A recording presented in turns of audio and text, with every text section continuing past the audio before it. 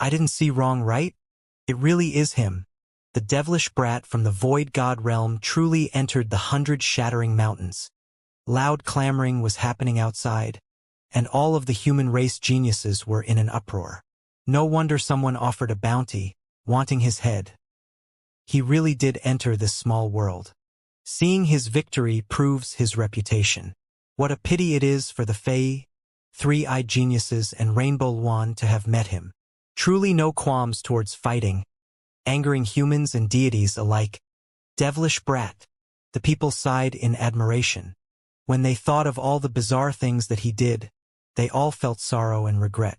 There were many people who wanted to do heaven-angering things to him, but in the end, none of them did. The human geniuses were both amazed and shocked, yet at the same time they felt rather excited. This rotten child savagery was aimed at the powerful races this time, making the human race look more impressive.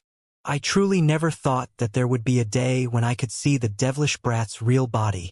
It feels a bit unreal. A few young girls were chattering, and their vivid large eyes widened. They really wanted to squeeze their way up to the front. Only, the area around the mountain gate was full of powerful races, so they couldn't rush through with force. Of course, there were also people who were resentful. Within the void god realm, it was precisely the little guy that they couldn't stand, and now that they saw him, they hated him even more. If this information was spread out, regardless of whether it is the ancient country or the void god realm, they would both definitely surge with commotion. This devilish brat is becoming more and more savage, somehow reaching an astonishing cultivation level. This area erupted into a clamor, to the point where geniuses from other races even knew the history of the devilish brat. They learned of his splendid past, and they couldn't help but stare with their mouths open. This brat was too weird. Beside the mountain gate, the clear spring was sweet and cold as it surged with waves. The big red bird added a black pot and sprayed out a divine light. Flames scorched about, heating the water within the pot until it boiled. Hurry! It started boiling a long time ago. Turned around to take a look, and it was excited to the point that it was shaking. Divine snakes like the Fae had a deadly enticement towards bird species. Start it up. The little guy tossed the strange snake over to it. All right, the big red bird agreed as it cried out with joy. It wiped off its saliva with its feathers, fearing that it might drop down. The Fae's entire body was fiery red. It was covered in scales and was incomparably solid. Rays of scarlet multicolored light were flickering about, and dang-dang sounds ran out whenever it was struck. It was even tougher than that of iron and stone. It had a single head, and from below its neck, it was divided into 2 snake bodies. On top of each body was a wing, and only when they were paired together could it take flight. It had a total of 6 claws, and they were like flood dragon claws. Scarlet-colored scales covered them, and they could easily tear apart iron and stone. It really is hard to prepare. I never ate this type of snake before. The big red bird was perspiring freely, because the snake's scarlet scales were too hard. Only after using all of his strength did it finally peel off a small piece from the area scorched black by electricity. In the end, it borrowed the golden bone shears from the little guy, finally speeding things up. The Fae was peeled before being chopped into pieces. The Fae's flesh was sparkly and spotlessly white. It was extremely smooth and soft as it flowed with multicolored light. It had not been boiled within the water yet, but it already began to emit waves of sweet scent, making people drool with desire. Haha, alright, we'll slow cook it into snake soup. It will definitely be a delicacy on this earth. The big red bird swiftly moved the sparkling and translucent snake meat into the pot, slow cooking it in front of everyone. The sable also moved close to the front. Its pair of ruby-like eyes were swirling as it muttered inwardly. This youth truly was terrifying. In the future, it definitely had to develop a good relationship with him. Otherwise, what if he was eaten by him? There is still a bit of fine salt here. Don't waste it. The little guy tossed over a bag of salt, telling it to use sparingly. After dealing with the group of Rain Clan experts within the desert, the little guy went on a search for his previously lost treasures. As a result, he once again carried a few seasonings on him. At this time, he was personally cleaning the chunks of meat from the bird's thigh and wing by the clear spring. After plucking the radiating divine feathers and washing it clean, he made the big red bird flap its wings, raising a flame. The little guy was extremely patient. He took those 2 chunks of precious flesh medicine that weighed around 10 gene and propped them up. He began to roast the meat seriously, and soon after, the meat fragrance attacked everyone's nostrils. The shining meat chunks began to shine with a golden tint. Smells so good. The little guy wiped off his saliva. Not to mention him, even the throats of the archaic species who were watching nearby were moving as they began to swallow inwardly. It was because this wasn't any normal type of flesh, but was rather the precious meat from the rainbow luan. How many people had the privilege of eating it? Strands of multicolored light moved about, and the thigh and wing chunks of meat became a glistening gold. The fat fell into the flames, creating chi-chi sounds, making people drool with desire. This was definitely a great tonic medicine. After eating it, it will definitely make one's essence energy boil. They will gain an inexhaustible power, and their strength will increase by a large amount. Not mentioning the others, the people who were hostile towards the little guy just now were moving their mouths. They were wishing to worm their way into being friends and get a portion of the golden fragrant meat. There was only a single creature who was indignant. That was precisely the luan bird. It was circling about in the sky, continuously crying out. It really wanted to break apart the heavens, and its entire body was flourishing with multicolored light. Stop shouting. It's not like I'm eating all of you. To give my little bro face, we are only eating a small chunk of your thigh and wing. The little guy shook his head as he spoke. The rainbow luan's feathers all stood up, and was about to go mad from anger. This savage child was too despicable. He was eating its flesh in front of everyone, yet he was still so tyrannical. Within the rainbow luan's golden thigh meat was a layer of fat, forming a crisp layer. The fragrance pervaded the air, becoming increasingly attractive. The little guy took out the spoils of war he won, that scarlet-colored sparkling flying sword polished from fierce teeth, and cleaned it in the water. Then, he heated the blade for a long time before using it like a cooking knife. He used the sparkling and transparent flying sword to cut open the fresh and crisp golden precious flesh medicine, causing some of the fine salt to scatter down. After that, he opened up a container and began to smear honey on it while roasting it on low fire. Originally, he prepared many condiments and cooking utensils. In the end, he lost all of them while he was being chased down, and could only recover these few items. Woo, it smells too good. It was nearly done cooking. The little guy tore off a chunk of the golden flesh, and the honey was sticky as he ate a mouthful. The mouthful of fragrance left his mouth, and it smelled so appetizing that it made others develop saliva in their mouths. Their saliva was about to splash out. The little guy closed his eyes. It left a rich aftertaste, and an expression of infatuation covered his entire face. This first bite made him feel as if all of his pores were relaxed, extremely comfortable. It truly was one of this world's delicacies. It tastes too good. The little guy once again ripped off a large chunk of meat. The honey was pulled until it became like thread, and as it sparkled, the meat was golden and fragrant. Big Red, Sable, you guys come over and eat too. The little guy swallowed 2 gene of meat in a flash. His tongue felt like it was going to melt from the rich aftertaste. The surrounding group of creatures were incredibly envious. Although this human youth was extremely savage, he really knew how to enjoy himself. In such an intense and dangerous area, he actually acted as if there was no one else here. Seeing him gorge themselves like this made them extremely envious. The fragrance in particular was simply too alluring. The geniuses from the other races almost threw themselves over to fight for it. The big red bird was at a loss as he said, "That is bird meat. I don't feel too good about eating it, so I'll wait for the snake soup. You lack experience.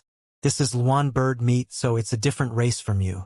It is abundant with essence energy, so you will most likely break through after eating it," said the little guy. The big red bird began to reject it even more, saying, "The Fae is also a great supplement, and isn't inferior to the bird. I'll wait." The sable drooled. It was not a bird and directly moved closer. It sustained a severe injury. The vertical eye between its brows was almost clawed out, and it truly needed this type of precious flesh to supplement its health. Moreover, it was extremely powerful itself. Its origin was not ordinary, and was not any bit weaker than the Luan in the sky. It was not scared of its retaliation. With a Kenchi sound, the sable swallowed a chunk of meat, and immediately cried out, saying, "So fragrant! It really is a delicacy." "Of course. Didn't you see whose work this was? I am the famous gourmet chef." The little guy was proud. The two of them ate heartily. Of course, the sable showed proper behavior. It was roughly a zhang in length, and was too embarrassed let loose to gorge itself on the meat. Multicolored light flickered, and the fragrance assailed everyone's nostrils. The nearby archaic species were both resentful and inwardly conflicted.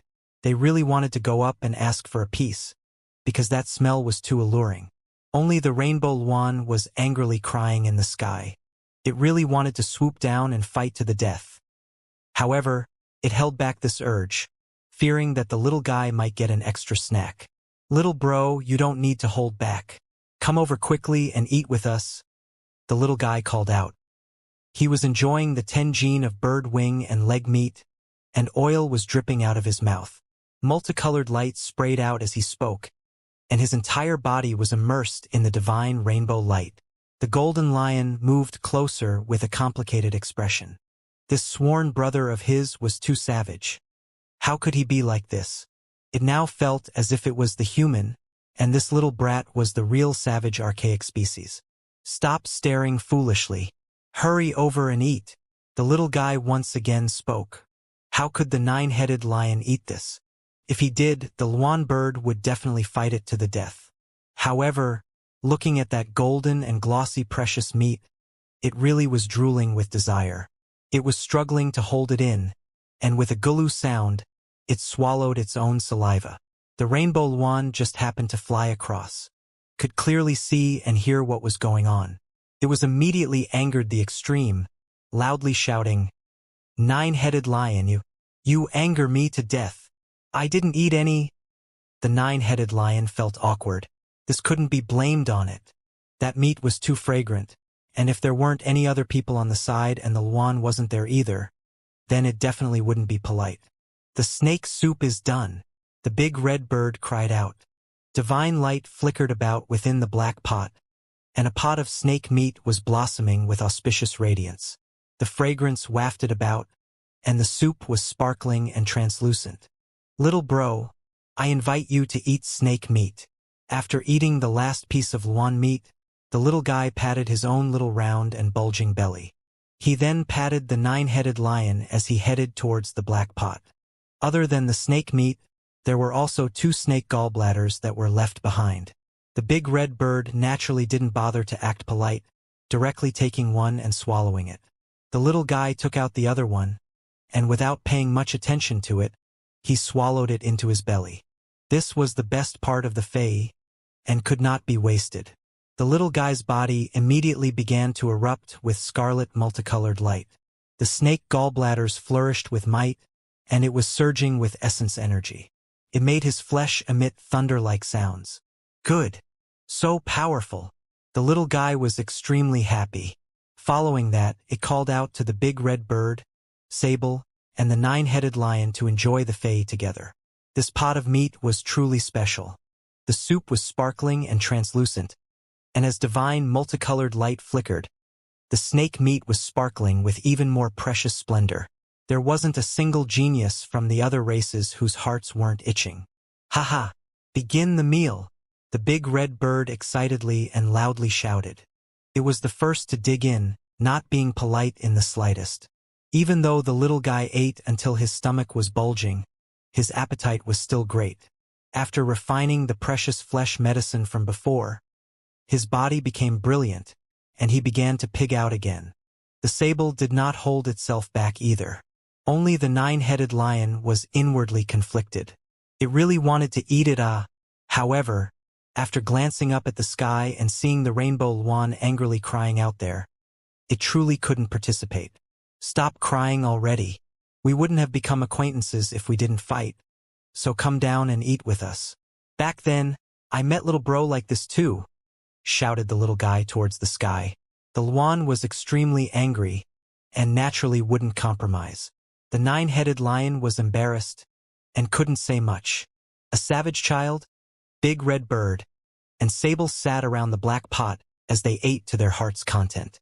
There was also a nine-headed lion on the side, so conflicted that it wanted to smash its head into a wall. The little guy and the others acted as if there was no one else there. They were overjoyed as they ate, completely ignoring the gaze of the powerful creatures around them. This was a strange scene. All of the creatures who stared were incomparably powerful, yet that human youth didn't pay any attention to them. He was in high spirits as he ate heartily. The human geniuses had complicated expressions. What was being intrepid? This devilish brat revealed the best interpretation of this. In front of this group of archaic descendants' faces, he roasted the meat just like that. After steaming and cooking the archaic species, he directly gorged himself. Truly, of another kind, the human geniuses all sighed as they spoke. This devilish brat's way of doing things always made people speechless. After encountering him, many people met great misfortune, angering deities and humans alike. This time, however, his way of doing made the human race appear more impressive. For these types of things, they only appeared every 100 or so years.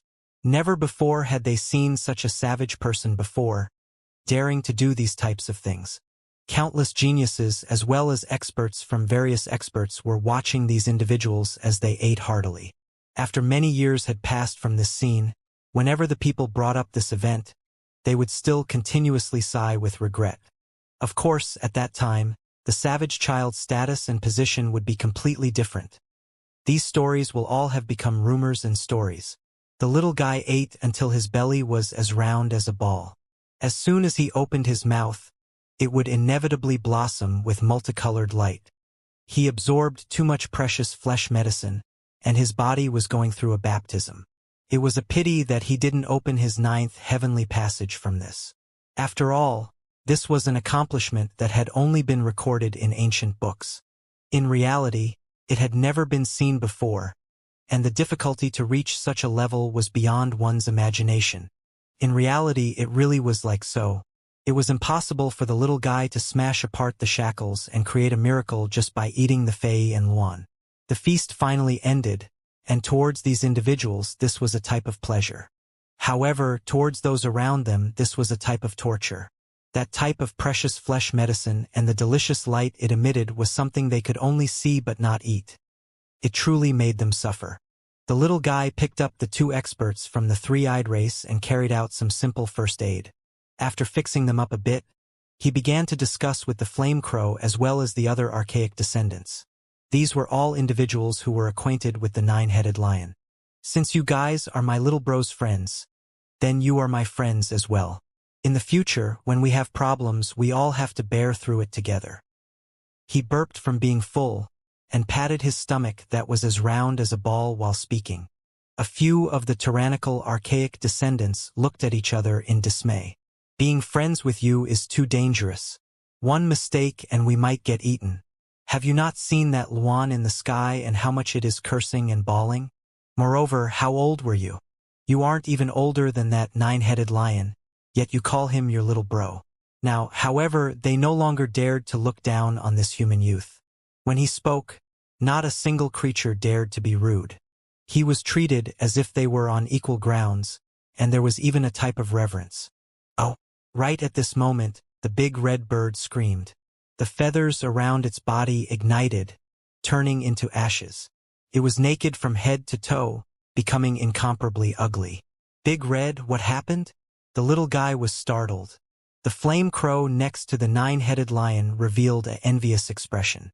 It began to open its mouth to explain, saying, "The archaic fey snake is truly beneficial for my bird race after all. It ate one of the snake's gallbladders, as well as a large part of its body. This is the flame bath rank advancement." Sure enough, right after its words came out, the big red bird once again cried out with AOAO sounds. Even though its hairless body was funny, a terrifying aura was being emitted. Following that, the surface of its body emitted light. The nearby rocks and ground began to melt, causing magma to boil. With a honglong sound, new feathers were reborn on the big red bird's body. They were even more beautiful and scarlet, absolutely dazzling. Haha! This grandpa broke through, becoming more powerful. The big red bird shouted with joy. The divine radiance in its eyes rose dramatically, sweeping around in all directions. In the end, it stared at the little guy. This grandpa is no longer scared of you. The little guy scowled and said, "If you keep bickering, I'll eat you later." When it heard this, the big red bird immediately withered and completely killed off its temper. Even though it felt that its strength increased sharply, after remembering the scene of the little guy completely refining all of the true supreme water, it developed a feeling of powerlessness. It drooped its head and was incomparably angry. In the end, it raised its head again. It roared towards the surrounding geniuses from the other races. "Don't irritate this grandpa, or else I'll eat you." Everyone became dumbstruck. This really was of common origin. Even this bird was infected by this savage child.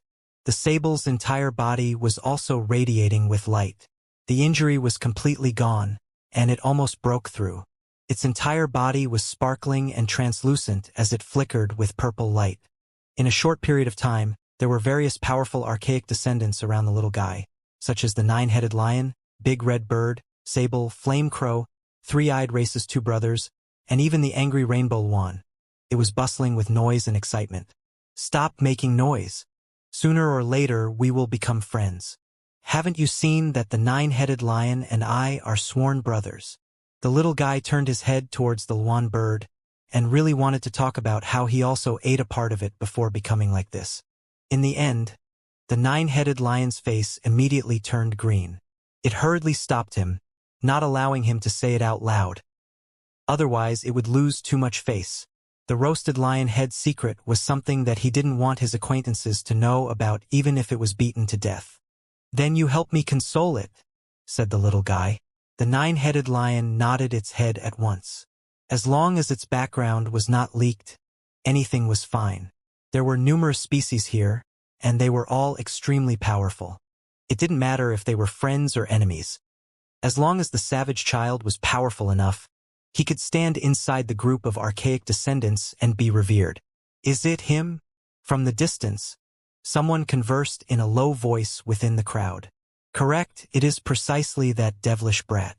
In the Void God realm, he beat a group of experts from my clan until they fled in all directions. In the end, they were suppressed by him and piled up into a human mountain, extorting us. Don't make any moves now. Wait until we enter the historical remains. We will use all of our strength to kill him then." The people who spoke were not young, and it was clear that they came in through underhanded means. They restricted their bodies to enter the 100 mountains. On the other side, there were a similar group of people. Their gaze were chilly, and cold light flickered. It carried the luster of hatred, and as they muttered, they were also discussing how they were going to deal with the little guy after entering the historical remains. Back then, at the Void God realm's starting ground, the little guy was targeted by a few people. Some of them wanted to steal his precious bone, and in the end, he did everything he could to counterattack. He even piled the people from the 4 great clans into 4 human mountains, ruthlessly extorting them. This naturally produced a huge complaint. The 4 great clans all sent people into the 100 mountains, and one of the clans wanted to catch him alive in order to regain that precious scarlet feather fan. That was the treasure of their Jin clan, and it was left behind in the Void God realm, stolen by the devilish brat. Murder and calamity will rise, dark winds and clouds will surge. Why aren't you guys going into the historical remains? I can see divine light rising from time to time, and can tell that it is a precious artifact with a glance. Why aren't you guys going in to pursue it? Asked the little guy. In his surroundings, there were many archaic species. He wanted to rope them in with him to enter the historical remains. We sent in a batch of people previously, and they pretty much all died. Those precious artifacts developed intelligence, and will kill those who come close. The flame crow open-heartedly spoke. The sable nodded its heard. It indeed escaped from inside.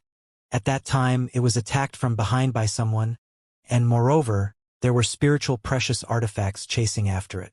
If it was not for its strength being terrifying enough, then it would have inevitably died. Since we came, we can't not enter. Let's go. We will catch precious artifacts. The little guy did not fear anything as he walked forward. This naturally raised an uproar. This was because it had already been a long time since anyone entered. Go, we should move out as well. On the other side, the Bifong, Golden Divine Bird, Pishio, Horned Dragon, and others seemed incomparably terrifying. It made people feel as if their hearts were palpitating. These terrifying creatures whose power were difficult to estimate moved out, about to enter the historical remains. Everyone was shocked. Soon after, this area began to clamor with noise. More people wanted to join in and enter the historical remains. Demonic crack butterfly, earth dragon, violent ape, demonic cattail tree, and others were already moving. They transformed into strands of light, rushing into the historical ruins. Go, everyone charge in together and suppress those precious artifacts. We cannot go in late and obtain nothing. The mountain gate was impressive, and 2 ash-brown stone mountains were present. They were sturdy and ancient and had existed for many years. Ever since the bloodbath of ancient saints, there would always heroic youths entering the 100 shattering mountains every 100 years. Many people have entered inside to search for and admire the precious artifacts. When the little guy entered, a group of geniuses from powerful races had entered as well. The tide of people were like a flood, following inside. The ruins were vast and boundless, and black mist floated about. The entire world was dusky, and it wasn't possible to see far within this scenery. On the ground, debris covered everything. There were numerous broken walls and ruins. These were the historical remains. A streak of multicolored light surged within the ruins, as if it was a silver thread, quickly pierced through the air, startling everyone. It most likely flew up just beside them. Chase! A large group of geniuses shouted loudly. They ran out one after another towards the distance in an attempt to catch it. That was a precious artifact that had already developed intelligence, so if it was caught, it would be priceless. The precious artifacts are buried within the ruins? The little guy was confused. He clearly saw that the silver thread just now was a tree branch. It had gone through endless years without decay, and was extremely spiritual. These precious artifacts are all alive, and won't hide in one spot. They will constantly change locations, appearing from anywhere, said the flame crow. A large group of creatures were walking together. Other than the little guy, the rest were all archaic descendants. Their strength were great, all of them strong and robust. Normal people wouldn't dare to come close. This area of the historical remains was exceedingly vast, reaching straight to the limits of the great earth. Other than the rubble and debris, there were also shattered mountains in the distance. From time to time, there would be precious light emerging from within the dusky mist. Their group traveled deep inside, creating kacha-kacha sounds as they stepped on the rubble left behind by ancient existences. It was as if they were hearing the various divine sounds of battle from back then, making it difficult for their hearts to stay calm as they walked here. Oh! A purple cloud rose, creating a whimpering sound. There was another precious artifact, and that was a purple beast horn. It bore through a piece of broken wall, rushing into the distance. Chase! The little guy yelled out. The group of archaic species' eyes had long become red with jealousy. This horn was definitely not an ordinary item. It emitted a sound that was like a magician's spell, making people's fundamental spirits feel like cracking apart. It was definitely a rare, precious artifact. The big red bird cried out with AOAO sounds, and it used its wing like a palm. It was carrying the black pot, and with a fierce toss, it flung it out towards that beast horn. Hong! It was actually struck, however, the purple beast horn seemed unaffected. Dense smoke rose, becoming increasingly brilliant. The black pot was blasted out, smashing against a collapsed yet imposing giant palace and causing smoke to rush into the skies. Everyone attacked together. The 9-headed lion, sable, flame crow, 3-eyed race experts, Little Guy and the others all moved together. Symbols covered the skies, moving toward and surrounding that beast horn. At the same time, they quickly hurried over, trying to overtake it. They wanted to seize this spiritual precious artifact. Chi, the purple beast horn, radiated light, becoming more and more brilliant. It actually directly pierced through the skies, soaring into the dusky heavens. The speed was too fast, and in the blink of an eye it disappeared. So powerful! It's possible that the precious artifact is a remnant of a saint. It was full of spirit, and even without taking the initiative to attack, it already possesses so much power. They were regretful. They looked on helplessly, and truly couldn't do anything. With a wong sound, the air trembled. A sheet of white appeared, and it was like the Milky Way as it appeared, sweeping towards the little guy's waist. This streak was a terrifying sword radiance that wanted to slice him in half. He quickly dodged. The sword radiance that was like a rainbow rushed past his body, cutting apart 100,000 gene boulder in half. The surface of the cut was as flat and smooth as a mirror. This sword was incomparably sharp, and the point was terrifyingly acute. If actually slashed into someone's body, the results would be obvious. It really was too powerful. He dares to attack us? An ominous glint was revealed within the big red bird's eyes. It had just promoted a rank, and its strength increased by a large amount, so it was always looking for someone to test its skills against. The little guy felt a tremble from fear, and his face revealed an angry look. He looked towards that direction and only saw a green-robed man quickly retreating. "Kill!" The big red bird shouted out loudly and rose after flapping its wings. It quickly rushed into the distance, and since it could fly, its speed was naturally faster than others. "Let's go together. Taking action in front of so many of us. Does he not put us in his eyes?" The nine-headed lion also roared. It opened its mouth and released a clear hiss, causing golden light to submerge the ruins. A large group of archaic species began to fight back, following the big red bird, nine-headed lion, and little guy as they chased. Wong, the fiery light in the sky flew in all directions. The big red bird's black pot and a flying sword violently collided, creating waves of brilliant radiance and dang-dang sounds. "Come quickly, screw him. I can't overcome this." The big red bird cried out, asking for help. Even though the little guy couldn't fly, his speed was still extremely fast. He already hurried his way over, and after taking out that swan and eye bone mirror, lightning rays were released, blasting towards that green-robed individual. "Ow-ho!" The nine-headed lion also roared loudly, and its imposing manner could swallow up mountains and rivers. Golden symbols surged like an ocean, rushing forward. "Goo!" The flame crow cried out loudly, and its voice was ominous. Endless great flames erupted, engulfing everything in front. The three-eyed race expert's third eye opened, and blue divine light flew out, creating chong-chong sounds. The green-robed individual was extremely powerful, however, under the little guy and the group of archaic descendants' attacks, it immediately couldn't support itself anymore. It spewed out large mouthfuls of blood, and the bone sword in his hand emitted a cracking sound.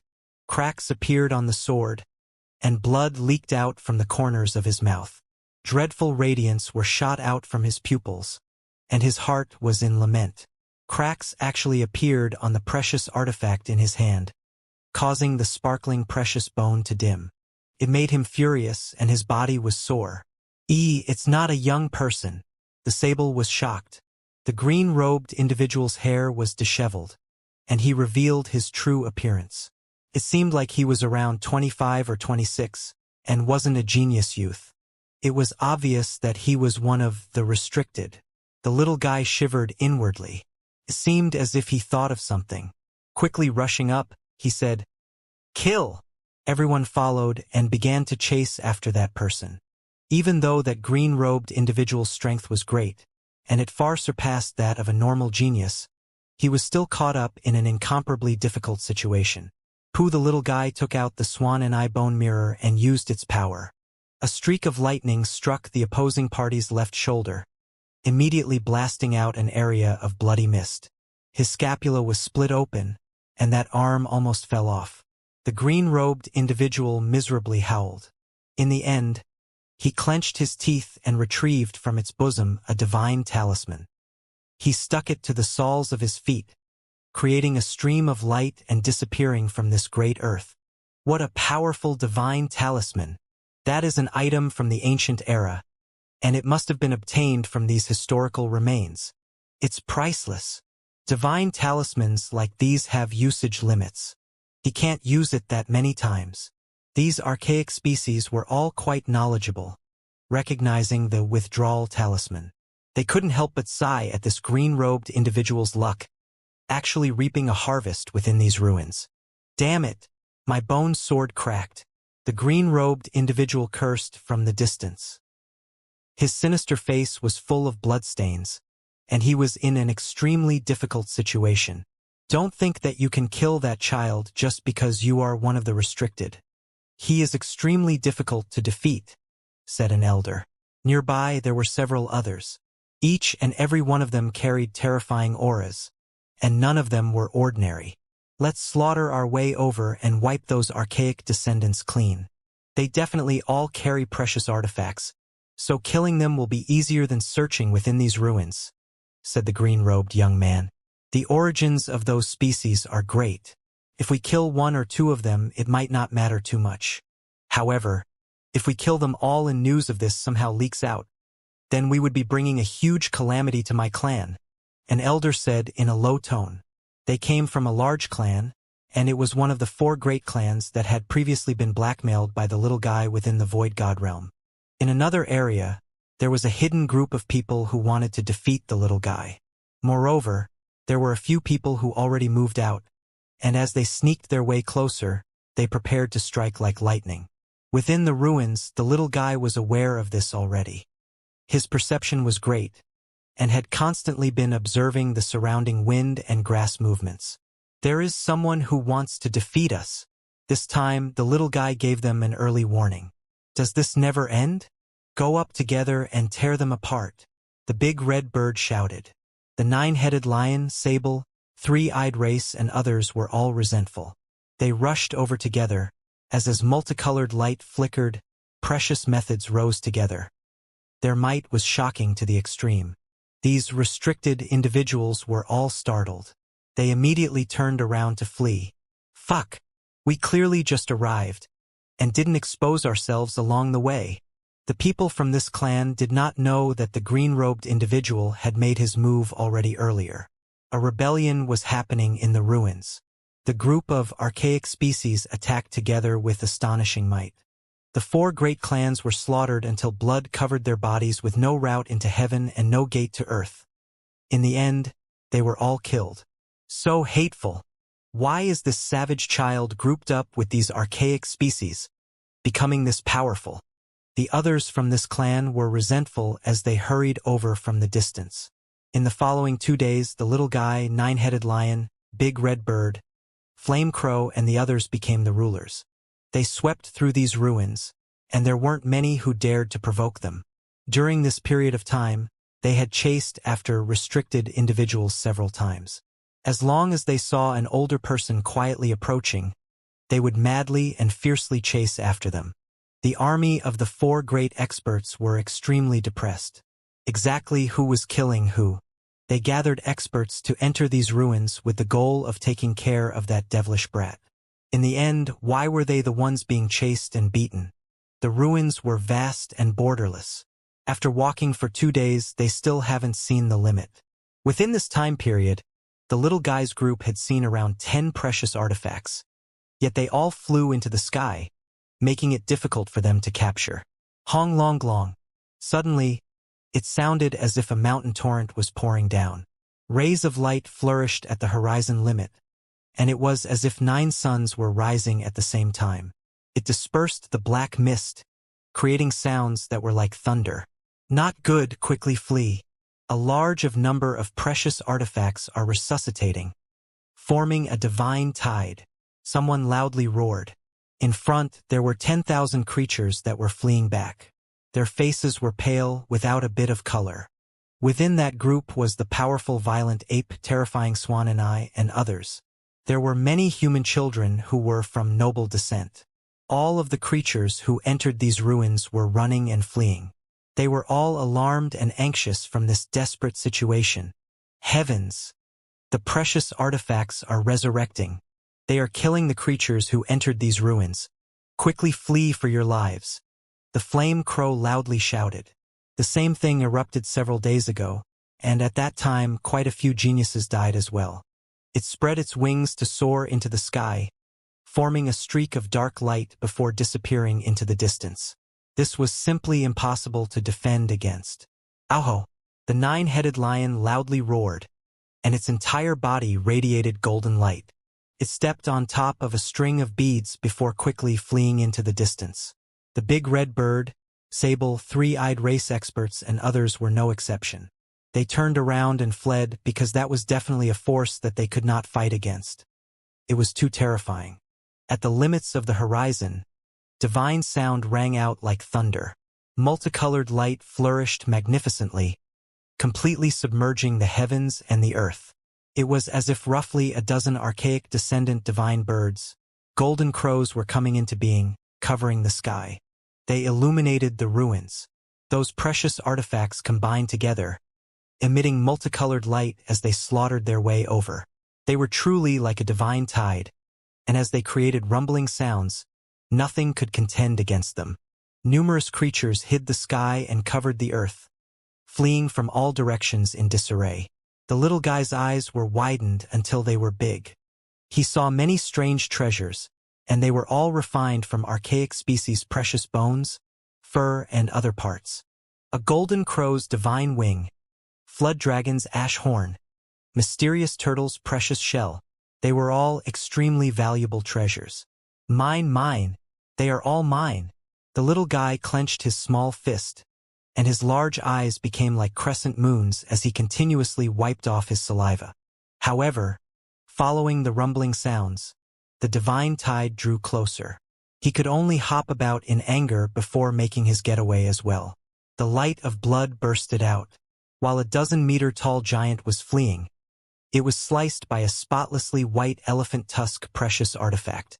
Its massive head tumbled down, and as blood rushed high into the sky, the headless corpse dropped onto the ground.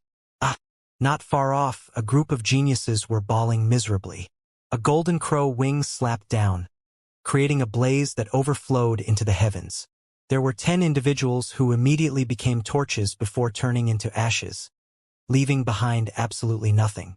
It was a wretched sight. The divine tide rushed forth and precious artifacts attacked, causing ear-splitting thunder-like sounds. It was as if 10 suns were suspended in the air, absolutely dazzling. This area became a stage of massacre. Dong, the sound of drums shook the skies. That was a horned dragon leather drum, and just as it rang out, it shook countless people until they coughed out blood. Many geniuses were in dismay. Within their respective races, they rarely had opponents, but here, they discovered that their lives weren't worth that much. Dong, dong. The drum beats rang out, and in the end, more than 10 people's bodies violently shook before they coughed out mouthfuls of blood. They vomited out their smashed hearts, and all of the bones in their bodies broke. The historical remains reeked of blood, and the sight of slaughter was everywhere. Only 4 hours later did the bright and resplendent light from the horizon begin to restrain itself. Within the ruins, the area was completely dusky. From time to time, precious artifacts would rush out, emitting strands of dazzling light. It was as if shooting stars were in the vast sky. However, they were no longer coveting after them, and instead felt their bodies turning ice cold. The precious artifacts here were too terrifying, and as long as they grouped together and formed a divine tide, they could simply erase everything. There really wasn't anything that could resist it. After this large calamity passed, there were at least 2,000 creatures who were killed. As corpses covered the ruins, the debris were dyed in a fresh red. The weapons left behind by the ancient experts are terrifying after all. Many people had ideas of retreating. Even though the precious artifacts were good, they were not as valuable as their lives. Those things were all difficult to obtain. The little guy's face was dirty, and only his pair of large eyes were bright and clear. Just now, he was a member of the large group that was fleeing. He was shaken to the core the entire way, but did not meet any danger as he escaped the bloody battlefield. It really was scary. I was almost skewered by that divine tree branch. The little guy rubbed his arm. There was a wound there, but it had already healed. The recovery speed of his body was extremely fast. It was only a slight injury, and in an instant it already stopped bleeding before closing up. At this time he had long wandered off from the nine-headed lion, flame crow, big red bird, sable and the others. This was because he was watching the precious artifact curiously, falling behind. The rest of them were most likely unaffected. Wu need to be more careful. Half a month passed by in an instant. The little guy's clothes were ragged and shabby as he walked into the deepest parts of the ruins. During this period of time, divine tides had occurred several times, and he gradually became accustomed to the patterns. After a divine tide, there would always be several days of tranquility. In front of him, mountain peaks covered the area.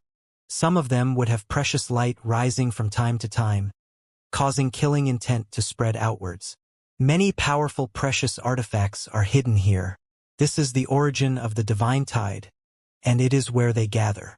They charge out from here into the ruins, bringing with them a large massacre calamity. The little guy quietly said. In reality, even though there were many treasures hidden, it was more safe than the outside. At the very least, there were no divine tides here, and they all occurred outside. It seems like I am not the only one that understand the situation. There are many experts that also came in. The little guy became cautious. He saw a few powerful individuals moving stealthily, roaming the mountain in search of precious artifacts. None of the people who were able to arrive here were weak. All of them had terrifying strength and outstanding abilities. There wasn't a single blade of grass that grew here, and it was completely barren. Regardless of whether it was the mountains, plains, or valleys, they all seemed to have gone through a large calamity. As a result, all opportunities for life were extinguished. The restricted. The little guy shivered coldly. He noticed that the human experts were all older generation characters. He became serious, taking strict precautions. To him, humans might be more dangerous. There were a few groups that made the firm decision to kill him, and so he definitely had to be careful when dealing with them. 2 days later, the little guy met an ambush. His shoulder blossomed with a string of blood, almost being chopped off. He received a fatal injury at the same time. He also took out the golden shears, slicing a person in half at the waist. Their internal organs dropped onto the ground, creating an extremely terrifying bloody smell. Kill! There were 5 others who were unaffected, and their ages varied from 20s to 30s. They pounced over like tigers and wolves, and were all restricted. The little guy encountered a crisis. He used his strength to stamp his 2 feet, causing the entire mountain to rupture on the spot. Following that, the mountain top began to slide, creating hong-long-long sounds as it fell. Smoke and dust soared into the sky. The other people's expressions changed. This human youth was too terrifying, directly causing a mountain to collapse and fall. It was shocking to the extreme. They couldn't kill the enemy, and began to defend themselves one after another. The little guy took advantage of the chaos to flee, disappearing within the rising dust and pebbles. He had encountered a crisis, as this area was full of danger. One could lose their life just by being a little bit careless. Several days later, the little guy recovered from his injury and walked out from a cave. Divine light flickered within his eyes. This time he definitely had to pay attention, because it was obvious that there were a few great powers from the human race that targeted him, all of them being restricted individuals. He was amazed. In the distance, there was a valley that was shining multicolored light from its interior. It was obvious that a precious artifact was hidden within. Like a cheetah, he hurried his way over, stealthily moving closer. There was no vegetation within the valley, and was the same as the place he was previously at. It was a barren piece of land, completely bare. The little guy entered carefully, and his eyes immediately opened up wide. Sure enough, there was a precious artifact there. A pure white bone pagoda was sinking and floating. It took in and sent out multicolored light, and as propitious vapors rose, it was extremely astonishing. This was definitely a unique treasure.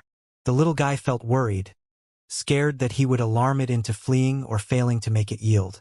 He took out the swan and eye bone mirror, and then fiercely shone it in front.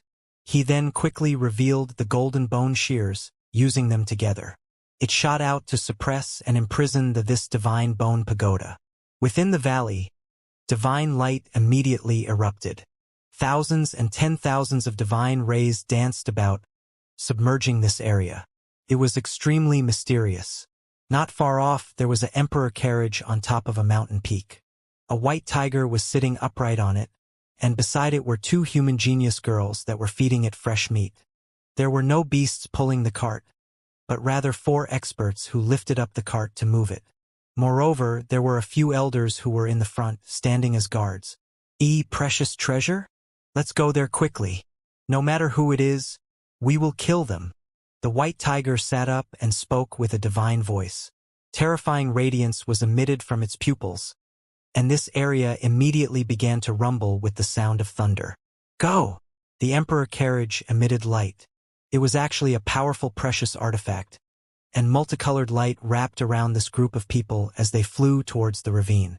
When they had just arrived, they immediately began to attack.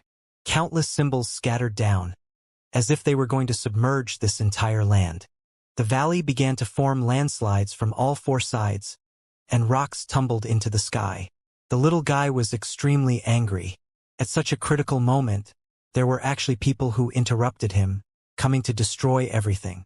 They prevented him from obtaining that divine bone pagoda, making him surge with rage. It's you. This isn't Broken Sky City, and there aren't any elders there to protect you. This time, you have nowhere to flee. Kill him, the white tiger shouted. It released a tiger roar because it hated human speech. The emperor carriage shone, and the symbols burned even more magnificently than before as they all fell down. It was a precious treasure after all. Human, you don't need to attempt in vain, because it belongs to me. The white tiger was exited. This was the precious artifact that it liked the most after entering the mountain abyss. The emperor carriage emitted light. This was both an ordinary carriage for the purpose of traveling, as well as an ancient war chariot. Currently, symbols were interweaving together, forming a curtain of light as it carried the people within it. Large amounts of densely packed symbols scattered down, almost as if they were going to completely fill in the mountain valley. The walls of the valley began to split from all sides, causing giant boulders to tumble down and dust to rise into the sky. The little guy was constantly dodging while using his precious artifact to fight back. He was facing a crisis. A streak of divine radiance shot towards him, smashing apart the ground where he previously stood as earth and stones splashed outwards. The valley rumbled as its walls crumbled down. Chunks after chunks of giant rock were struck until they flew high up into the sky. The valley was beaten and ruined. Smoke and dust filled the air, revealing a scenery of destruction. White tiger, you are making me angry. I am going to eat you. The little guy was angry, and his eyebrows were pinched together. He tried his hardest to take away that sparkling bone pagoda, but he never thought that the white tiger would rush over and completely ruining everything. This spotlessly white bone pagoda was truly unique. It continued to bob up and down, and with a gentle shake, propitious vapors began to rise. It pushed apart the bone shears and precious mirror, making it difficult to approach. You have to understand that it didn't truly attack yet.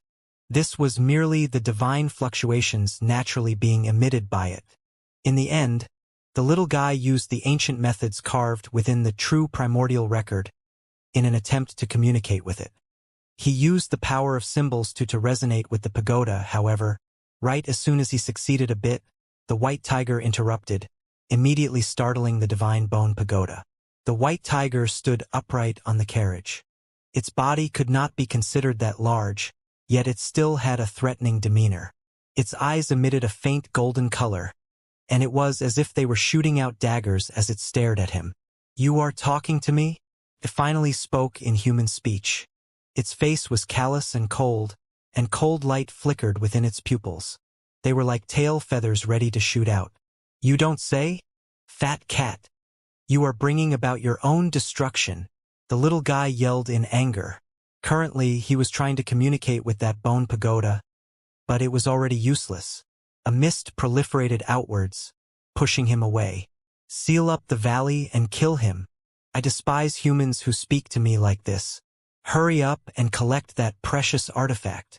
The white tiger spoke, and it made its move as well. Lifting up a tiger claw, it dropped down. Immediately, it was as if a mountain was smashing downwards. The earth quaked and mountains shook, and that white expanse of symbols submerged the mountain valley. On top of the carriage, the white tiger took out a beast skin pouch. An elderly man walked forward and accepted it. After loosening the ropes around it, that pouch immediately blossomed with multicolored light. It possessed a wave of unparalleled attractive force that wanted to suck in everything within the valley. Hong! After being agitated repeatedly like this, that bone pagoda finally woke up. It erupted with a white light that was like an ocean wave, shaking all 4 directions. The little guy was shocked. He quickly withdrew his bone shears and precious mirror to protect his own body before quickly retreating far into the distance. "What a great treasure! No matter how great the price is, I still must obtain it. You all utilize the heaven and earth pouch together to obtain it." The white tiger was pleasantly surprised and began to repeatedly roar. The 2 female human geniuses inside the carriage, as well as the 4 buff and husky fellows walked forward, began to support the elderly man. They operated the heaven and earth pouch that was refined from the skin of an archaic descendant together. Their bodies all emitted divine light that poured into that beast skin pouch, making it even more dazzling. The opening of the pouch was bright and resplendent as it swallowed everything. Boulders that were several tens of thousands to even millions of gene were pulled in and stored within the pouch. The pouch opening was clearly not big, yet it seemed like it could take in the entire mountain and river. The little guy's eyes were filled with divine light as he watched it. That bag was truly too great, being able to store all living things. Regardless of how many things there were, it could all be kept inside, so there was never a need to worry about not being able to bring something. "What a great treasure! If I obtain it, I can wrap up all the archaic descendants as take out and carry it with me." He clenched his fists tightly. All types of giant boulders were flying into the sky before rushing into the heaven and earth pouch. Yet that bone pagoda didn't move a single inch the entire time. Thick and dense mist circulated about it, making it seem more and more mysterious. "Rise!"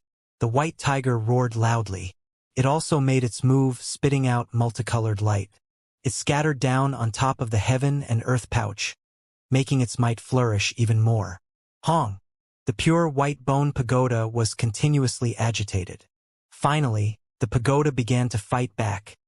Its body began to shake. The valley thoroughly cracked apart as it ascended into the air. While shaking, it created an ocean-like ripple that shook the mountains, creating a great earthquake. "Not good! The precious artifact is activating." The white tiger was crying out in fear. The carriage quickly rose up as if it was going to enter the clouds. It wanted to keep a certain distance away from the pagoda out of safety. The bone pagoda began to sway, scattering out an expanse of symbols. It almost turned the carriage over and made it fall. Fortunately, they were far enough away. "Try again one last time. If we fail, then we are leaving immediately." The white tiger was unwilling to give up. They once again cooperatively operated the heaven and earth pouch. Light shot out in all directions, and the pouch entrance emitted large amounts of symbols. They shot out strand after strand, streak after streak in all directions. The bone pagoda trembled, quickly collecting all of the mist. It began to radiate with light, and its crystalline body seemed to almost be transparent as began to diffuse a heart-trembling fluctuation. Upon seeing this, the little guy was silent and no longer had the urge to eat white tiger meat. He jumped on top of the swan and eye bone mirror before turning into a streak of light. He quickly escaped far away, because he felt the dangerous aura approaching. Hong, sure enough, the land behind him blew up. That bone pagoda was emitting light, and it was as if a meteor was falling down. The mountain region collapsed, and the sky seemed to be splitting apart as well. It was as if a sun exploded. Terrifying waves of energy engulfed the mountain range, and quite a few mountain peaks swayed before collapsing. Smoke and dust flew everywhere, and that area was completely ruined. What a powerful, precious artifact! The little guy flew in escape, and felt that it was truly a pity. This type of precious artifact was too powerful, and it was likely that even if the human emperor saw this, his eyes would also become red with passion. "Hurry up!" the white tiger roared. It knew that this treasure couldn't be moved. Upon awakening, it far exceeded their expectations, and was not something that they could get their hands on. Could it be that this is a divine artifact left behind by an ancient saint, right? An elder hesitated. The carriage flew quickly, but even though they were moving fast, one of the buff men was still struck by the multicolored light's attack. With a miserable shout, he fell out of the carriage before exploding in midair. Faster! The white tiger's complexion changed, and it was fearful. They had ascended above the clouds long ago, and the gap between them was already sufficient. However, below them, multicolored light continued to radiate everywhere. They covered the sky as they flew about, and rays of light would still sweep over from time to time. The people within the carriage supported up the curtain of light together, fleeing as fast as they could. "AO!" White Tiger cried out miserably. Even the white tiger was stuck by one of the divine rays of light, and while staggering, it almost fell out of the carriage. Its shoulder was penetrated, and blood continuously flowed out. With a pu sound, an elder's chest was pierced through. He coughed out large mouthfuls of blood, almost being killed. The carriage rushed along at a fast speed, quickly streaking across the sky and escaping from this place. Blossoms of blood scattered down from the skies as they fled for their lives. With a chi sound, the bone pagoda no longer bobbed up and down and transformed into a rainbow-colored streak.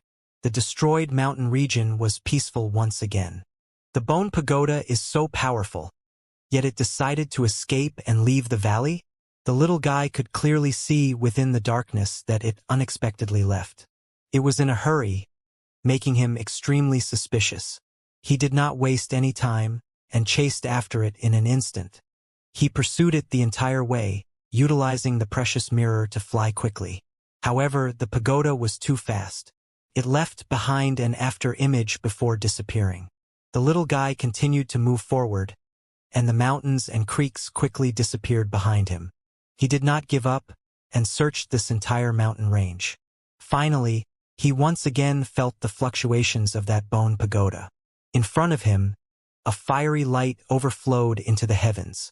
It was a sea of fire that burned with vast quantities of magma and lava. They bubbled about, dyeing the mountain peak in a deep red. The scene was strange and extremely terrifying. "There's actually a sea of fire." The little guy was shocked. He had not passed by this area yet during the past few days. This area was melting along with several mountain peaks, turning into magma and trickling downwards. "This is Phoenix fire. It actually appeared here." The little guy was astonished and finally recognized the flames. This was a top-notch flame for refining precious artifacts, yet it was unexpectedly gushing out from here. In reality, it was a single flame, yet in the end, it melted all of the mountains and creeks here. At the heart of this mountain creek, there was a throbbing ball of fire. It was bright and resplendent like divine radiance, burning with exceptional magnificence. The little guy's pupils were suffused with divine radiance as he carefully surveyed the scene. That was definitely a precious flame. That pulsing ball of flame was like a dancing phoenix, extremely astonishing. The bone pagoda is at the heart of that flame. The little guy was startled. He finally noticed the bone pagoda figure. It was rising and falling there, taking in the forging and refining of the fireball. Could it be that it was injured and needed to recover? Or maybe it wanted to transform, refining itself anew? This was definitely shocking, and was rarely seen within precious artifacts. The tall mountains melted and magma surged out. It submerged the area in a fiery light. The little guy had no choice but to retreat. For the next few days, he continuously roamed about nearby. He would always stay within 50 li, waiting for that flame to extinguish. However, Magma continued to bubble about there without any intention of stopping. A streak of sword radiance hacked out, and a green-robed young man appeared with a bone sword in hand. He had an air of arrogance as he chopped towards the little guy, and other human figures appeared as well in succession. One of the 4 great families arrived, appearing here. That green-robed man was precisely the first person who attacked the little guy after entering the historical remains, but fled after being attacked by the archaic species. The little guy avoided the sword flash and stared at these people. There were old and young people totaling to nearly 20 people. There were 6 or 7 restricted individuals. You all truly are souls that have not yet dispersed. Exactly what type of enmity do you guys have with me? The little guy asked.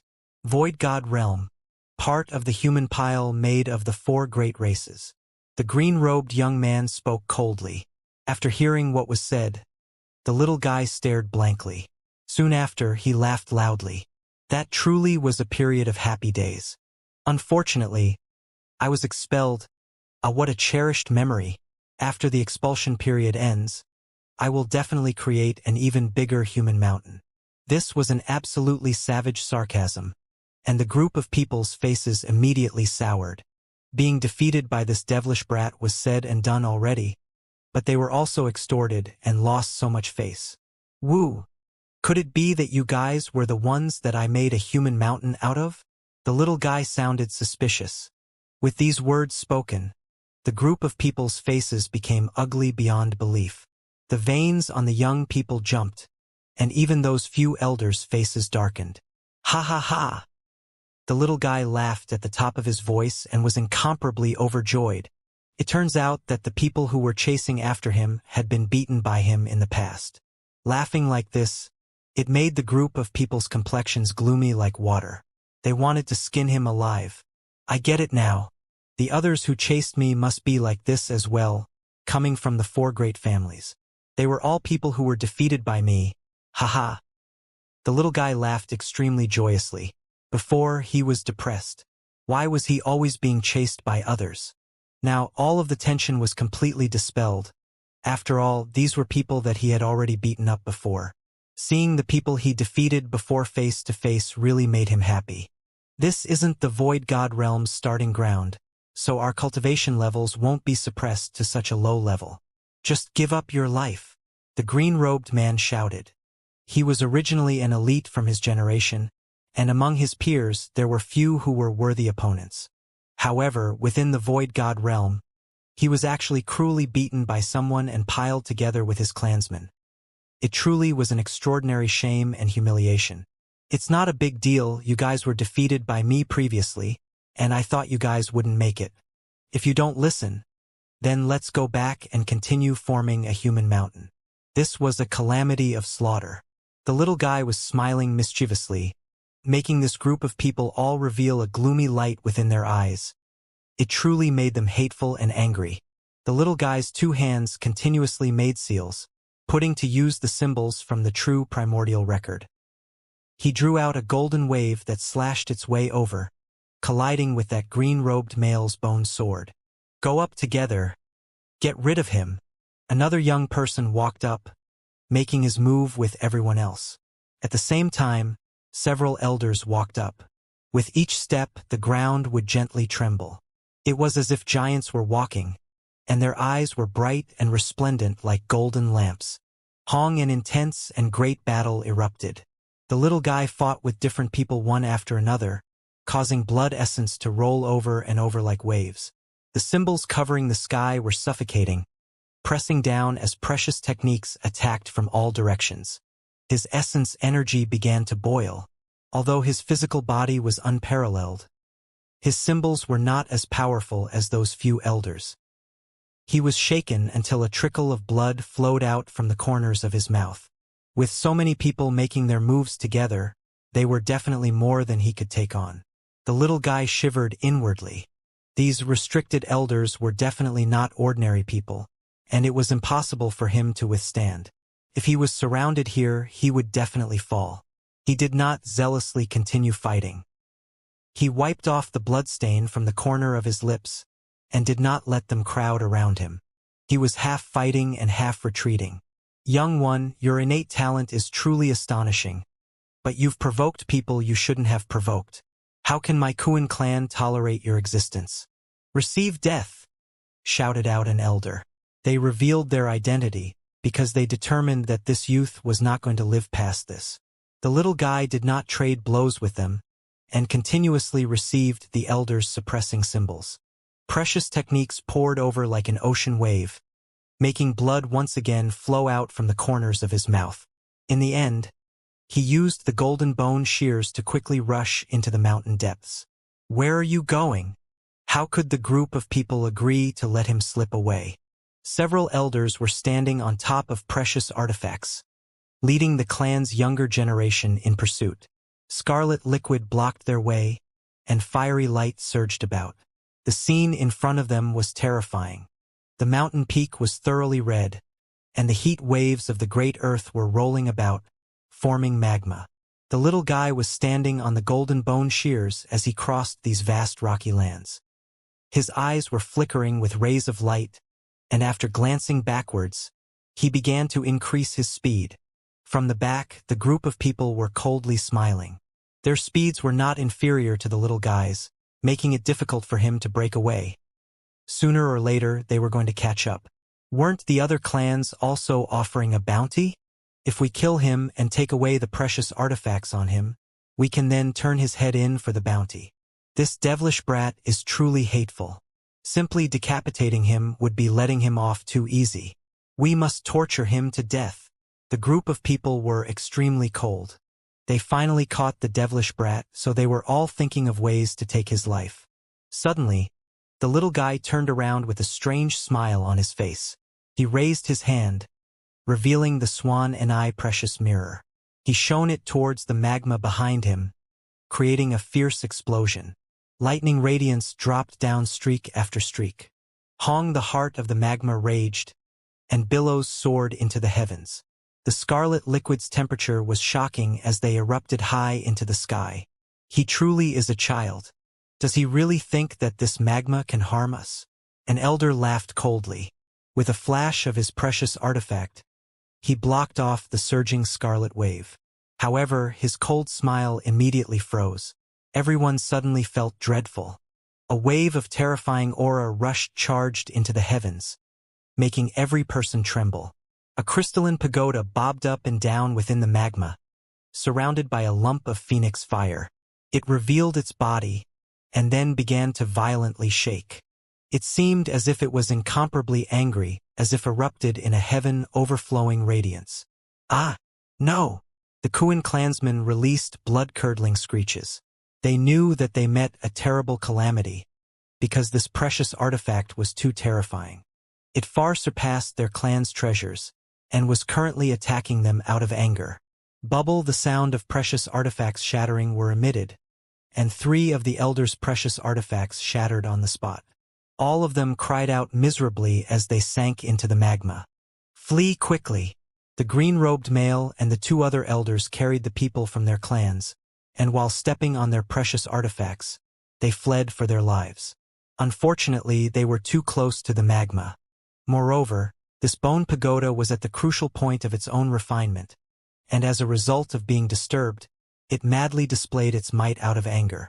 Another precious artifact cracked open, and the elder on top of it also exploded. The people beside him also fell into the magma. The green-robed youth as well as another elder suffered heavy injuries. There was blood everywhere on their bodies, and their precious artifacts were almost destroyed. What was rather unfortunate was that the little guy was waiting in front. He directly took out the golden bone shears, and with a pu sound, the 2 individuals were sliced at the waist, spraying out fresh blood. So hateful! The 2 of them were in despair. They were filled with unwillingness, dying at the magma's shore. So terrifying! The little guy stared at the sea of magma and felt a wave of dread. Just like this, he guarded this area for more than 10 days. It had already been more than a month since he entered these historical ruins. The magma finally congealed, and the temperature here began to drop. The bone pagoda didn't reappear? The little guy was in doubt. He walked around this region and carefully observed everything. In the end, he couldn't hold himself back anymore and began to probe deeper. He brought out the scarlet flying sword, drawing out a red streak and cutting deeply into the rocky ground. After searching carefully, there was still no fluctuations like before, and the bone pagoda did not rebel. Half a day later, the little guy personally got up and arrived at the area where the bone pagoda was rising and falling previously. After looking around carefully, he saw that this area had been dug out by the flying sword a long time ago. Pieces of shattered rocks were everywhere. With a dong sound, the ground rang out with a hollow sound. Moreover, there was a blaze that flickered before disappearing. The little guy was startled, and when he looked downward, he couldn't help but reveal an astonished expression. There was a pagoda there, and it absorbed the last of the flames. It became completely sparkling and transparent. Did it absorb all of the flames here? Their little guy was horrified. He quickly retreated, but noticed that the object below did not actually show any reaction. It changed. The pagoda in the ground had all of its radiance restrained. It did not have a strange appearance, and was only the size of a palm. Moreover, it began to shrink, in the end becoming only the length of a finger. It was only about the size of a thumb when it stood up. The little guy was shocked. After waiting for a really long time, he saw that it no longer had any changes. He released a stream of symbols to feel it out, and he got the same result. In the end, he retrieved the small pagoda and placed it at the center of his palm. It did not have the slightest reaction. The small pagoda was only an inch tall, and was roughly the size of a finger. Its entire body was transparent and crystalline, as if it was carved out of white jade, exceptionally beautiful. It did not seem like a precious artifact at all, instead seeming like a gorgeous piece of jewelry. It did not have any fearful aura at all. The little guy looked it over repeatedly, but could not feel any symbols at all. Following that, he used some divine force to try and activate the treasure, yet it still did not show any reaction. If he did not see it himself personally, he definitely would have thought that this was a delicate and elegant object. Why isn't it showing any reactions? The little guy scratched his head. He was full of doubt, and after studying it for a really long time, he still didn't have the slightest idea. In the end, he stuck it in his hair, truly using the pure white crystalline pagoda as a piece of jewelry. Several days later, the little guy arrived at the heart of the mountains.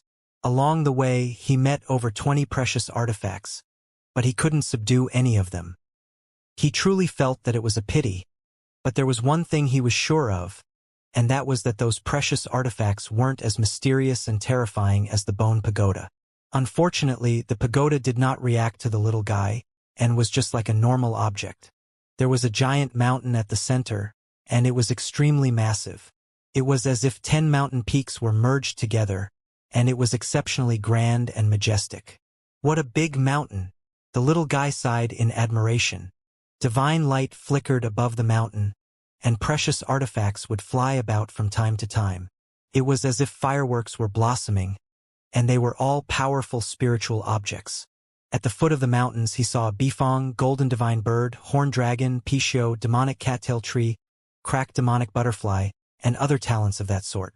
There were people on top of the mountains long ago, and all of them had met by heavenly fate. This was the origin of the historical remains. It was known to have precious cliffs, and according to legend, this place was full of treasure. My sword, my sword! Suddenly, the little guy heard an aged voice beside his ear, making him absolutely terrified. He replied in fear, "Ghost Grandpa, don't scare me. Didn't you stay behind in the heaven-mending pavilion? Why do I hear your voice again? My sword, my sword." The voice was sporadic, constantly starting and stopping. The little guy who did not fear the heavens or the earth was completely scared. When he saw his reflection in the swan and eye precious mirror, he noticed that black-colored characters appeared on his forehead, and that the voice had something to do with this. Damn it! The little guy was frightened. He already clearly knew that this was going to happen. The heaven-mending pavilion's ancient deity's existence was extremely old, and should the individual chosen by it fail, then that individual would be cursed by black characters and inevitably die. Ghost Grandpa, you stupid idler! The little guy was resentful. The divided treasure cliff was grand and majestic, and it towered into the clouds. A ring of black fog circled about the mountain, as if it was an imposing archaic devil mountain, carried an oppressing aura. An ancient road led into the mountains. The road was paved with limestone, and the effects of time were permeated within. No one knew just how many heroic youth passed by here before, but in the end, they still ultimately died this demonic mountain in blood, never again coming out. The Bifong, Pai Xiu, golden divine bird, demonic cattail tree, and the others stood on one side. They were on guard against each other, and all of their auras were shocking. They were definitely the group of powerful geniuses that no one wanted to provoke in the slightest. The little guy was cursing, and his mood was naturally not very good. Darkening his face, he directly walked forward. As if everyone owed him 10 precious artifacts, he paid absolutely no attention to those powerful experts. Not even a single blade of grass grew within the mountain, and the entire place was an ash-brown color. A portion of the mountain rocks were a dull red color like that of bloodstains. The limestone stairs were extremely long. He ascended those stairs, and as he ascended the stairs, his small face increasingly darkened as he fumed with anger. How am I supposed to know what kind of sword it is? It's not like anyone told me what it's like, so how am I supposed to find it? This headache is killing me. The little guy wrinkled his nose and walked up the mountain. Beside the road, the Bifong, Pai Xiu, demonic cattail tree, and the others were flabbergasted. This human youth unexpectedly didn't even give them a single glance, walking past them arrogantly just like that. You have to understand that among those who entered the historical ruins, who would dare act so absent-minded? As long as a single one from this group appeared, one would immediately feel dread and stay off to the side. Absolutely unbridled and unrestrained, the violent ape spoke out, the gaze in its eyes chilly.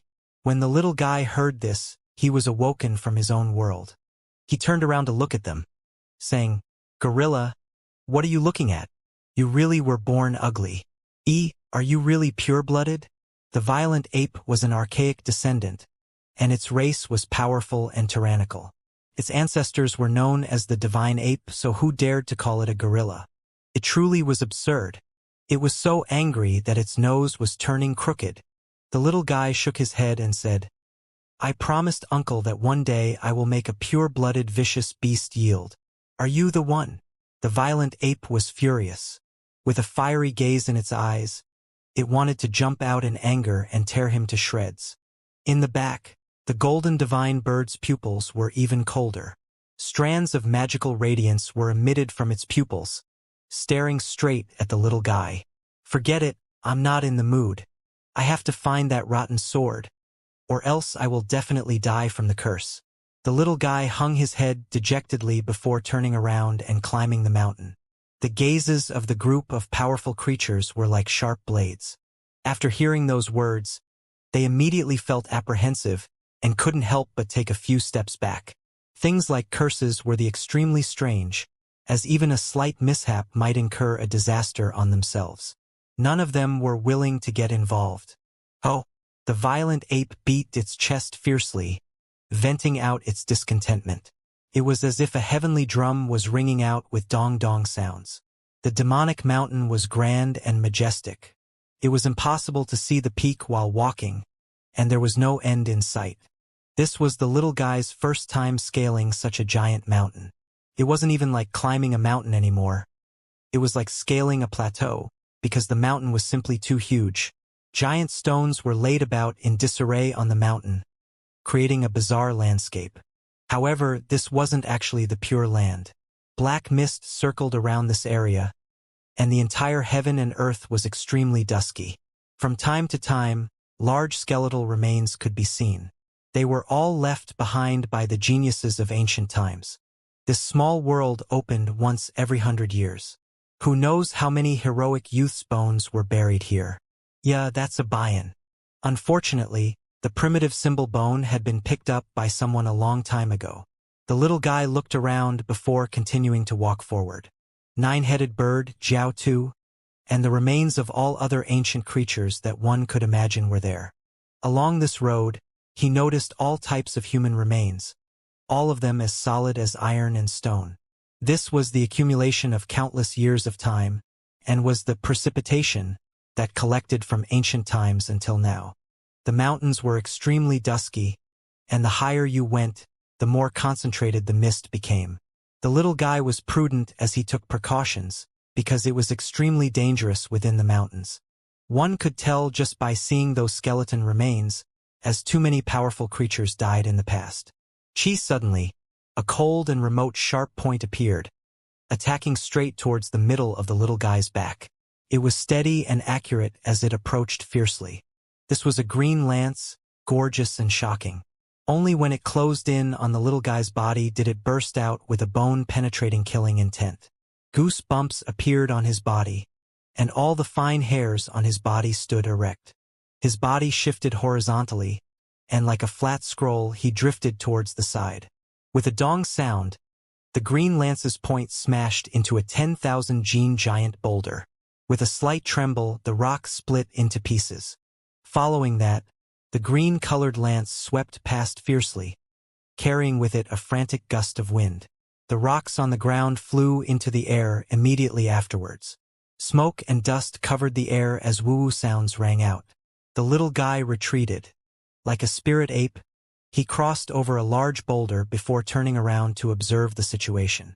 Hong in that area, the entire forest was broken and shattered. The green lance's spear point was firm as it swept past a large amount of boulders. Following that, it began to follow over. This wasn't actually a human, but rather a strange plant.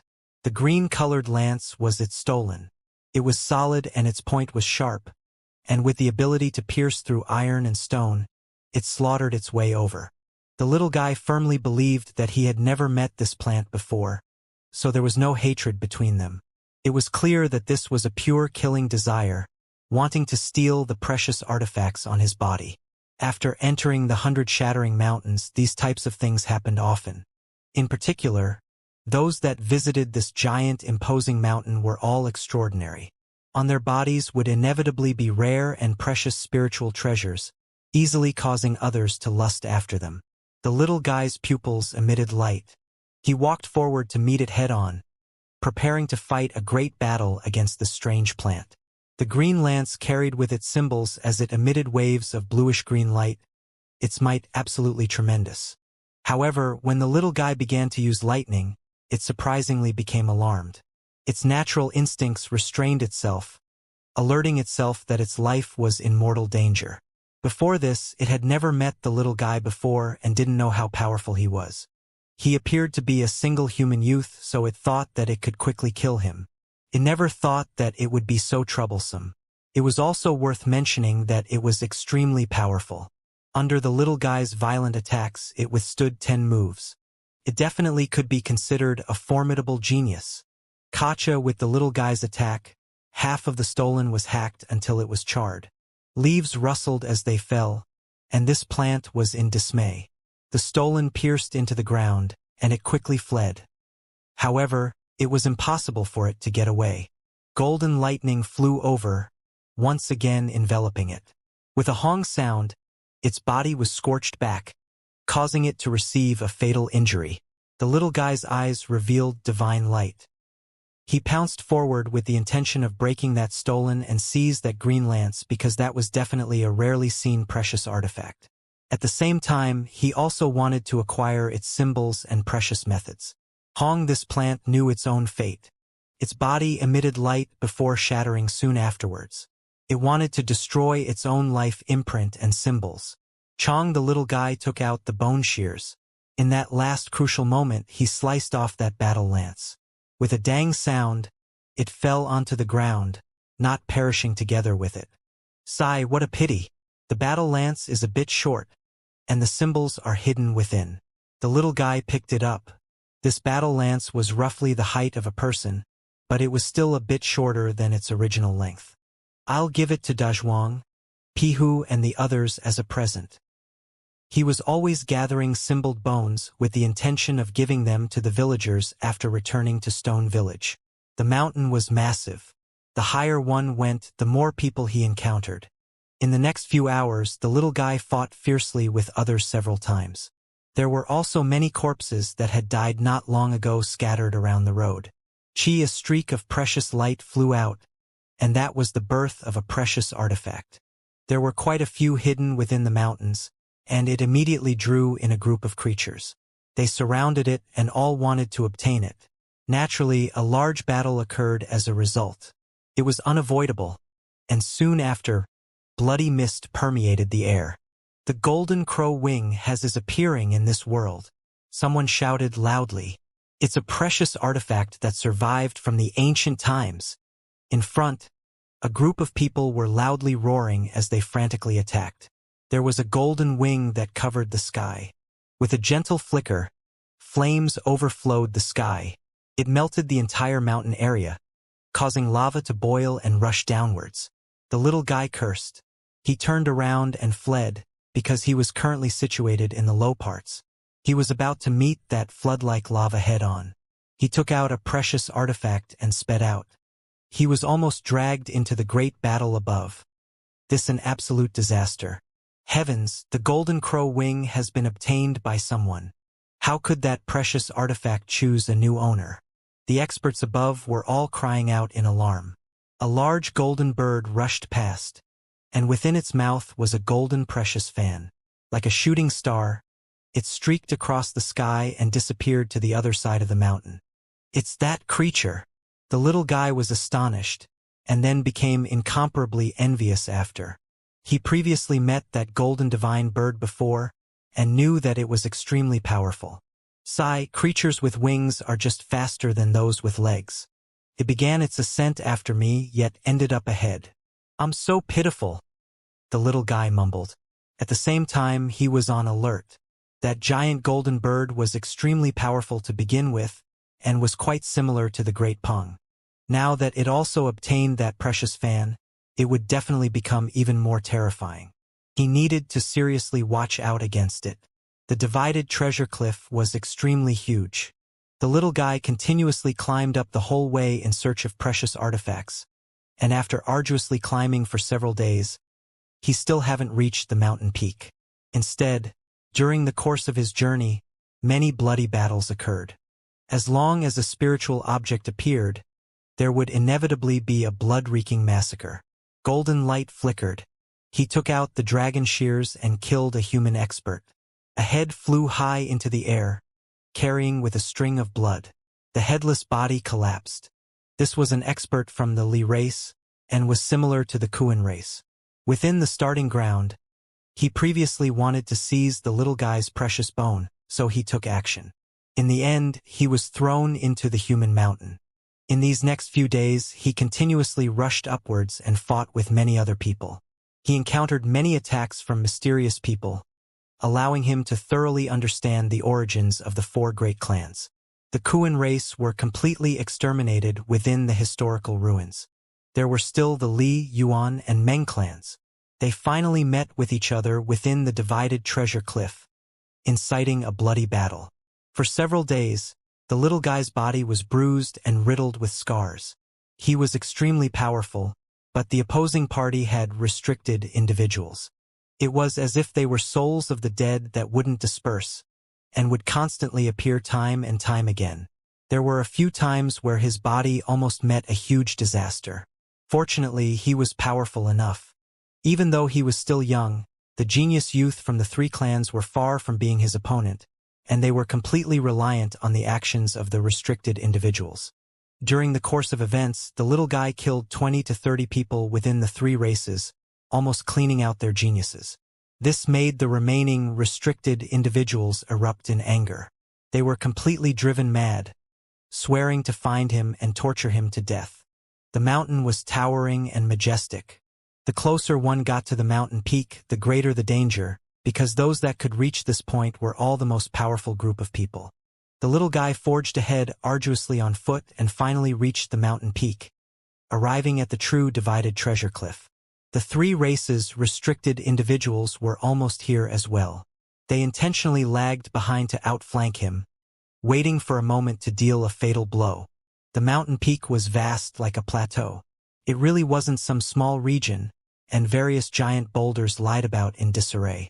They were in all types of bizarre shapes, as if they were petrified precious artifacts. In reality, there really was such a legend. The ancient saints shed tears and dripped blood, and after the vast amount of people collapsed, their weapons were arranged on top of the divided treasure cliff.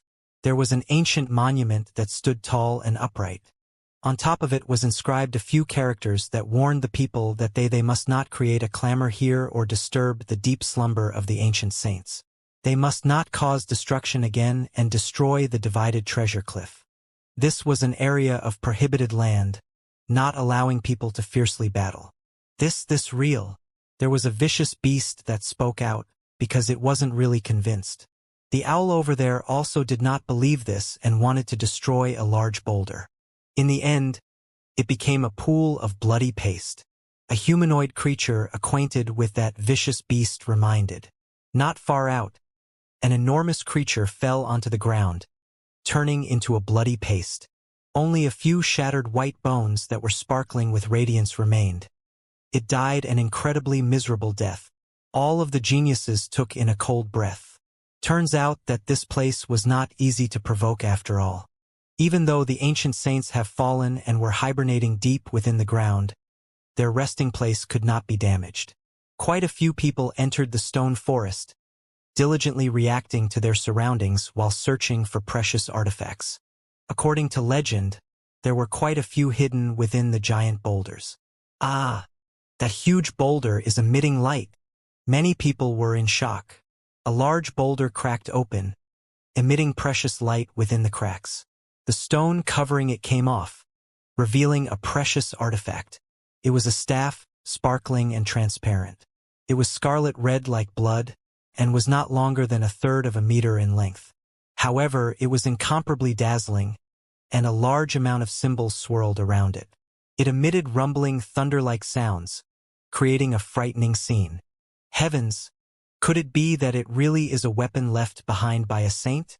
The divided treasure cliff rumors were actually true. The people were all crying out in surprise.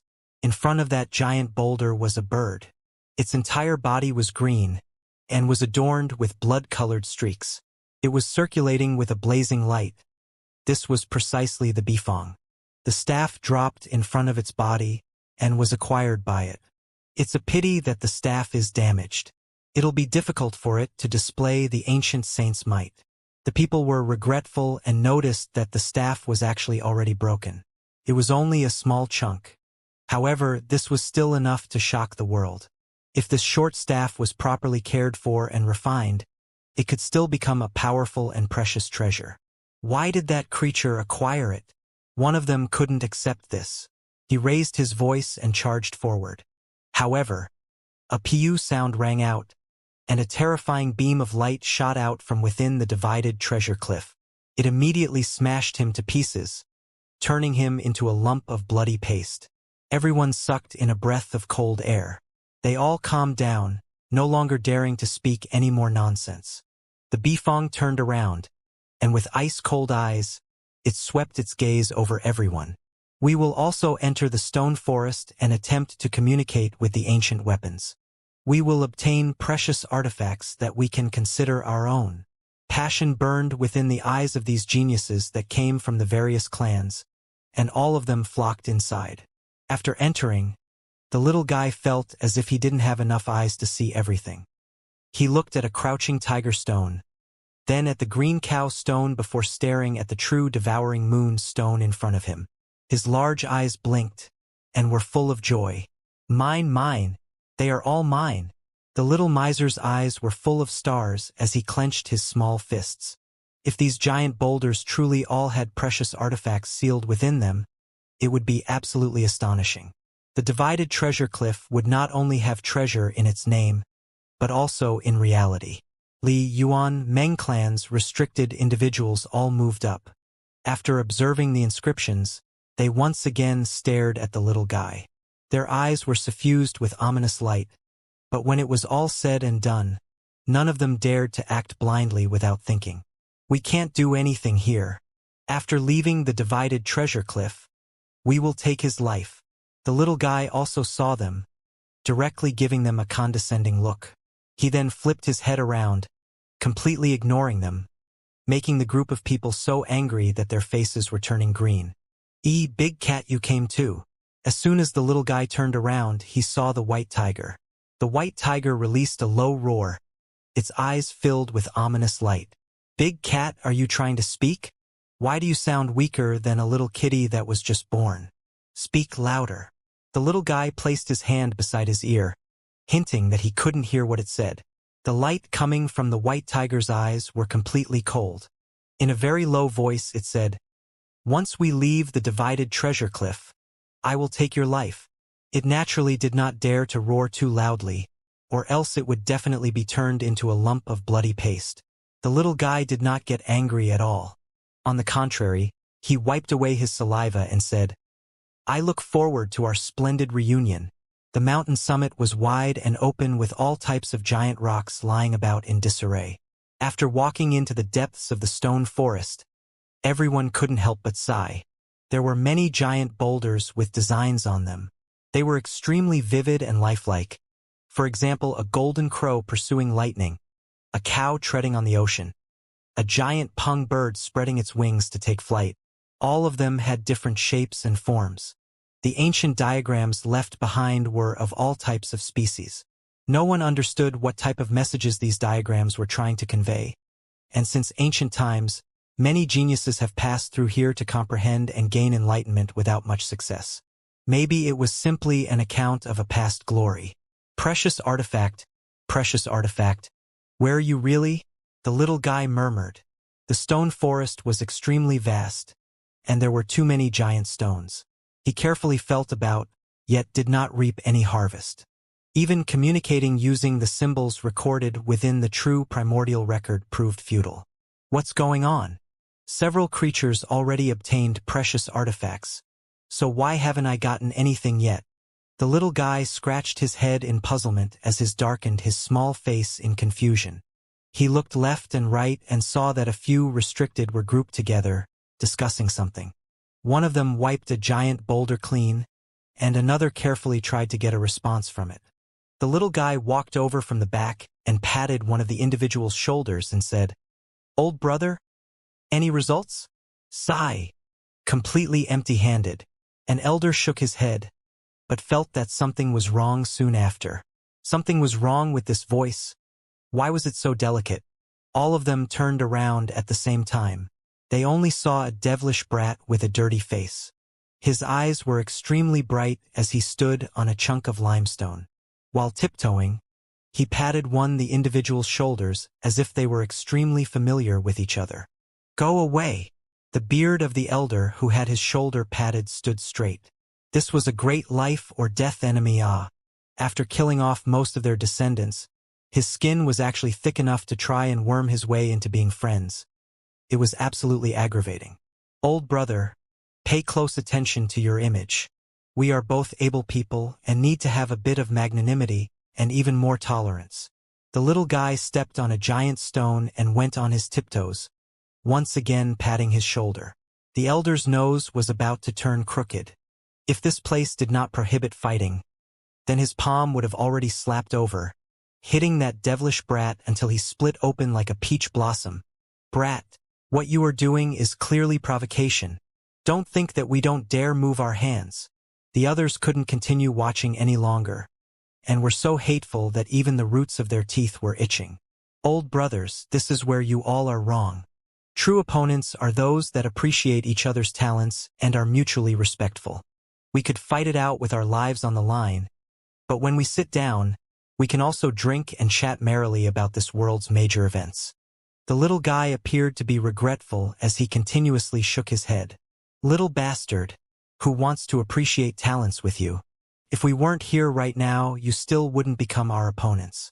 Just a single finger of mine could crush you to death." An elder's bad temper erupted, his eyes immediately standing up. "Old brother, your anger is too great. I dare to say that within your 5 visceras, the symbols in your liver have some problems. With such a burning anger, it'll affect your future natural luck. The little guy took the opportunity to move in closer while stepping on a large chunk of limestone, directly hooking his arm around the elder's shoulder and embracing his neck. Go! Go off to the side! This elder shouted his reply. Shitty devilish brat, what a load of fart, daring to even try to become brothers with this elder. The worst part is that not long ago you went face to face with us to kill off my descendants. The few elders were all angered. If not for the fact that they couldn't use force, they really would have pounced over to skin him alive. In the end, the little guy shook his head and patted their shoulders. Then he slapped his butt before turning around and leaving. This damn child! These individuals almost flew into rage. On the side, a tall and bold, entirely back violent ape laughed with ho-ho sounds. Afterwards, it looked at the little guy with eyes full of despise. It even filled the air with killing intent. This was precisely that archaic species that he encountered at the foot of the mountain. The little guy gave it a sidelong glance and said, "What are you looking? Gorilla, don't try and become friends with me. I am not familiar with you, and won't appreciate talents with you. Because you are humanoid, I have no way of throwing you into the pot." The violent ape became furious, pounded its chest and really wanted to roar into the sky. However, at the last moment, it covered its mouth in a hurry, swallowing down a breath of muffled air. The sound of leaked wind was emitted from its mouth. "Gorilla, what are you giggling about? Was what I said funny? You actually covered your mouth to hide your laugh." The little guy glared at it. The violent ape turned around and ran. Its entire body was shivering, using all of its strength to block its mouth. It didn't dare to let it go as white smoke shot out from its nose. "Gorilla, why are you running? If you have something happy to talk about, then say it out loud so we can be happy together. Being happy alone is not as good as being happy together. You are too selfish." The gorilla truly couldn't hold it in any longer, and even its ears were starting to emit white smoke. It widened its two large legs and finally strode out of the stone forest. Following that, it suddenly jumped off of the mountain peak. Only now did he release his large hand and roar towards the sky. "Yellow-skinned monkey, don't let me catch you. I will tear you to shreds." It dropped about 10 zhang below and stood on top of a giant boulder. Using strength to beat its chest, it sounded like muffled thunder. The sound shook the heaven and earth as it went crazy there. "Old macaque, transparent armed ape brothers, you all need to be careful. Down there, that gorilla said that he's going to tear you guys apart and eat you in one bite." The little guy reminded them with good intentions. These monkeys were speechless, rolling their eyes together. The little wandered back and forth in search of his own precious artifact. When he arrived in front of a worn-out rock, he suddenly quivered and began to coldly shiver. The reason behind this was because the gloomy whooshing sound once again rang out beside his ear. "My sword! My sword!" He raised his hand, suddenly revealing the swan and eye precious mirror. He looked at the reflection, seeing a string of black characters appear on his forehead. Strands of dark mist were emitted, lingering around his ears. "Ghost Grandpa, you are always crying out. Give me some concrete directions, or else how will I find it?" The little guy was depressed. Right at that moment, the tattered stone that was not even 2/3 of a meter in length began to emit black smoke.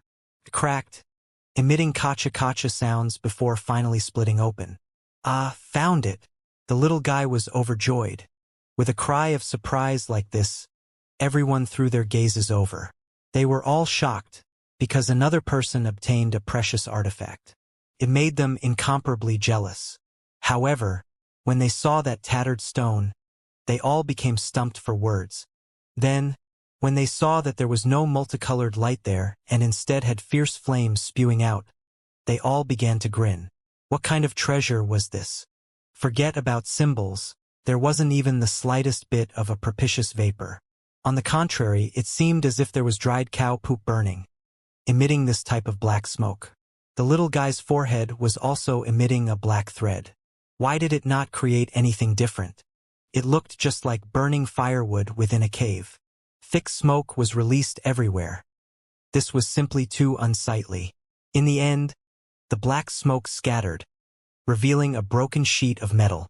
It was as ugly could be, and it was rusted until it was full of stains. It had corroded until it was about to rot. Only after careful observation would one notice that this was a sword. The decorations on the shaft were already rotted, and only the sword bone remained. It was barely enough for a hand to grasp around. That sword truly has personality. Haha. Everyone began to mock him, and some of them couldn't help but ridicule it.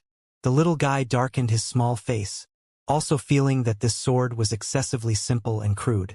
Was this still usable? A gotcha sound rang out, and as a result, he didn't move for a long time. The rock skin that previously split open actually wanted to close up, once again wrapping around the sword. The little guy wrinkled his nose and crouched down in an instant.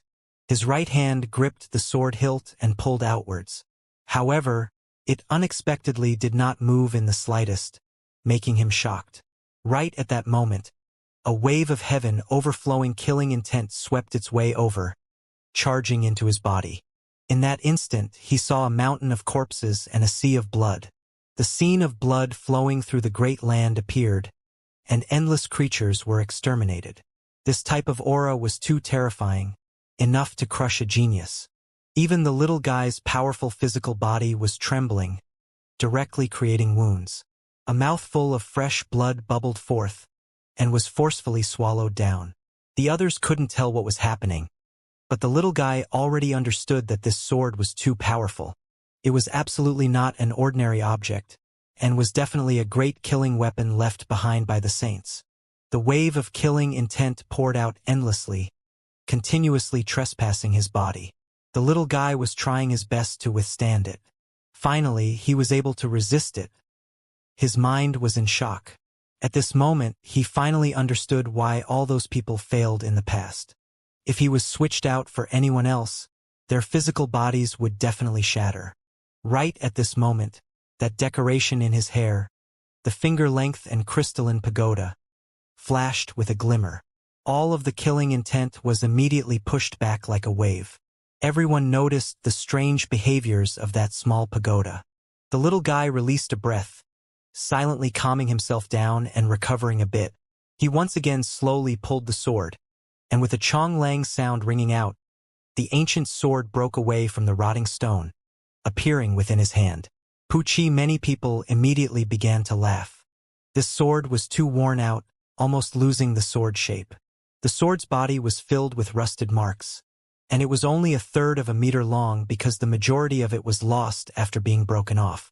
Even the remaining portion was broken, and there were clear traces of it being pieced together. The exterior surface of the sword was bumpy, seeming as if parts of it were about to rot off. The group of people all shook their heads. For an archaic artifact to have lasted until now was already an amazing thing. Many of them were already damaged, and this was a completely ordinary thing. This devilish brat was simply unfortunate, encountering a damaged and deformed weapon. This broken sword's condition is just too terrible. You should go back and completely reforge it, It really does match you well. Even that violent ape couldn't hold back his condescending words. Its bloody mouth was wide open, revealing fierce snow-white teeth as it continuously laughed there. You should add it to your collection and consider it your most precious treasure. An individual from the restricted pinched his beard and became completely relaxed. When the little guy found the precious artifact just now, they immediately panicked.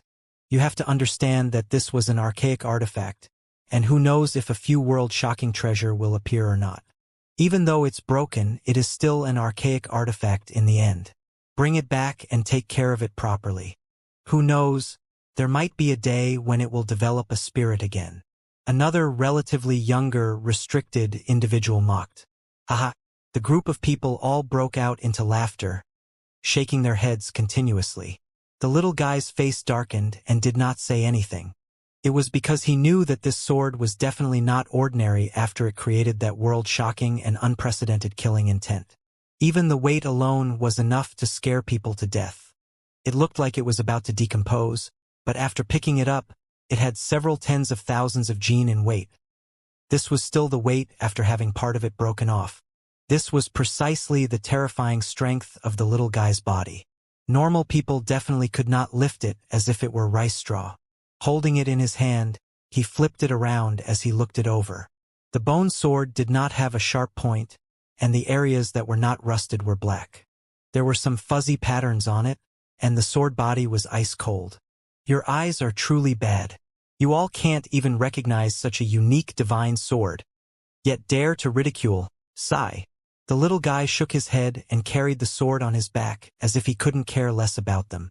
The more he spoke like this with a sense of indifference, the more it made the others believe that it was a piece of rotting steel. It immediately caused a wave of roaring laughter. When that boulder cracked open just now, black mist sprayed outwards. That mist is the dark, baleful aura of the ancient battlefield. Even a powerful artifact will slowly decay under it. To have been sealed up since ancient times, constantly accompanied by this dark, baleful aura, if it really still had spirit, then it would truly be heaven rebelling. The white tiger appeared. It was incomparably cold and detached, carrying a hint of ridicule within its pupils. It was obvious that it was taking joy in his calamity. You guys don't understand. The little guy looked like he was hiding something. He rubbed the rusted sword on his back and pretended to be speaking bold and visionary words. Since you have seen the light, your fame and glory will once again be spread widely under the heavens. The group of people sneered. The violent ape, restricted, and white tiger all stared at the little guy. He did not obtain a sufficiently breathtaking precious artifact, so when he leaves, that will be the best time to kill him. A group of people entered Stone Forest led by a young lady. Her beautiful hair was jet black, and her forehead was full and sparkling white. Her chin was sharp, and she had a pair of bright eyes and white teeth. She was extraordinarily beautiful and carried a type of spiritual nature. This was precisely the Fire Nation princess, and even though she was only 15 or 16 years old, her figure was extremely wonderful. Her curves went up and down, seemingly near perfect. Her pupils wandered about like waves, flickering over. Her neck was spotlessly snow white, and her chest was full. Her waist was small, and her legs were slender. Her steps gave off the beauty of a lotus. Huolinger's skin was sparkling white like goat jade.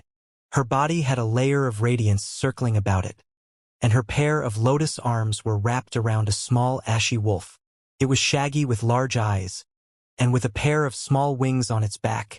It was extremely cute. Behind the Fire Nation princess were a few cloaked individuals. It was obvious that they were restricted individuals, and they were precisely the ones who intruded the divine cave to bring out the divine descendant. They were extremely powerful, and their wounds back then have long recovered. Furthermore, the heaven-mending pavilion's 5 geniuses were following closely behind, none of them dying along the way. Everyone glanced over at them with surprise. To be able to bring over such a large group, it was clear that they weren't ordinary people.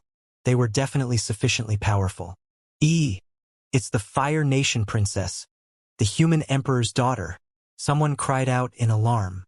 With these words spoken, regardless of whether it was human experts or the geniuses of the other races, they all sucked in a cold breath of air. That human emperor made everything under the heavens tremble, with accomplishments blessed by nature's luck. He was simply too powerful, and there were numerous powerful races that did not dare provoke him. All of them wanted to retreat. The little guy carried the broken sword on his back and walked over like a great model. He directly arrived in front of Huolinger and said, "Junior sister, don't be scared here. With this senior brother covering for you, no one will dare to set their ideas on you." Huolinger's large and black jewel-like eyes were raised as she shouted, "Why would I need your protection?" No matter how you looked at it, this devilish brat was clearly seizing an opportunity. Yet he spoke as if it was something to be expected. It made her so angry that she wanted to strike out. Moreover, she was older than the little guy. If they really were going by honorifics, she should be the senior sister. In the end, she would always be called the junior sister, so she was already in a bad mood a long time ago. The little guy pinched the little wolf, and the young deity immediately scuttled over to his bosom, carrying with it Huolinger's unique scent. It rubbed itself against his body, expressing its intimacy. The Fire Nation princess jumped again and again, speaking in anger. I raised such a thankless wretch. Along the way, all sorts of good things were fed to it. In the end, when it met the little guy, it immediately defected over. The little guy smiled happily before turning around to the others, saying, I didn't say anything false. This is my junior sister who is under my protection. None of you are allowed to randomly have ideas on her, otherwise, I won't be polite. The Fire Nation princess was absolutely stunning, drawing the attention of everyone standing there. However, with the devilish brat standing on the side, it was like a blot within a beautiful landscape. Many people wanted to give him a good beating. What do we do? The restricted individual frowned. That hateful youth actually walked together with the Fire Nation princess, making them rather fearful of the consequences. No matter what, we have to eliminate him.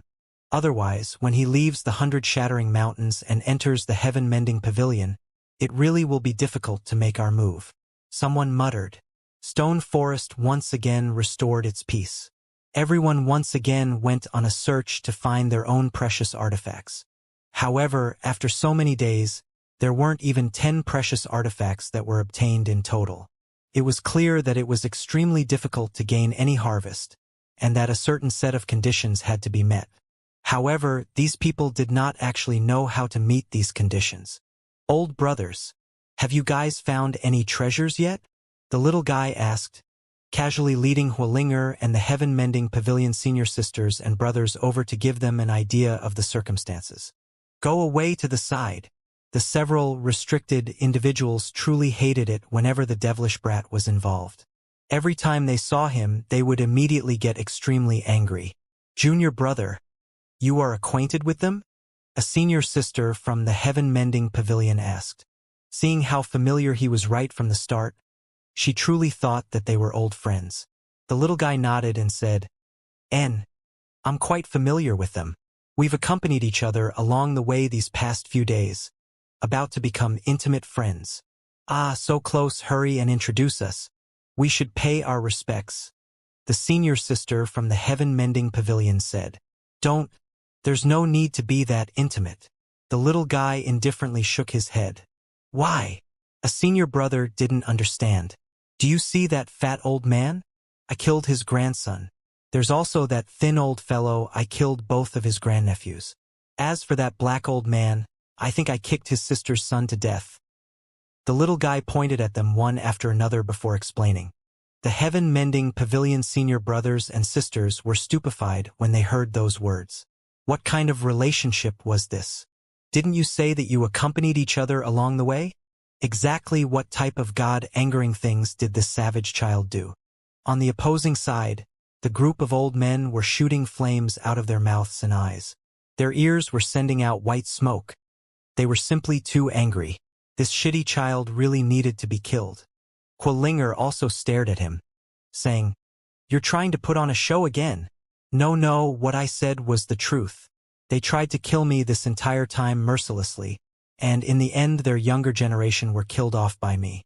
I feel like I developed friendly relations with them and wanted to find some way to settle our past disputes. But in the end, they did not appreciate my kindness. They just had to constantly shout, beat, and kill towards me. Too unfriendly, said the little guy. The group of people were speechless, and all of them had completely stupid expressions on their faces. Settle what past disputes? It was definitely not something that could be forgiven unless he died. Old brother, beating and killing each other is not right. Can we not sit down and chat about it if there is something?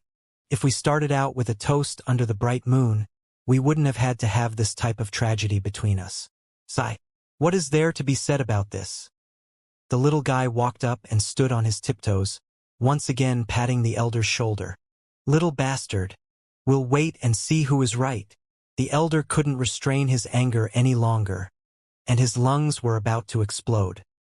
He pulled the sleeve of his gown away, not wanting to stay together with him any longer. Otherwise, he would die from excessive anger. Several days later, the little guy completely gave up. Outside of that tattered sword, he did not obtain a single precious artifact. On the contrary, there were a few other creatures that obtained treasures, and after adding all of them up, there were finally almost 10 of them. He was lying on top of the crouching tiger stone, sleeping with loud hoo-hoo sounds. He did not waste any more time, and decided to preserve and nurture his spirit. He made preparations to leave this place and search for the unaging divine spring. If it was possible, he truly wanted to smash apart these giant boulders with a hammer and retrieve the sealed ancient weapons. However, he did not want to get punished by the tribulation, and so he had choice but to hold it in. Suddenly, the little wolf began to cry out with aoao sounds. It began to squirm about within Hualinger's bosom as it stared at a giant boulder. It was strange and difficult to describe, and that boulder actually split apart, emitting a bright and resplendent radiance. Heavens! There's another formidable precious artifact. The people were shocked. This was a bone ring and was an azure color. It was as if it was carved out of precious stones, and it was unknown what type of creature's precious bones this was created from. It possessed a type of astonishing spiritual nature, and even though so many endless years have passed, the luster and gloss did not decline at all. With the appearance of this ring, it immediately created waves of sound. Symbols covered everything densely, as if the entire area was covered in a sparkling and translucent layer. It transformed into an azure color, and Hualinger was enveloped within. Her skin sparkling and her pupils moving about lively, she appeared more and more beautiful. Ancient weapon. What a pity, it also has a bit of deficiency. The people were regretful. This bone ring had a piece missing, and was not a complete circle. Everyone sighed. Until now, there still hasn't been a perfect ancient weapon, and all of them were damaged. However, when they thought about this, they all became relieved. If a perfect and whole one did appear, then it would definitely be able to become a country-subduing absolute treasure. It would make even a great king unable to sit still. This bone ring was not large, and fitted Hualinger's wrist perfectly. It was like a jade bracelet, sparkling and transparent as it flickered with radiance. As long as it was activated, it would shine. There were a terrifying amount of symbols, so many that it was almost blinding. It suppressed the space around them, and needless to say, its might was certainly great. Hualinger was delighted, wearing it around her wrist. In the end, the little wolf continuously nipped at her, wanting to take it off of her and give it to the little guy. The Fire Nation princess was extremely angry, saying in a reproving tone, "I wasted my love on you. You anger me to death." The little guy was naturally roused awake, quickly running over, saying, "Truly not bad. It's a good precious artifact. Being so beautiful. If it was given as a gift to the Tiger Girls group, they will definitely be very happy. This is mine." Hualinger cried out in anger, wearing it on her snow-white wrist. She was unwilling to take it off and tenaciously held the little wolf while asking the little guy suspiciously, "Who is this tiger girl?" "A little sister that is sturdy and beautiful like me," said the little guy. After thinking for a bit, he added a sentence. "Much prettier than you." After hearing the first half, Hualinger was still blinking her eyes and holding in her laughter. With such a strong and sturdy build, what kind of beauty was that? After hearing the second half, her rage surged violently, screeching, "Go die!" She hugged the little wolf and twisted its plump butt before directly leaving in rage. She truly couldn't stand the little guy. Truly an unfathomable mystery. The little guy shook head. "Junior brother, you are still young. Wait 2 years, you will understand then what is called beautiful and what is called sturdy." A senior brother from the heaven-mending pavilion walked over and patted his shoulder, speaking in a profound voice. "Tisk, do you think I'm dumb? What do I not know? Senior brother, didn't you peep at senior sister while she was taking a shower last time? Don't say random things. I never did those things." This heaven-mending pavilion senior brother became anxious before turning around and walking away. Behind them, the 2 senior sisters from the heaven-mending pavilion were already revealing murderous glares. The little guy finally calmed down and began to look everywhere out of boredom. He was preparing to end his trip to the historical ruins. He couldn't benefit any more by being here, and was only wasting his time. He rubbed the small pagoda in his hair and said to himself, "Other than that rusted sword, there's only you. Why aren't you moving?" Even the symbols are gone, so what are you useful for? The little guy was annoyed. He wrapped a few more circles of hair around it, binding it even tighter. The little guy arrived at the edge of the stone forest and looked at the dusky sky. As a result of the mist being so thick, he couldn't see the sun formed by the golden crow. Why isn't there any precious artifact that will just show up, waiting for me to pick up? A streak of fiery light slashed across the dusky sky, directly falling down. It really came? The little guy was overjoyed, but soon after, he once again wrinkled his forehead. It was actually the big red bird, dyed in blood from top to bottom. It was extremely tired, gasping for breath as it dropped at the mountain summit. Ah, you really are here.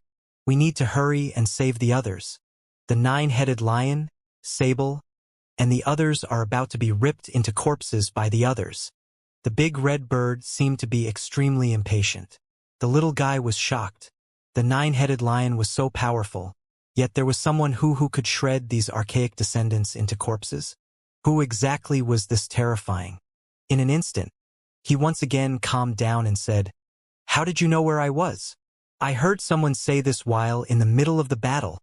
The big red bird continuously cursed, and its entire body was emitting light. It was trying to recover from its wounds, and was extremely impatient as he hurried the little guy along. The light in the little guy's eyes flickered, and he rubbed the sword on his back.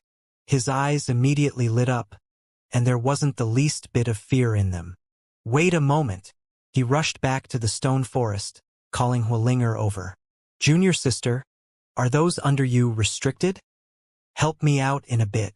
He turned around, allowing the big red bird to inform them of the situation. Afterwards, he didn't say much else, jumping onto the back of the big red bird and directly entering the mist. The battlefield was not far, roughly 20 li from the foot of the divided treasure cliffs. Currently, the battle was almost over, and it appeared extremely bloody. The nine-headed lion was dispirited and lifeless, all of the golden light around its body dim. There was a large hole in its chest, breathing deeply as it laid in a pool of blood. Beside it, the flame crow seemed to have scorched itself, and all of its black feathers were in disarray. Moreover, there were some golden tail feathers that pierced through its body, causing fresh blood to rush out. The three-eyed race's two brothers' foreheads were almost cracked open, and there was a clear claw mark there. Luckily, their vertical eyes had not been scratched off. The rainbow luan was also fighting, but it was currently already at its dying breath. Its body was almost ripped into two halves, and it continuously cried out in a low voice. The sable had its forelimb twisted, and it was clear that it was broken by someone. The bone was fractured, and it was an extremely grave injury. The opponent's methods were extremely fierce. They were all still alive, and were gathered together, carrying out their final stand. However, after encountering this type of serious damage, they definitely couldn't last that much longer. The little guy looked towards the other side, and when he saw who the enemy was, he became relieved. The nine-headed lion's group's losses were not unjustified, because the opponents were truly powerful enough. The creatures at the front were all creatures that he met before. There was a golden divine bird that was like a great pong, standing on top of a mountain stone motionless. There was a violent ape roughly 10 meters in height.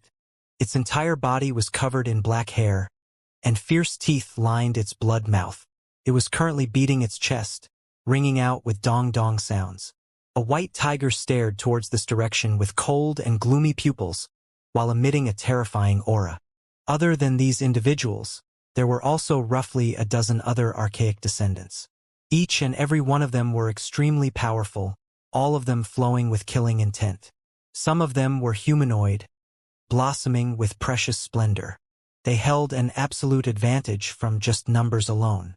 With enough power to suppress the nine-headed lion and the others, there was no need to explain just how deep the cultivation realms of those creatures were, as they were powerful enough to be shoulder to shoulder with the restricted. "We only carried out some simple plans, yet you all obediently delivered your lives over. Truly well behaved." The white tiger spoke calmly in a cold tone. There was a type of arrogance on its face, carrying a look of a disdain. "Stupid cat, Do you think that me and the savage child don't know your dog fart schemes? He came over precisely to eat you guys. The big red bird clamored loudly. You won't die unless you are looking for it. You all are playing a death-seeking tempo. The little guy looked towards that group of archaic species. I've tolerated you for a long time already. Today, I will tear you to shreds. The violent ape was the first one to roar in anger. The white tiger shook its head and looked at the little guy. It sneered in disdain. You are the one playing the tempo of delivering your death. Being so rude to me. There has never been a human who have lived long after doing such a thing. I've wanted to try tiger bone soup for a while already. I am thankful for this brilliant reunion. The little guy replied, and then looked towards that golden wand. From beginning to end, it did not move, nor did it make any sounds. However, none of them dared to ignore it, because its aura was too terrifying. You walked out from the archaic sacred mountain, so are you truly pure-blooded? Asked the little guy. Why does it matter? The golden divine bird replied, shooting out strands of golden threads from its pupils, intimidating those around it. If you are pure-blooded, then I will make you yield and carry you out. If you aren't pure-blooded, then I'll directly eat you, said the little guy. The 9-headed lion, big red bird, and the others were all injured, and as a result he was now truly angry. You are going to eat me? The giant golden bird glanced over. His pupils were like golden whirlpools, terrifying to the extreme. It was as if they could swallow souls. Why do I feel dizzy? The big red bird was horrified. Currently, all of the fur on its body was standing up, and only after it shook its head fiercely did it snap out of it. The golden divine bird's pupils were deep, swirling like an ocean abyss. Truly seemed like it would drag out and suck in someone's soul. If it was another creature just now, they would definitely have harbored a grudge. It stood atop a boulder, bright golden light shining from its body. It possessed a type of innate prestige, as if it was a golden divine spirit descending into this world, overlooking the people under it. The little guy felt his heart shiver. This giant and mystical bird was extremely powerful, and he had to constantly stay on alert. Otherwise, he would definitely pay dearly for it. There's not much to be said. Let me go first. I'll tear apart this yellow monkey. I can't stand him any longer. The violent ape angrily roared. It strode over with large steps, and was the first one to make its move. The great earth shook again and again, and the stones on the ground were all jolted upwards. It was 10 meters tall, but the force that it trampled down with far surpassed that of its body weight. The black hair covering its body were 1/3 of a meter in length. Absolutely terrifying. Be careful. This violent ape has extraordinary strength. It possesses the Vajra divine force precious method.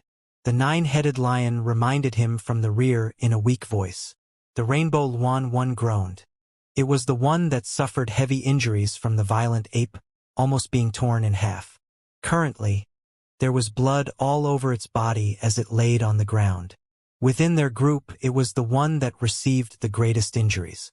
With a hong sound, that black violent ape's feet stamped down, carrying with it a domineering aura. There was even a type of coarse and wildness, as well a bit of contempt.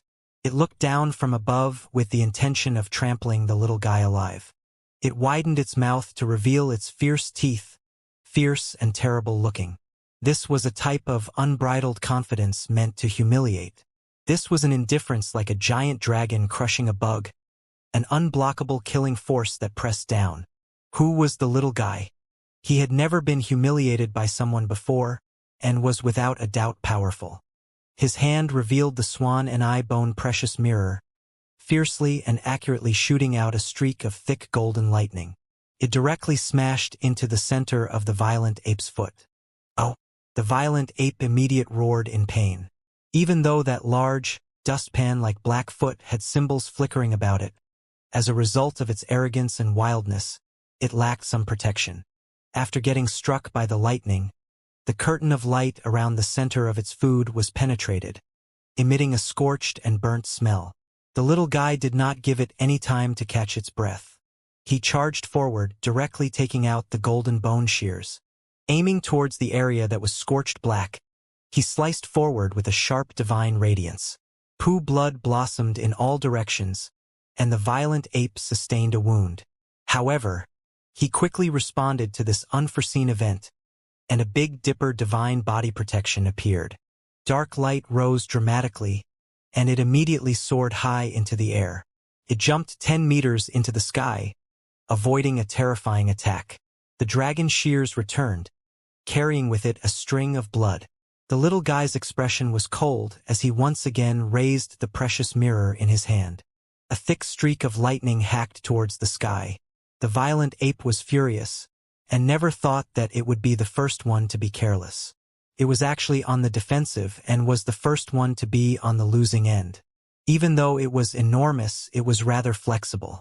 With a flip in the air, it traveled a few meters before dropping onto the group with a honglong sound. It smashed down with so much force that it caused the ground to rupture. A large black hand dropped down with a muffled sound, causing a boulder that was tens of thousands of gene to instantly shatter. It was furious. Now, all of the scorn and contempt in its heart completely vanished. It retreated backwards, light emitting from its entire body. A wave of heaven overflowing black mist rushed out, forming a tornado that circled around itself. These were Vajra symbols that contained a world-shocking divine force.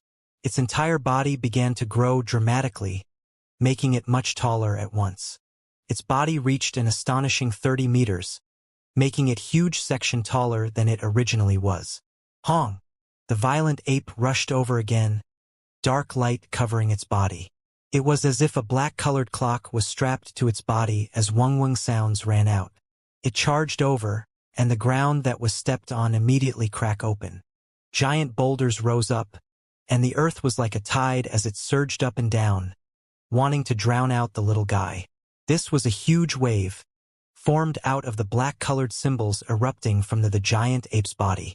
There were roughly 10 waves smashing forward, slamming into the little guy below. "Open!" The little guy shouted loudly. His 2 legs stamped against the ground, and silver-colored symbols began to proliferate. A precious moon appeared in the sky, wrapping itself around him. He was actually levitating in midair, as if he was a deity. "Suppress!" The little guy shouted loudly, continuously changing hand signs. All types of symbols appeared, and his body continuously changed. One moment he was like a great pong spreading its wings, another moment like a horned dragon breaking into the sky, then he would be like a true devouring moon. These were all symbols recorded within the true primordial record, and even though they were not precious methods, they could still allow a person to advance in their cultivation. However, when the little guy used these symbols, there was actually a type of revitalizing power. With a loud pung sound, that black-colored wave was completely dispersed. Even though the youth in the sky was small, that type of strength was unmatched. A fist smashed forward, shaking everything between the heaven and earth.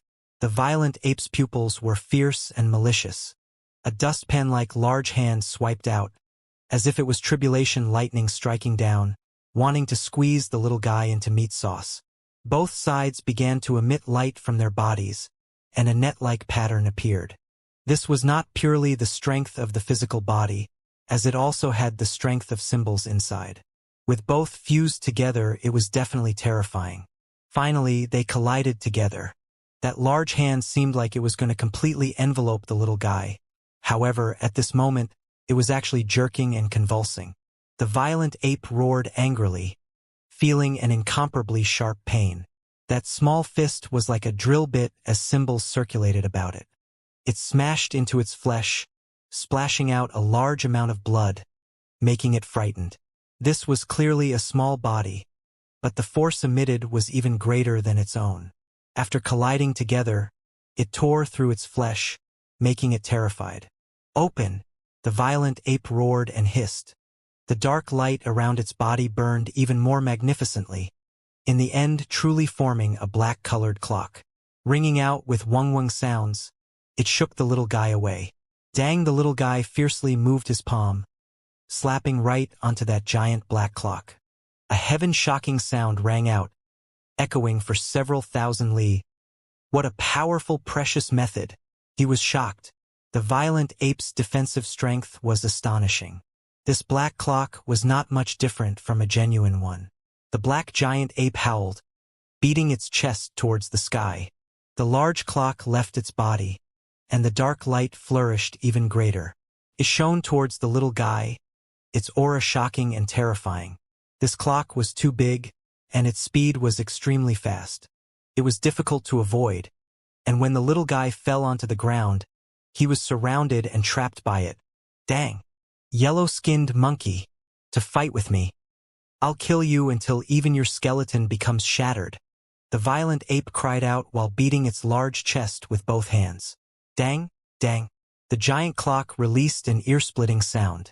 It activated the large clock, wanting to shake the little guy to death inside, transforming him into a lump of meat paste. In reality, in the past, it always defeated powerful enemies this way. Many of its past opponents were pressed into crushed bones and bloody mist from the clock's ripples. It had yet to fail, working 100 times out of 100. However, this time it did not immediately reveal results. The little guy was surrounded by a silver moon, and as he stood there, it was as if he had taken root while he fought against the clock's fluctuations. Yellow monkey, you are quite powerful. Again, the black giant ape suddenly roared. His two hands continuously slapped over, this time with even more symbols poured in. The large black clock emitted light, and an ancient character appeared on its surface. It drew out the word seal. The big clock became even more terrifying, and the clock's sound waves caused all of the nearby mountain rocks to turn into fine powder. Meanwhile, the little guy in the center was surrounded by the silver moon, unaffected like before. The only difference was that his body was now swaying a bit. I don't believe that you can endure much longer. The violent ape was furious, and its two hands began to smack around even more fiercely. Ancient characters appeared one after another, respectively: kill, refine, sacrifice, etc. The big clock emitted a strange noise, as if it was offering sacrifices to a higher being. It wanted to use the little guy as a live offering. The dark light was like a flood as it enveloped the center. Gorilla, is this the limit of your skill? The little guy's entire body emitted symbols and raged with flames. Following that, they suddenly erupted, and with both his palms moving, it continuously slammed down on the same area on the large clock. Finally, with a hong sound, it directly blew up the large black clock. The black giant ape's enormous body flew out horizontally, colliding into a stone mountain. After spitting out blood from its mouth, only after a long time did it stand up again. It roared towards the sky as it charged over. Divine Pattern's armament. It roared loudly. It was truly like a glaring Vajrapani, emerging into this world to subdue demons and deities alike. Its four limbs emitted light. The symbols formed a protective armor, appearing on its arms. Incomparably violent and tyrannical, it charged over towards the little guy. This place immediately erupted into chaos. The violent ape displayed its might, and its divine strength was world-shocking. It even pulled up the stone mountain from its roots, chucking it towards that youth. However, what made people shocked was that the human youth was still full of life. After being struck so firmly, he did not retreat at all. Just the strength of his physical body alone was already several tens of thousands of gene. Together with the strength of symbols, his divine might was astonishing, far surpassing any of his peers. This region began to shake, and the two individuals exchanged about 10 moves. The little guy grabbed one of the giant ape's fingers, directly beginning to swing it about. With a pung sound, the violent ape smashed into a stone mountain, causing stones to fly out randomly. All of the fight's witnesses became dumbstruck. That little figure could actually swing the violent ape's body? This was too fake-looking, making them feel as if everything wasn't real. The violent ape angrily roared. That finger was broken. Hong the little guy swapped and hugged a different finger, once again spinning it around and slamming it into another stone mountain. Smoke and dust rose, and giant boulders tumbled down, almost burying the violent ape. "Ayo!" It roared angrily. It sustained injuries in succession, and even the number of symbols decreased by a lot. His body shrunk, once again becoming 10 meters in height. The radiance in the little guy's eyes exploded.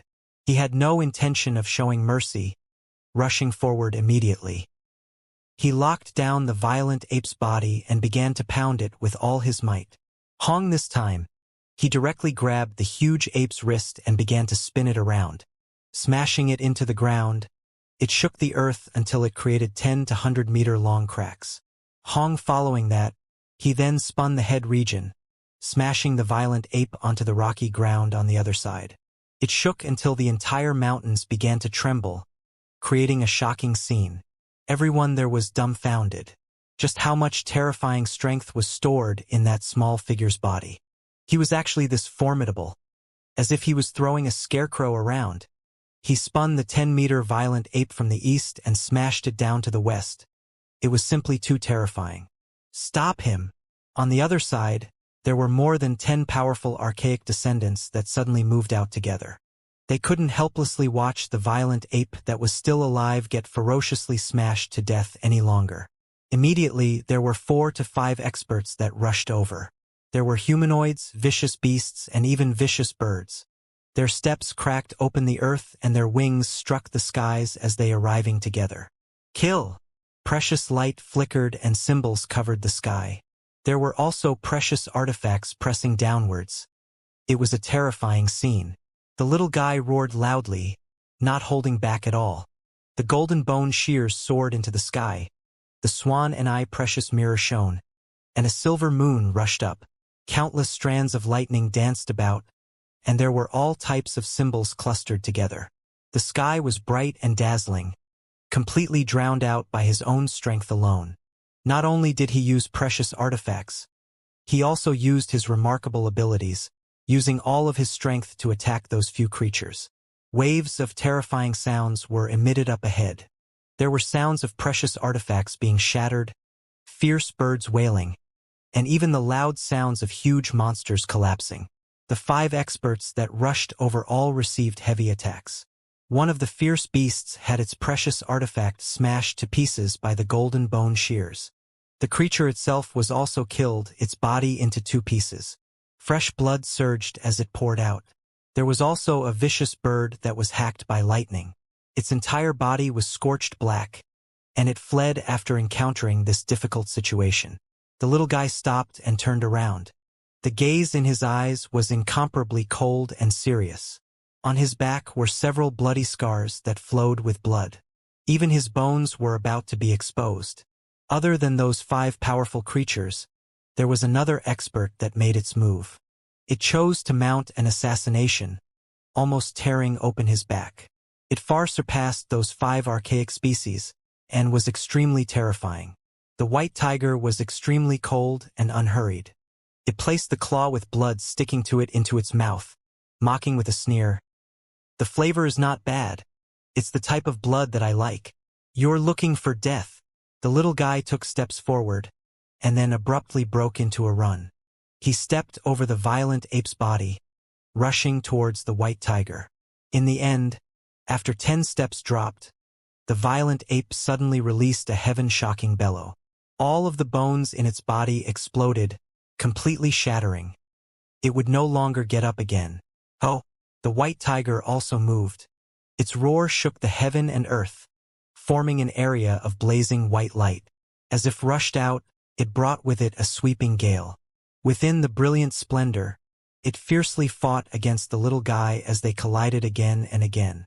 The white tiger's speed was too fast. It was like a white streak of light as it moved vertically and horizontally, bringing with it a strong gale. The 100 to 1,000 gene boulders were all lifted up, flying randomly within the dust and sand. It collided together with the little guy continuously, tiger claw versus fist. Kungxiang sounds rang out, and cymbals danced in the air. The surrounding boulders all soared into the air, flying outwards from the tremendous shock waves. Oh! The white tiger opened its mouth to roar, spitting out a boundless Milky Way-like radiance that carried in heaven overflowing killing aura. The little guy's entire body emitted light, about to block that attack. Meanwhile, behind him, that stone mountain collapsed with a loud rumble. Soon after, it exploded, turning into fine powder. Hong! A white-colored large claw dropped down. The little guy avoided it, but the ground where he previously stood on immediately shattered, being sliced open. A deep ravine appeared, completely black and terrifying. The white tiger was powerful. It fiercely attacked, weapons covering its entire body. Even when it had its back towards the little guy, a swaying snow-white tail would sweep over. It still had the power to instantly smash apart a giant 10,000-gene boulder. This type of crazy fierceness made everyone tremble. The big cat went crazy. What powerful attack power! In the rear, regardless of whether it was the big red bird, flame crow, nine-headed lion or the others, they were all fearful. The little guy lifted his hand to fight back, erupting with endless lightning. It flooded its way over towards the white tiger, because he also began to fight with boiling blood. Oh! The white tiger released a long hiss, spitting out an area of white symbols. It flickered with metallic luster, welcoming the lightning in midair.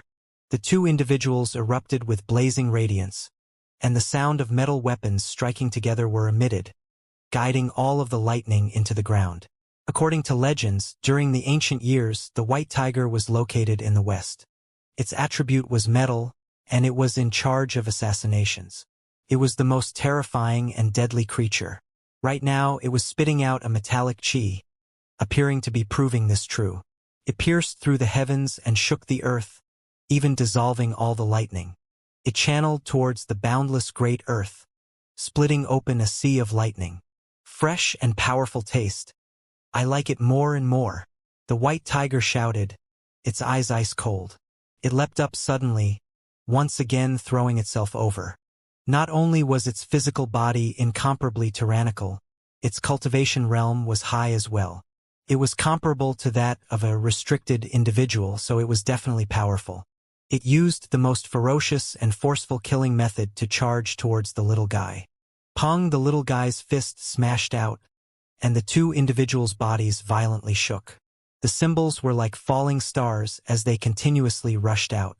This area was like a volcano erupting, and even the ground began to violently tremble. The white tiger and the little guy retreated at the same time, once again launching their precious techniques. Ho! With a roar from the white tiger, 28 battle spears appeared. They were silvery white and shiny, circling with symbols. They erupted with a heaven-soaring killing aura, and brilliant rays of light began to flourish. These 28 battle lances were formed out of tiger teeth. As they towered over the ground, they seemed like pillars that supported the heavens. Thick and cold, they gave people a strong, shocking, and terrifying feeling. These enormous battle lances were the white tiger's precious artifacts. After they were brought out, they oppressed the heaven and earth. In addition, when Theseus' battle spears appeared, they were all polluted by blood, creating a shocking scene. Kill him for me! The white tiger roared, throwing itself forward. The 28 battle spears made a U-turn, their spearheads pointing forward. They were arranged all around its body, piercing towards the little guy together. This type of attack made people's hearts feel fear, as if the white tiger's strength was comparable to that of a restricted individual's. Just who could guard against such a powerful precious artifact within this small ancient world? The white tiger was imposing and heroic. The 28 battle spears by its side seemed as if they came out of a bloody prison, bringing with it an aura of calamity. The radiance was terrifying as it drew near. The little guy's expression changed. He took out the swan and eye bone mirror and fetched the dragon shears soon after. The multicolored light was bright and resplendent, revealing tens of thousands of bright streaks as they fiercely fought it out against these precious artifacts. At the same time, his body was also bathed in lightning. He used everything he had to fight the white tiger head-on, carrying out a life-and-death confrontation. Hong! The symbols were bright, and the rays of light were like countless comets as they covered the sky. It flooded this area, divine energy diffusing everywhere. Countless ripples crushed the mountain stones, splitting open the mountain and making people tremble in fear. Dang-dang sounds rang out incessantly. The golden bone shears and swan and eye precious mirror would sweep out divine light from time to time. They collided with those battle spears, and lightning interweaved. The archaic descendants' fierce teeth precious artifacts were all sturdy. Sparkling in the sky, a wave of heaven-shocking killing aura swept over, almost twisting iron and stone into shattering. However, the little guy stood there like before, his flesh not being split open. He withstood it by attacking with precious methods. "Go die!" The white tiger roared, its pupils ice-cold. It opened its mouth to spray out white light, and the 28 battle spears began to burn even more magnificently. Piercing the clouds and breaking through the mist, it penetrated the symbols and pressed towards the little guy's flesh. Their great battle reached the climax. The little guy was shaken. These battle spears were too powerful. It wasn't a single spear, but rather a total of 28 spears, making it extremely tiresome to deal with. Dong! The giant spear points flew over, piercing through the ground beside him. Its might was unmatched, completely penetrating the great earth and breaking it down. Every single battle spear was shockingly thick, as if they were giant pillars. These were already no longer thrusting weapons, but rather massive mountains that pressed down. Once you were struck, you weren't pierced through, but rather smashed into bloody paste. Hong! 28 battle spears dropped at the same time. The little guy dodged by a hair's breadth, however. The ground that he stood on collapsed. 28 dark and large holes extended out, smashing this place apart. The falling rubble battered him until he flew into the air, and his killing intent engulfed everything. There was no way for him to evade. In the end, it made contact with his body, causing blood to flow out from the corner of his mouth.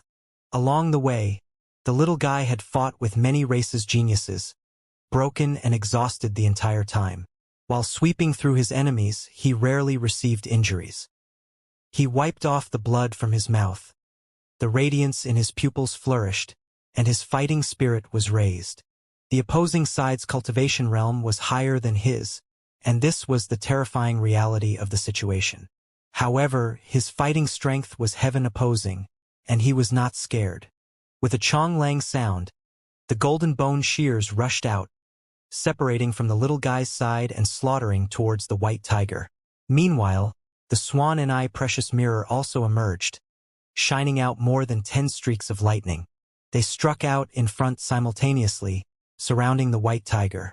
With a wung sound, silver light flickered, and a layer of battle clothes appeared on the white tiger's body.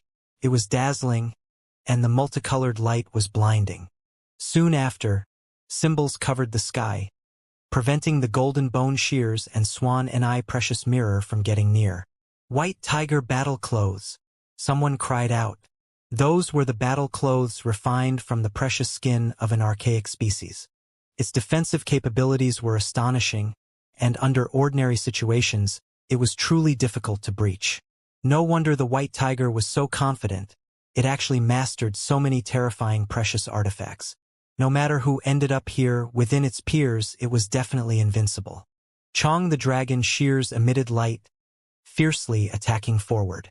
In the end, it was useful breaking apart that white light. It cut a slit through the white tiger battle clothes, making blood trickle out.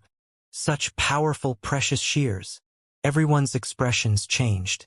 Could actually cut through the white tiger battle clothes. These golden bone shears definitely came from a shocking origin. Even that giant golden bird that watched from the distance was astonished, carefully staring over. Oh! The white tiger roared in anger. Its aura flourished even more. Below, the 28 battle spears emitted light. Killing intent overflowed into the heavens as they swept towards the little guy. Not good. The little guy was shocked. These battle spears did not pierce forward, but rather stayed penetrated on the ground. However, they erupted with countless symbols, forming a killing formation. It wanted to trap him to death. The boundless white light was like a vast body of water as it surged, submerging this area instantly. The little guy coughed out a mouthful of blood, and was swept back and forth by 10 of these waves. These were all made of symbols, and were filled with the force of profound mysteries and laws. "Come!" The little guy shouted loudly and lifted his hand. The swan and eye precious mirror swooped down from the sky. It appeared in his hand, and the sound of thunder immediately exploded. At the same time, the golden bone shears also suddenly attacked from the air. It sliced apart another portion of the white tiger battle clothes. Blood once again squirted out, and the white tiger was injured again. "You made me angry." The white tiger originally wanted to depend on its body's absolute strength to suppress the enemy. It wanted to crush its opponent's fighting spirit to make its own confidence seem even greater. However, in this battle, not only did its cultivation realm not suppress the little guy, it even received a heavy injury. This was unbearable. It opened its mouth and released a long roar. Spitting out a lump of hazy light, it emitted a large multitude of propitious vapors. While rising, they created an extremely dazzling sight. This was a beast skin pouch. The white tiger took out its most powerful precious artifact, wanting to capture the little guy's precious artifacts. It also wanted to suppress him within, thoroughly killing him. Releasing the golden silk rope, the pouch's entrance opened. Thousands of multicolored light streaks immediately appeared, as well as numerous streaks of auspicious colors. It overflowed with countless precious splendor, completely enshrouding the area below, wanting to collect everything. Not good. The little guy's expression changed. He already previously saw how terrifying the heaven and earth pouch was. Out of fear that the golden precious shears might be collected by it, he quickly withdrew it. Forming a streak of flowing light, it dropped beside his body. The white tiger had the precious clothes, and so it could stay in midair. Currently, it stood on top of a mountain peak, coldly speaking. "You have to understand just how petty and low you are.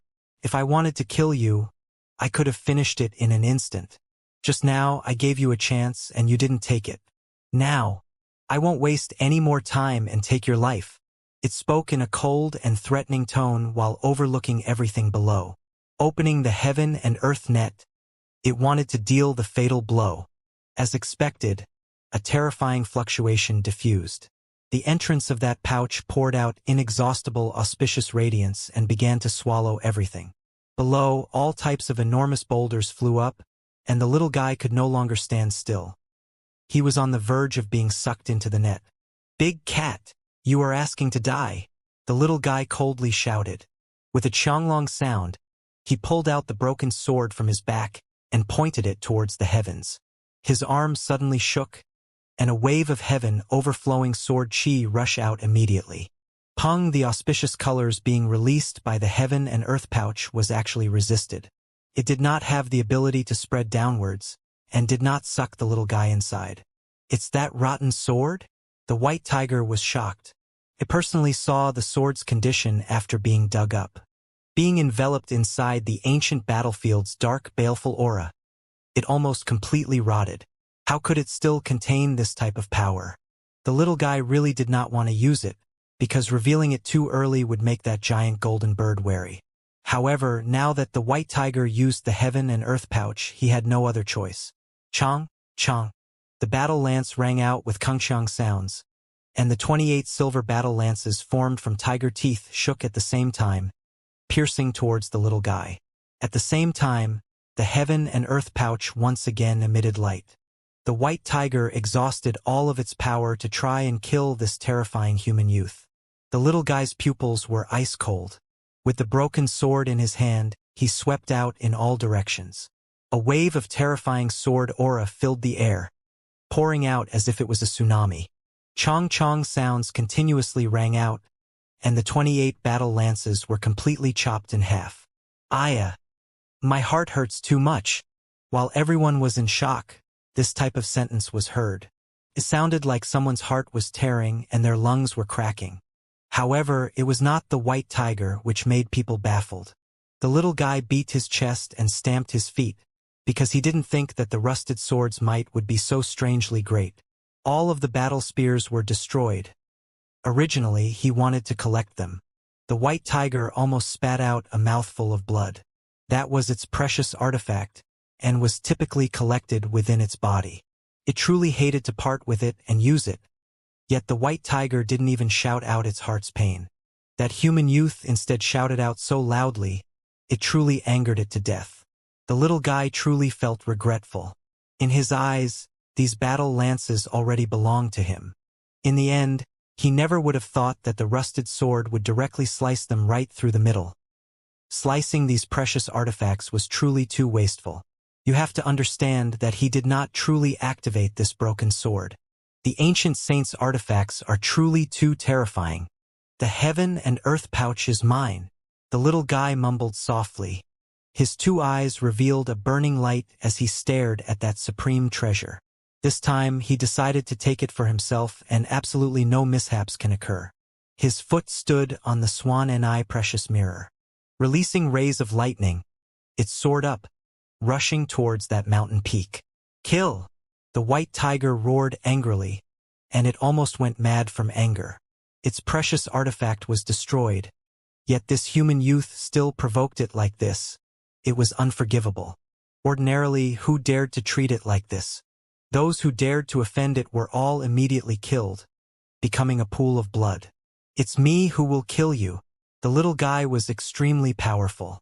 He grasped the broken sword as he hacked over, but he avoided the heaven and earth pouch, directly aiming for the white tiger's body. You are looking to die.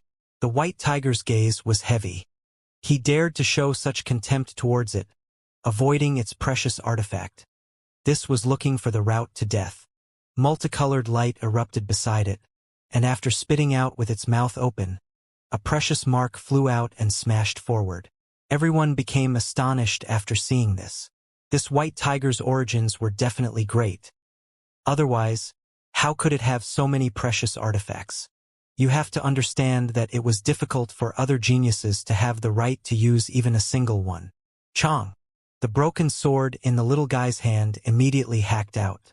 This precious mark directly shattered, forming a lump of terrifying radiance. Aya! My heart is so sore. Why didn't you give me a heads up before taking out the precious artifact? The little guy was furious. His heart was sore and uncomfortable. Another spoil of war disappeared. Apu the white tiger couldn't take it anymore. It directly spat out a mouthful of blood out of anger. Who felt more sorrow than itself? It was so angry that its heart was about to split open, and even its stomach was in pain. The precious artifacts that it raised and refined with blood essence for all these years were ruined like this. This battle's conclusion was already decided. The little guy avoided the heaven and earth pouch, tore through the auspicious light, and slashed forward diagonally with the broken sword. Pooh the white tiger howled severely. Blood gushed out, and one of its hind legs were sliced off. Big Red! Catch it! Don't waste any! The little guy's voice rang out. This was the white tiger meat from legend, and had supplemental effects that would be shameful to waste. He carefully controlled the broken sword, and was finally able to handle it. He did not hack the white tiger into pieces, and once again chopped forward. Even though the white tiger fought back, in the end, it was still not a match. With a pew sound, it was sliced right at the waist. Its lower half fell down, blood frantically surging out. Meanwhile, the little guy successfully seized the heaven and earth pouch after the white tiger's divine strength lost control over it. Its symbols were drawn inside, gradually becoming dimmer. It was seized into the little guy's hands. What a great treasure! The little guy fondled it admiringly. His large eyes were like crescent moons, and as he revealed his small, sparkling, fierce teeth, he was incomparably happy. With the heaven and earth pouch, I could pack up all the archaic species within the 100 shattering mountains to go, and it wouldn't be a problem. His eyes were full of stars, and he quickly wiped away a mouthful of saliva. The big red bird, 9-headed lion, sable, flame crow, and the others were originally joyous and cheering, but after seeing him act like this, they immediately shut their mouths. Oh, the white tiger was at the end of its road. It never would have thought that it would fall here and meet this type of end. With a wung sound, a streak of golden light rushed into the heavens. It suddenly filled the sky, and the dusky world immediately erupted with divine splendor, enveloped in divine radiance. A wave of terrifying might hid the sky and covered the earth, making the mountains, rivers, and land tremble. The giant golden bird finally moved. It spread its wings and rose into the clouds, appearing high in the sky. It was like a golden divine spirit, overlooking everyone below. All of you, go and kill him. It ordered the 10 or so archaic descendants below to kill the little guy. He has that broken sword. Our precious artifacts cannot defeat it. These archaic descendants were ranting and raving. That broken sword was too terrifying. Don't worry. If he dares to move, I'll take that broken sword. So give it your all and kill him. The giant golden bird spoke with an ice-cold tone. Its body seemed like it was made out of gold, emitting endless brilliance. It was incomparably terrifying, as if a divine king was overlooking the commoners. Truly conceited, the big red bird was speechless. The giant golden bird soared into the sky, its body enveloped in radiance. It looked like a deity, incomparably terrifying.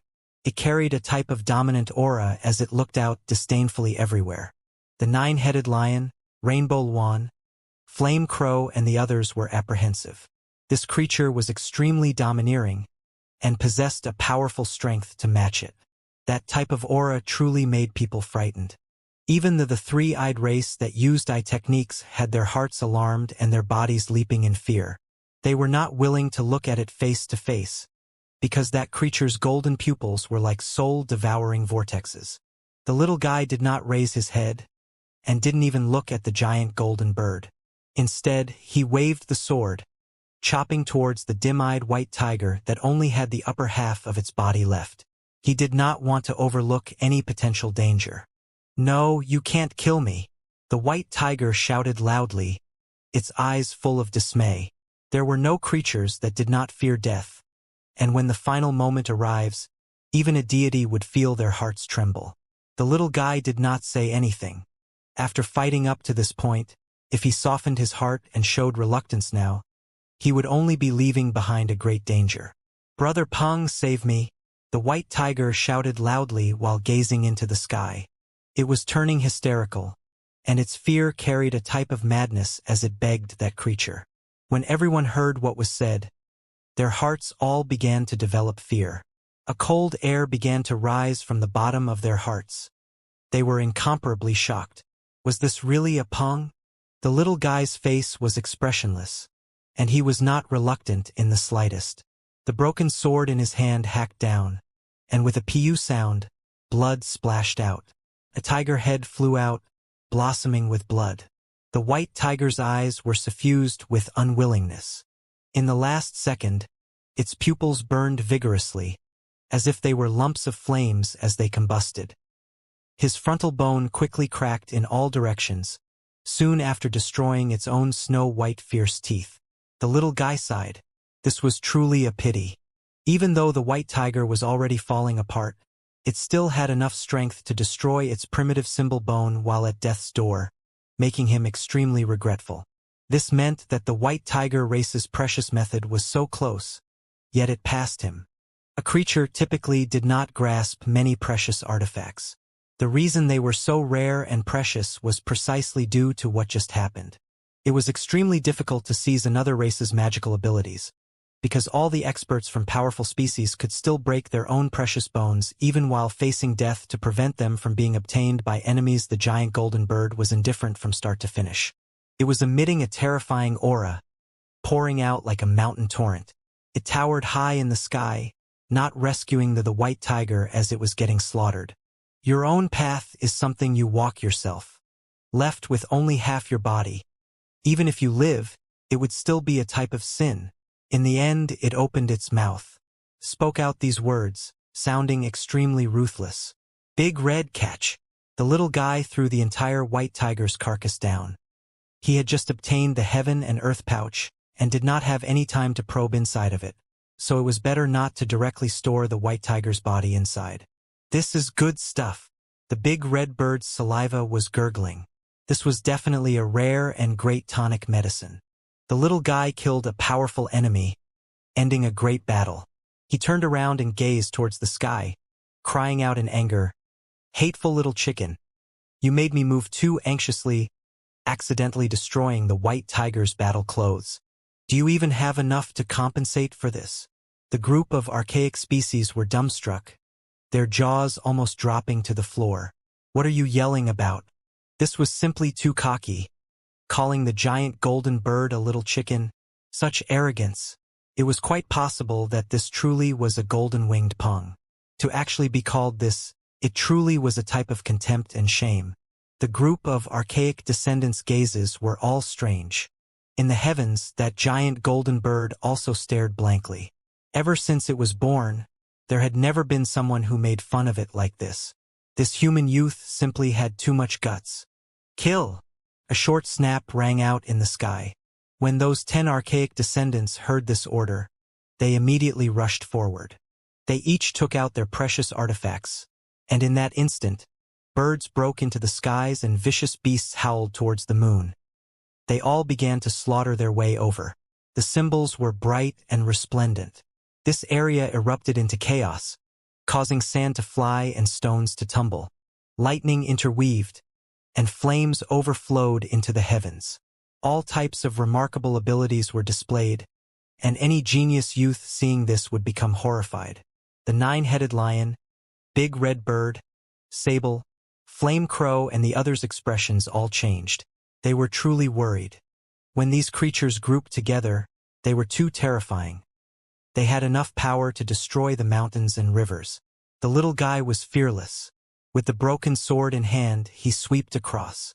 Boundless sword chi immediately engulfed everything like an ocean wave.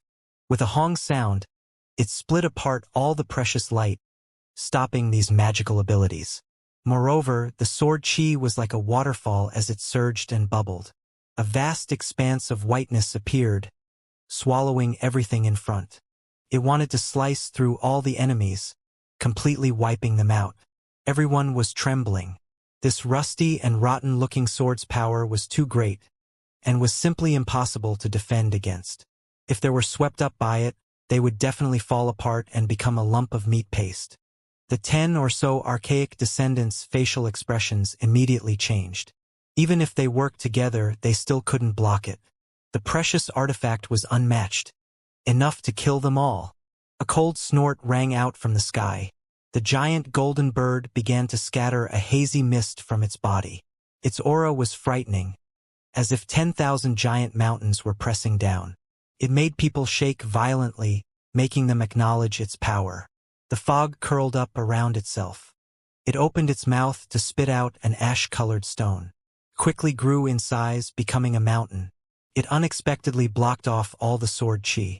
What kind of precious artifact is this? The big red bird cried out in fear, felt absolutely terrified. With this precious mountain's appearance, it surprisingly fought off the sword's might. It was simply inconceivable. The rainbow luan, flame crow, and the others were all shocked as well. Anyone could see for themselves just how formidable the broken sword was. This golden-winged divine bird actually spat out a similarly terrifying weapon from its mouth. The ashy mountain blossomed with auspicious, multicolored radiance. It flickered with a demonic magnetic light, and as it sounded out chi-la sounds, it was about to directly collect the broken sword from the little guy's hands. It's the primary magnetic mountain. The 9-headed lion was immediately gobsmacked after seeing this. It had previously heard that this precious artifact was extremely terrifying and powerful. It specialized in subduing swords, spears, and other metallic precious artifacts.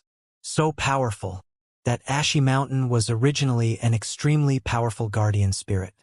After it was killed by someone, it was refined into a precious artifact. It possesses the same type of divine might.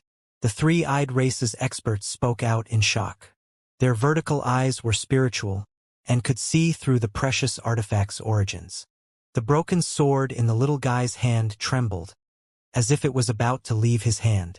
It emitted waves of kungxiang sounds after encountering a powerful wave of interference from the primary magnetic divine force.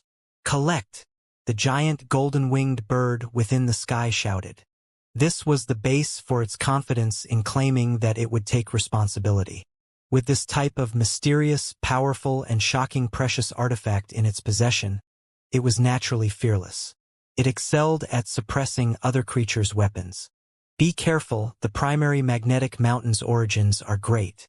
Back then, there were many experts that all encountered disasters because of it.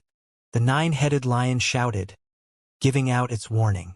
This was definitely not some ordinary precious artifact, and it even made quite a few of the powerful archaic species a bit jealous. You have to understand that these creatures all surpassed these youth. Wang the little guy's sword shook, and the sword chi became vast and boundless. The vast chi surged violently, and was not one or two streaks of sword chi, but rather an expanse. It was like a mountain torrent as it smashed towards the sky, creating a rumbling sound. The sky erupted with endless lumps of light before exploding. The sword chi collided together with the primary magnetic light, and it was as if a raging inferno collided with dry firewood. The flames burned fiercely, inciting chaos between the heaven and earth.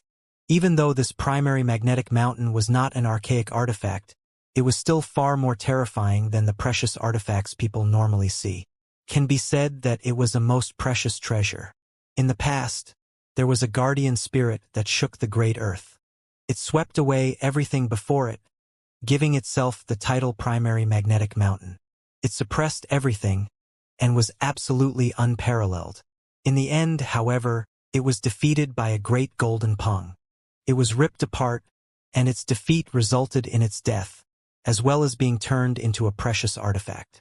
The primary magnetic rays flew about, and every streak that shot out had the power to pierce through an expert, turning them into mush.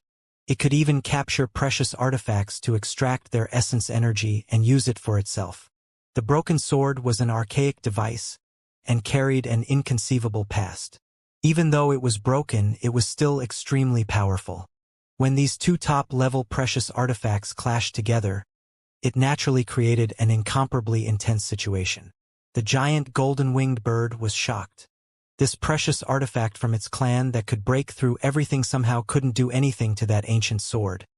In all these years, this was the first time such a thing has happened. The little guy also shivered.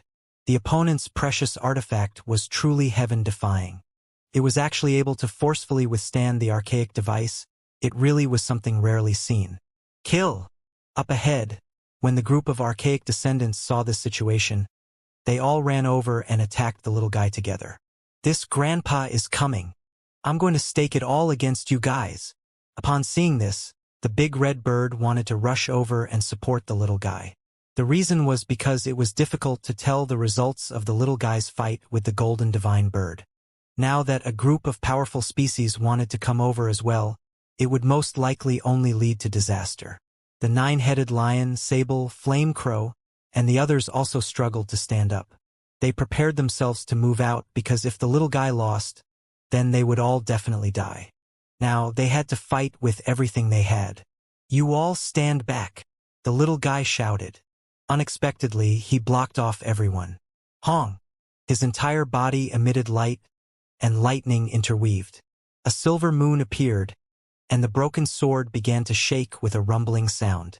Sword chi increased dramatically, forcing the primary magnetic mountain back, and after breaking out of this situation, it slashed its way forward.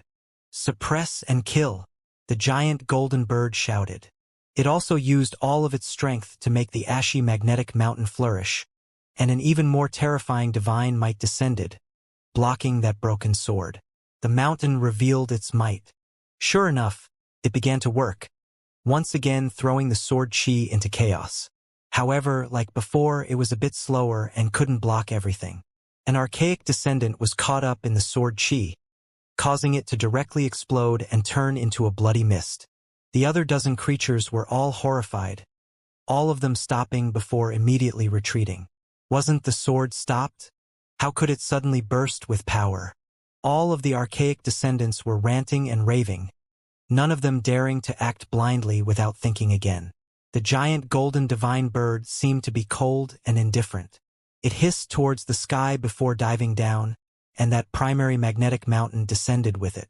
Tens of thousands of propositions vapors streaked out, surrounding the broken sword in an attempt to stop it. The little guy's lips had a hint of a sneer. Facing towards the sky, he began to fight a great battle with the divine bird. Hong the broken sword emitted light as it collided together with the primary magnetic mountain. It was like raging waves beating against a shore, and it was also as if the heavens were falling and the earth was splitting. Boundless beams of light enveloped the land, creating rumbling noises. Meanwhile, the giant golden-winged bird swooped past with the primary magnetic precious artifact protecting its body. Soon after, a giant golden claw dropped, swiping towards the little guy. Peng, the little guy, did not get pushed back at all. The broken sword matched the magnetic mountain, and his left palm blocked that giant claw. The two individuals exchanged moves, and in the sky, it seemed as if lightning struck down. Rumbling sounds rang out, and countless symbols erupted. The giant golden bird released a long hiss and rushed into the sky. An odd expression was revealed in its eyes. Its accomplishments in symbols were deeper than its opponent, and its cultivation realm was also greater, yet it could not slap that human youth into bloody paste. The little guy shivered inwardly. This giant golden bird was terrifying after all, far surpassing the white tiger. It was definitely a formidable opponent. Mountain chicken, you aren't pure-blooded, yet you're stronger than an archaic species. Exactly what type of background do you have? He asked while holding the broken sword in his hands. It's a half-blooded golden Peng. From the rear, the nine-headed lion opened its mouth, revealing how powerful the bird's bloodline was. In fact, it was also trying to walk down this path in hope it might become a pure-blooded nine-headed lion as well one day. Half-blooded golden Peng. It'll definitely be extremely delicious. The little guy spoke. The broken sword pointed towards the heavens, and at that second, its aura became completely different. Back up, all of you, the giant golden-winged bird in the air shouted. Its entire body lit up, wanting to use its ultimate magical ability to obliterate the little guy. After it spoke like this, not only did those 10 or so archaic beasts quickly charge into the distance, even the big red bird and its group also hastily retreated. This area will inevitably become a land of disaster. The little guy's fighting spirit became even stronger as well. With a loud shout, his body seemed to be transparent. All of the divine essence energy in his body boiled, and soon after, it completely poured into that broken sword. With a wung sound, the sword seemed as if it awoke from a deep slumber. It transformed into a blazing sun, and the brilliant rays flourished even more magnificently. Sword chi overflowed into the heavens, erupting out like a sea. The sword's current divine might was unfathomable. Previously, the little guy still held back a bit for precisely this moment. He suddenly activated it with the intention of killing that golden-winged Peng. The golden-winged Peng released a long cry. An intimidating look appeared in its eyes as it quickly rushed up into the heavens. Using the primary magnetic mountain to defend itself, it had to be mentioned that its speed was simply too fast, actually avoiding this disaster. This type of lightning speed made the big red bird shiver coldly. It knew that it was no match for this speed. The Peng kind are truly one of the world's fastest creatures, the little guy said to himself. His heart became increasingly vigilant. You are very powerful, and you even obtained a rather formidable precious artifact. However, like before, it is still not enough, and I will take your life today. The golden-winged giant bird spoke with a callous tone in the sky. Hong suddenly, divine flames overflowed into the heavens. The golden radiance became even more terrifying. That giant bird was not the only one emitting light, as there was another fan.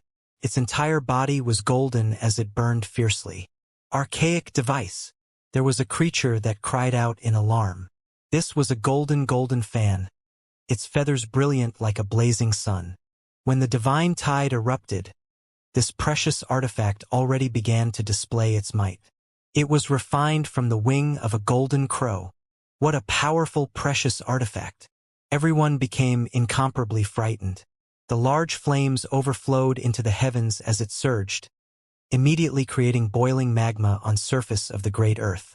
Red waves soared into the heavens as they poured towards the little guy. It carried a world-shocking divine might as it tried to drown out the little guy. Open for me! The little guy loudly shouted as he stood on the swan and eye precious mirror. Electricity danced about, rushing high into the sky. The broken sword hacked into the sky, slicing through the boundless waves of flames towards the golden-winged Peng. "Kill!" The golden-winged giant bird shouted and swooped over. The primary magnetic mountain pressed down, interfering with that broken sword. The golden precious fan suddenly began to flap, sweeping downwards. The fluctuations it created were terrifying to the extreme. The two individuals collided, and with a honglong sound, countless rays of light submerged the heavens and the earth. No one there could open their eyes. Only after a long time later did the rays of light disperse, allowing the people to open their eyes to see what was going on. The little guy's entire body was tattered and worn out. There were quite a few places that had been burned by the fiery light, and blood was dripping out of his mouth. The golden-winged Peng was in a just as unpleasant situation. Its golden feathers were drooping, and there was a wound on its chest. Fresh blood was gushing out. So powerful, ah! The little guy sustained some injuries that couldn't be considered light. His physical body was quite powerful, yet today he was actually almost shaken into pieces. The giant golden bird was similarly stunned. Its precious fan was obtained from the divided treasure cliffs, and was a device left behind by an archaic saint. Even though it was already damaged, no matter how you looked at it, it should still be better than that broken sword, right? Why was it that it couldn't completely block it, and it still encountered a streak of sword chi? If it were not a creature with a powerful body that was already on its way towards being a pure-blooded existence, it would have immediately exploded. The golden-winged Peng cried out. Its cultivation realm was higher than the little guy's, and there were two world-shocking precious artifacts in its possession, yet it still couldn't kill the other party. This was unforgivable. If this human youth was swapped for the white tiger, it believed that it would have immediately been killed. This human youth was actually stronger than that white tiger by that much. "Kill!" The golden-winged Peng spread its wings and took off into the sky, once again swooping over with both of its precious artifacts. The primary magnetic mountain blocked the broken sword. It didn't matter if it didn't completely block it, because as long as it could hold it off, it was enough. It used all of its strength to activate the golden wing. It was rumored that this precious artifact contained the feathers of a pure-blooded golden crow's feathers. Even though it was damaged, its might was still unparalleled. The little guy roared. He encountered a truly great enemy. The opponent had two precious artifacts that were both comparable to archaic devices. At this moment, he also fought with everything he had. The stronger the opponent, the stronger the broken sword became. It once again emitted light, and the rusted marks unexpectedly began to come off. It revealed a portion of jet-black sword blade, and the sword radiance began to burn even more magnificently. What? It still can become more powerful. The golden-winged Peng felt a wave of fear. It noticed that the more it pressured down, the more terrifying that sword became. If this continued, then it would truly be difficult to imagine the result. A dark cloud began to form in its heart. Earlier, when the little guy sliced down the white tiger with the sword, the giant golden-winged Peng stared coldly with the eyes of a bystander. It assessed the power of the sword, and as a result became confident in its victory. However, now that the battle reached this point, it already surpassed the limit of that sword's previous power several times, and it was truly becoming more and more terrifying. "This lord will cut you down, killing you right here," the golden-winged Peng shouted loudly. Light blazed about its entire body, releasing all of its hidden potential. It wanted to kill the little guy immediately, because it felt that the longer this fight was dragged out, the worse the situation would become. The golden-colored precious fan emitted light, forming a giant divine wing. Hanging in the air horizontally, it fanned downwards, and not only was there a godlike flame, there was also electric, as well as other types of terrifying symbols. The little guy's black hair fell down vertically, and his eyes were like lightning. The corners of his lips flowed with blood, and they were facing towards the sky. The broken sword in his hand erupted with a beam of light, as if it came from a volcano, hacking towards that divine wing. With a wong sound, that ashy mountain dropped. It began to fiercely interfere, affecting that sword's power. With a hong sound, the three precious artifacts erupted, making the heavens endlessly terrifying. Fiery light, sword chi, primary magnetic divine force, and others flourished, turning the land into ruins. The little guy coughed blood. With a loud shout, he began to fight fiercely with the golden-winged Peng. The giant bird's body also received an injury, gushing out blood. This battle was incomparably fierce. The one who cowered first becomes the one that was killed first. They could only press forward and fight this bloody battle to the end. The little guy was extremely tired from all this fighting. The opponent had 2 terrifying precious artifacts, and he was tired of dealing with them. He really wanted to take out the heaven and earth pouch and try out its power.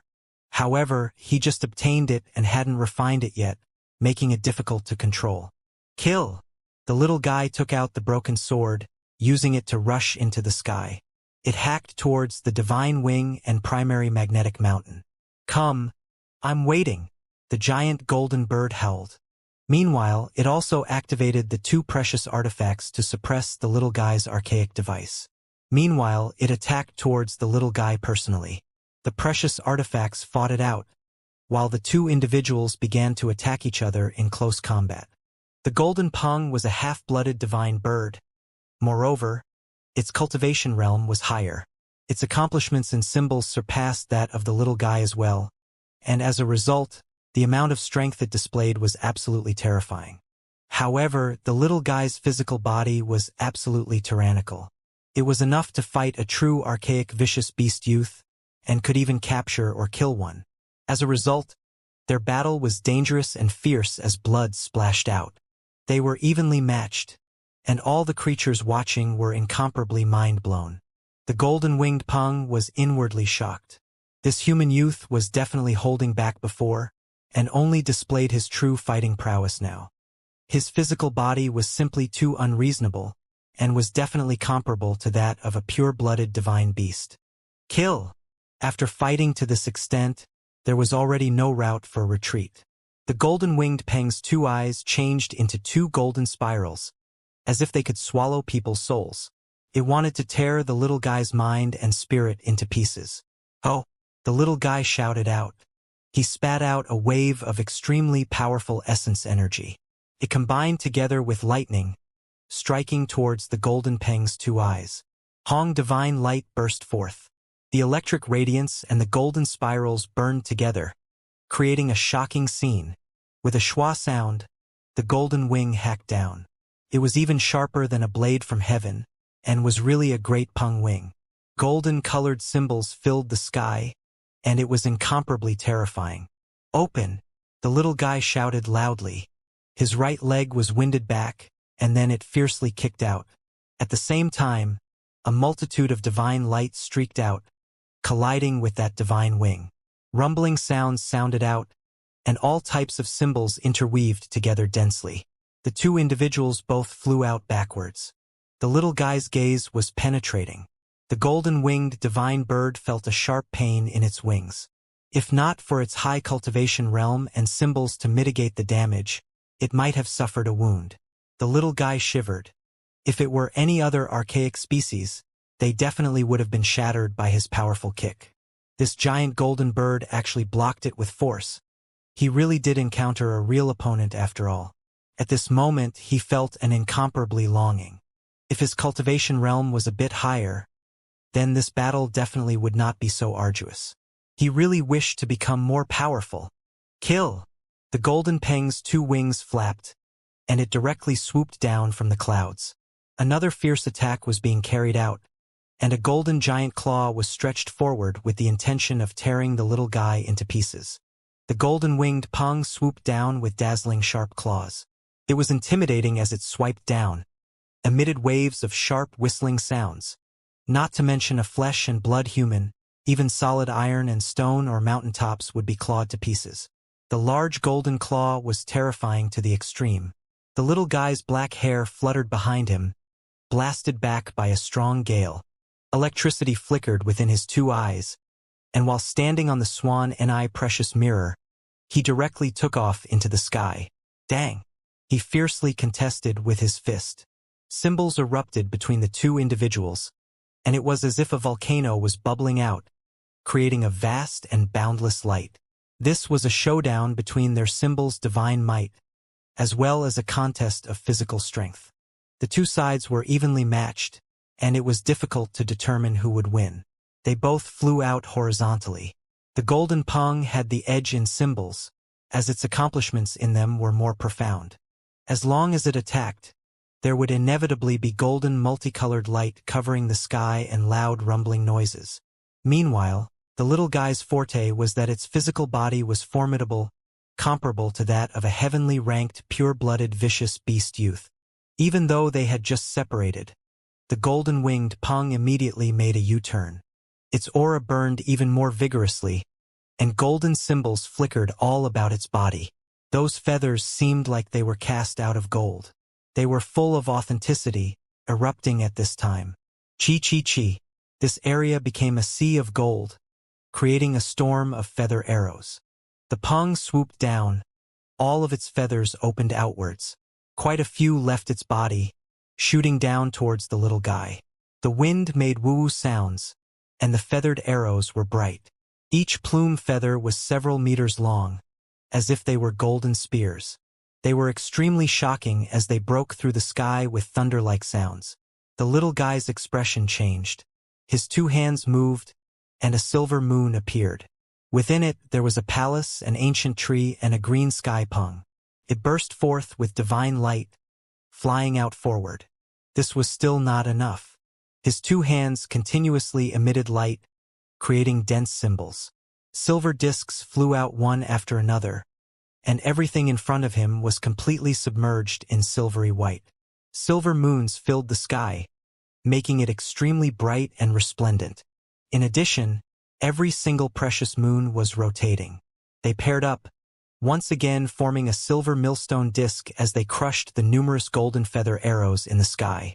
Kacha sounds rang out, and a few of the golden feathers broke. There were also some that passed through the silver disk, directly arriving in front of the little guy. He used his palm to break it, creating kung-chong sounds. If he was swapped out for anyone else, that individual would have found them impossible to deal with. Even a violent ape's powerful flesh would inevitably be pierced through, becoming a golden hedgehog. However, the little guy was actually able to avoid this disaster. The pung released a long hiss, because it was extremely unsatisfied. The golden feathers circled around as they filled the sky, all of them once again covering its body. Like before, the golden light was absolutely dazzling. Mountain Chicken, are you done yet? It should be my turn. After constantly being assaulted by the golden peng's spontaneous attacks, the little guy's anger boiled. While standing on the swan and eye bone mirror, he soared into the sky. In his left hand appeared a silver moon, and in the right appeared a large area of electric light. Following that, the two sides combined, fusing together into a golden divine moon. Within it, there was an archaic devil bird that was crying out. Hong, this was a layering and mixing of precious methods. A golden sea of lightning boiled, condensing into a spherically shaped ball of lightning before blending into the silver moon. The golden sky pung inside of it flew out and slaughtered its way over. The pung immediately became angry. The devil bird in that silver moon resembled itself, and unexpectedly becoming an extremely sharp and effective weapon. It spread its wings and soared while emitting light from its entire body. It transformed into a streak of radiance and swooped over. Ho! The golden pung roared, and actually shook the mountains and rivers with its cry. It wasn't like the sound of a bird species at all, and as golden symbols interweaved, they formed a golden divine sword. It was incomparably sharp, and rays of light rushed into the heavens. This was its precious method, representing its power and fierceness. There was nothing it couldn't overcome, shattering everything. In reality, the true pure-blooded pung was indeed like this. It was known as a deity, being titled the king of the archaic creatures. It was invincible, and it was truly rare for it to meet an opponent. The golden divine sword emitted light. The blazing light was shocking, and the sword seemed to be burning as it sliced forward. It was dazzling, and as the sky shook, it was as if it was severed by the sword. Chong, that golden divine moon erupted. Lightning interweaved, creating an astonishingly powerful defense. It collided with the divine sword, creating a kangqiang sound.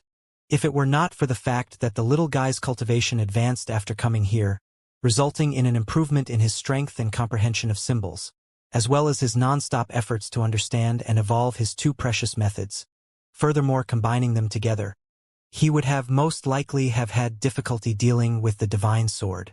After all, the other party originated from an ancient race, inheriting an extraordinary inheritance. Its precious method was shocking, and was rarely seen under the heavens. The little guy lacked these types of inside connections and inheritance, and had to depend on itself.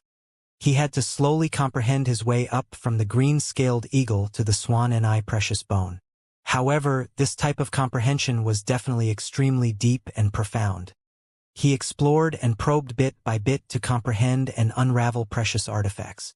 This was extremely good towards his future. Chong.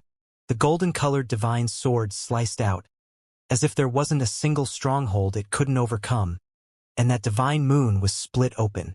However, it was precisely because of this that it was so terrifying.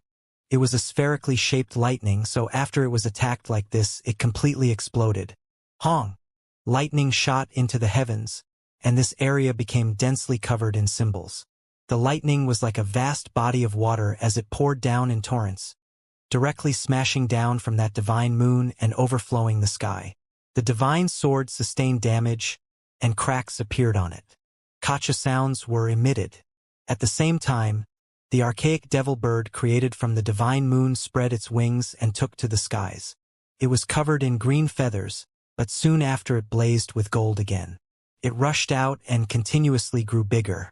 Kacha, this green sky peng's talon, broke apart the already cracking golden divine sword, and then dove down toward the golden pung. The two individuals' figures were the same, both of them releasing terrifying auras. The pung was furious. This was a type of humiliation. He actually used this type of precious technique, forming something that resembled it like this.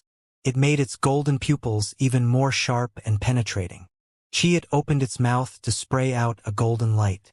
Swooping down from the sky, they violently traded attacks. The sky immediately erupted with terrifying golden storms as the two individuals violently clashed together. Hong! In the end, an expanse of gorgeous and terrifying divine light flew across the sky. The world became momentarily peaceful, and all precious techniques disappeared. The golden-winged pung looked out disdainfully from the corner of its eye. A few plume feathers fell, soaring into the vast sky. Their radiance did not decrease at all. The little guy stood on top of the precious mirror. His face carried a serious expression, because he really did meet a formidable opponent after all. After fighting up to this point, they could tell without seeing the outcome of this battle that this going to be a bitter struggle. Kill! The two individuals seemed to have shouted out at the same time, and they once again charged towards each other. The golden-winged peng's pupils were terrifying, forming two golden vortexes. It tore at the little guy's divine essence energy, wanting to swallow it while he was still alive. Meanwhile, its two wings rose dramatically in power. Golden light blazed even more vigorously, as if it were a pair of hands that clapped together, shaking the land below until all the mountains began to split open. The divine force of the great peng's wings was unrivaled. During the archaic years, they once massacred deities. They rarely met true opponents and lived in this world arrogantly. The little guy acted out violently. Divine radiance erupted from within his pupils, and his two palms met his opponent head-on. They carried the ordinary symbols recorded within the true primordial record, giving birth to the profound mysteries that he himself understood.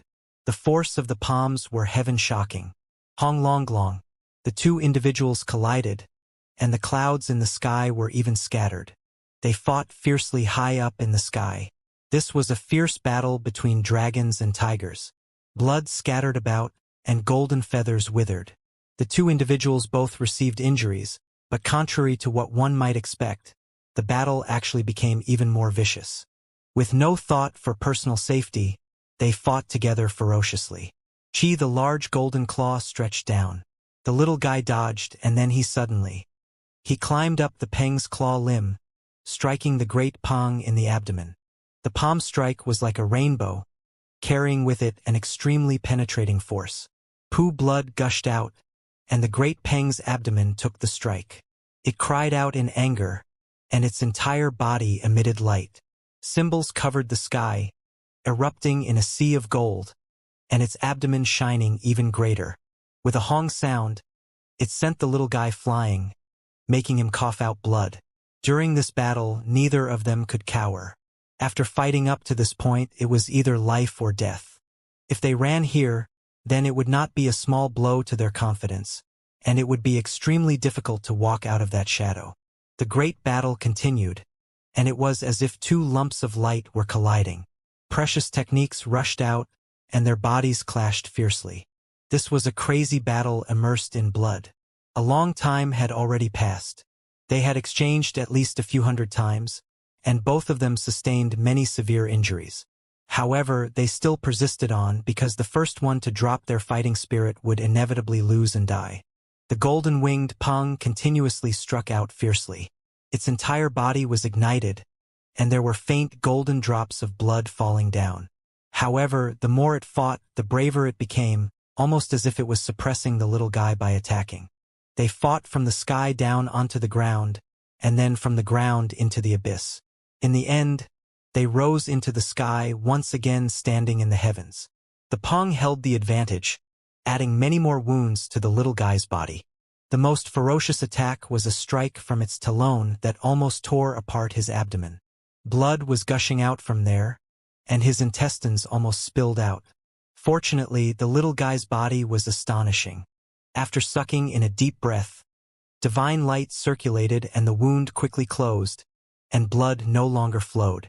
The fierce battle was coming to an end. The two individuals were beyond tired, especially the golden-winged Peng.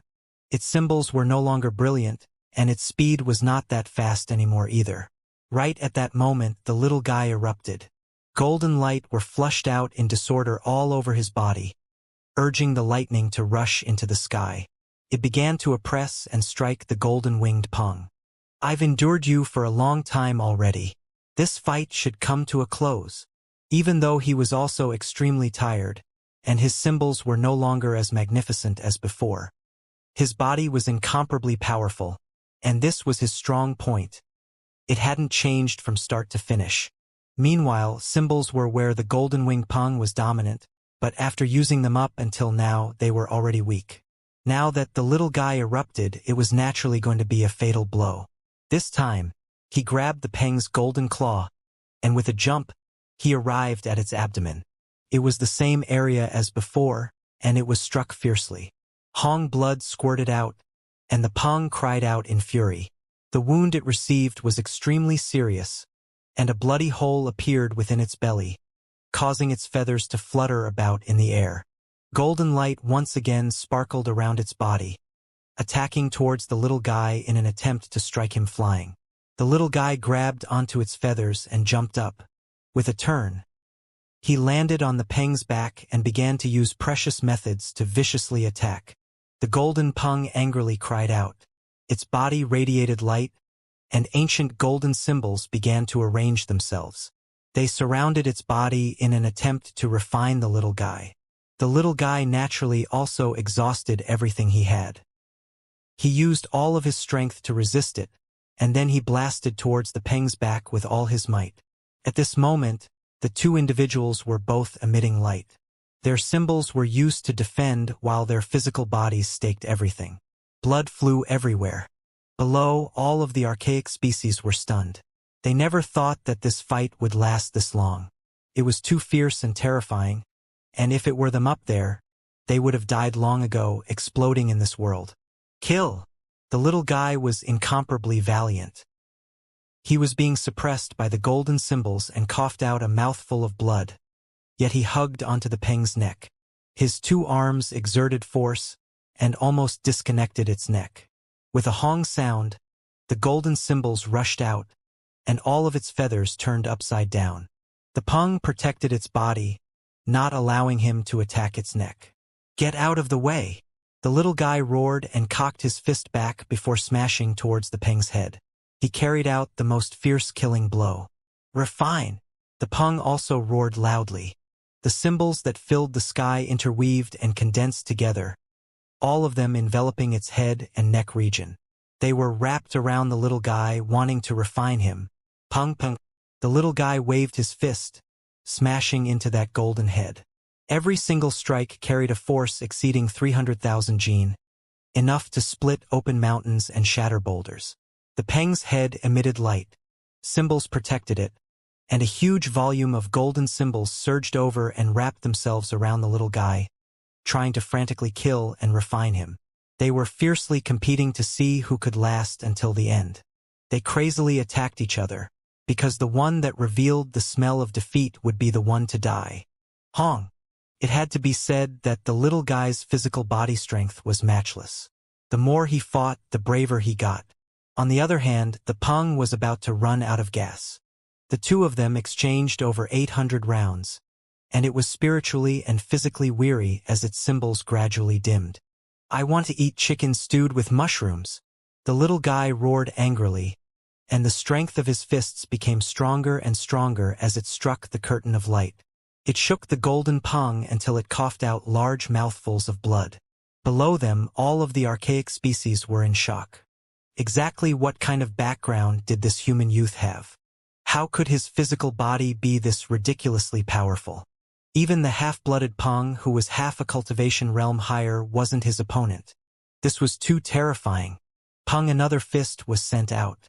The giant golden bird's body swayed, and it sprayed out large mouthfuls of blood from its mouth. It was on the verge of falling out of the sky. It knew that it lost, and wasn't his opponent as it roared angrily towards the sky. The precious artifacts that were duking it out in the sky emitted light before falling down together. The broken sword, golden crow wing, and primary magnetic mountain fought until now. Light rays blazed brilliantly, and they were extremely shocking. Come back! Chop him to death! The golden Peng shouted furiously. The primary magnetic mountain was close to it like its own flesh and blood, because it had been personally refined for more than 10 years. It had that golden crow wing for a few days as well and could control it, so they both returned. The little guy was fearless. He also had the broken sword for a few days, refining it for several days within the divided treasure cliffs. He could also control it, and as a result he met this great enemy head-on. Fiery light overflowed into the heavens. The golden crow wing erupted with even more power. The primary magnetic mountain also went crazy, disturbing the entire area. However, right at this moment, that broken sword also underwent a strange change. Clanking sounds rang out, and it seemed like it had been slowly awakening while being oppressed. A large chunk of rust fell off, and its might instantly increased by a large amount. This made the golden Peng feel dread. Its two precious artifacts were actually no longer a match for it. Meanwhile, that broken sword seemed as if it still didn't reach its peak, because there was still a large area of rust on it. If it was stimulated to the point where all of the rust completely fell off, just how terrifying would it become? A press. The golden Peng's heart felt a huge fear, and it no longer wanted to zealously continue fighting. Even if it ended up feeling a shadow in its heart afterwards, it would still be better than immediately dying here. It called back its two precious artifacts and descended, wanting to send the little guy flying to make it easier to flee. During the archaic years, a flap from the golden-winged Peng's two wings could cut open space. It would emit loud screaming sounds between the stars and rivers, and with its extreme speed, there weren't many creatures that could match it. As long as it was given the opportunity to spread its wings into the sky, it would definitely be able to quickly flee, and a human youth would not be able to chase after it. Fiery light overflowed into the heavens as it scattered down. However, it was actually forced apart by the broken sword, making it difficult to hurt the little guy. The sword's might grew increasingly magnificent, and its sword chi poured out like an ocean. However, none of them noticed that while the broken sword, primary magnetic mountain, and golden crow wing fought, it startled another object. On the little guy's hair, there was a small pagoda that wasn't even an inch tall. It was sparkling and transparent, like an extremely pure jade.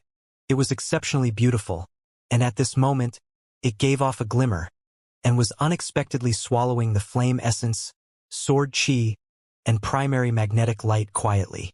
This area was bright and resplendent, and the entire region was submerged. As a result, even the little guy and the big Peng who were fighting didn't notice. However, those three precious artifacts noticed. The golden crow wing was startled, and it noticed that something abnormal was happening. With a slight tremble, it turned into a streak of fiery light before flying into the sky with extreme speed. What? Everyone there became shocked. That archaic device actually left the battlefield and fled, disappearing into the horizon with a flash. My precious artifact! The little guy's heart felt awfully sore. At the same time, that primary magnetic mountain also lightly trembled. It rushed into the heavens, also wanting to escape. The great golden-winged Peng was shocked. Why was this happening? His own precious artifacts fled, ignoring its control. That golden crow wing in particular was something it had just obtained, so if it ran away, it would mean that recollecting it would be nearly impossible. Don't go! The little guy shouted angrily while moving the broken sword. It hacked out a streak of radiance towards the primary magnetic mountain. After letting one go, he did not want to miss out on another one. However, there was another thing that he forgot. The broken sword shook off quite a bit of rust and exploded in strength. As a result, it had enough power to oppress the other two's precious artifacts. Now that it was focusing all of its strength on one of them, its destructive force was simply too terrifying. Kacha, the primary magnetic mountain, was hacked into pieces, exploding in the sky. Rays of light flew about in chaos, and after dividing into 10 pieces, they dropped onto the ground. This is angering me to death. It hurts too much. The little guy's eyes spewed out flames. It was such a great, precious artifact, yet it was destroyed like so. His heart and lungs were sore, and he felt an incomparable sorrow. The Peng's heart felt even more sore than he did, and was so angry it coughed out blood. However, it did not lose all reason, and taking advantage of the little guy's moment of wrath, it saved its energy and suddenly erupted. Light shone all over its body, sending him flying. Following that, it flapped its wings with the intention of taking off into the skies. Mushroom and chicken stew, where are you going? The little guy shouted. After scaring away the golden crow fan, he also hacked apart the primary magnetic mountain. If he then allowed the golden-winged Peng to leave, then it would truly have been a waste of a fight.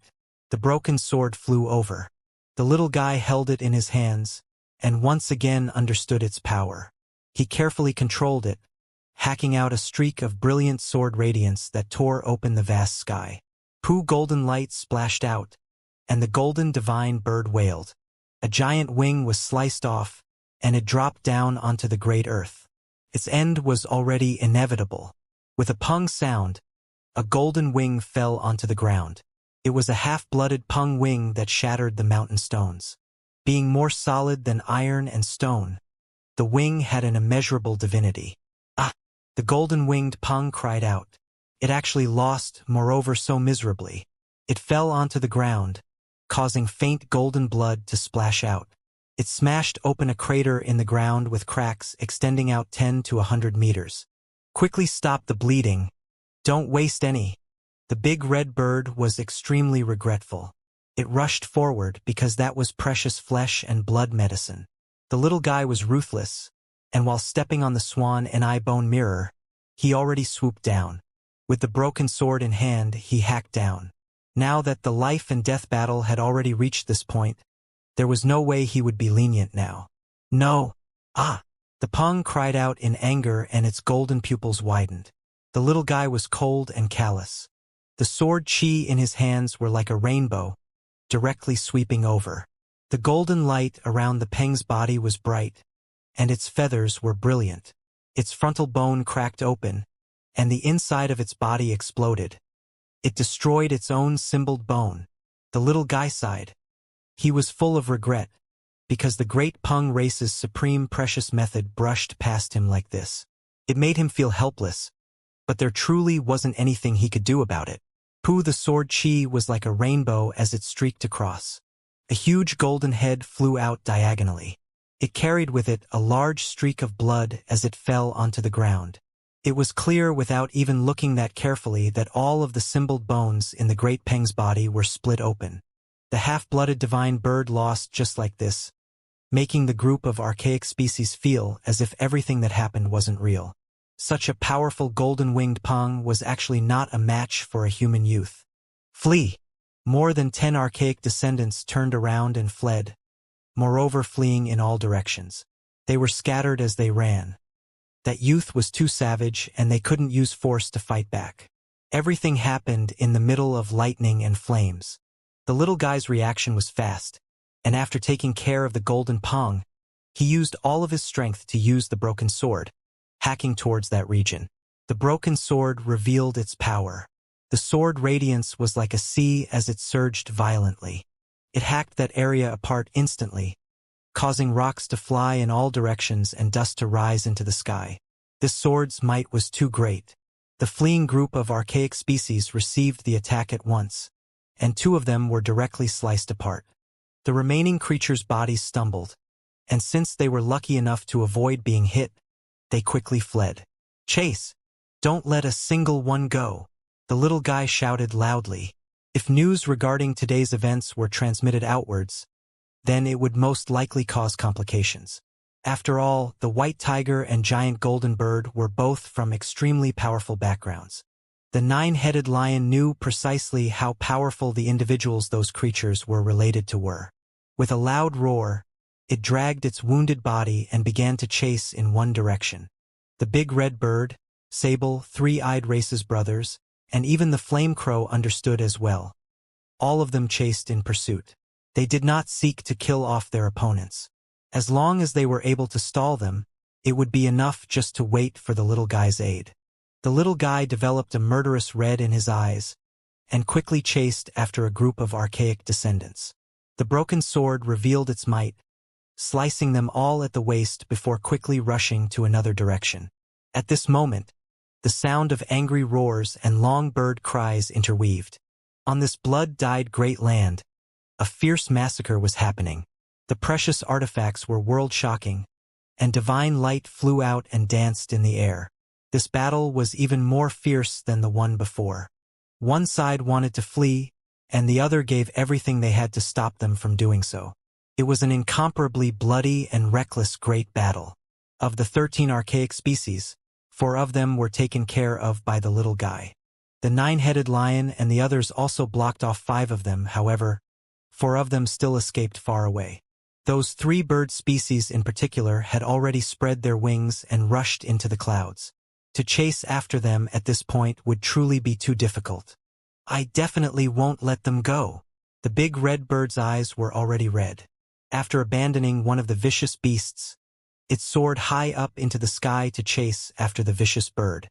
The wounds it received couldn't be considered serious, and it could still use most of its strength. With extreme speed, it entered the clouds to chase down those archaic descendants. It did not want the news leaked and invoke some type of disaster. The 9-headed lion and the others all received serious wounds. The rainbow luan was almost torn apart, and the flame crow seemed to almost be charred black. Currently, their hands were joined in an effort to hold back these opponents, but they had no strength to kill them. The little guy also chased after a vicious bird. With one foot on the golden bone shears and the other on the swan and eye bone mirror, these 2 precious artifacts' brilliance circulated. Mixing together, his speed immediately increased by several folds. He did not care about the cost as he ignited his divine essence energy to chase after them with extreme speed. This type of speed could be maintained for a short period of time, but it wouldn't last or else it would dry up one's blood essence and wither to death. Using this short period of time, he soared into the clouds and finally saw the figures of those archaic species.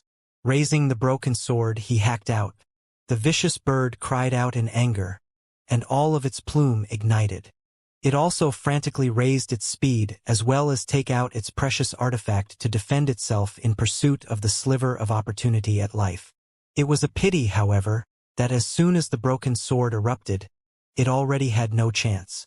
Boundless sword fluctuations poured over, and it did not hack out, but rather directly oppressed it.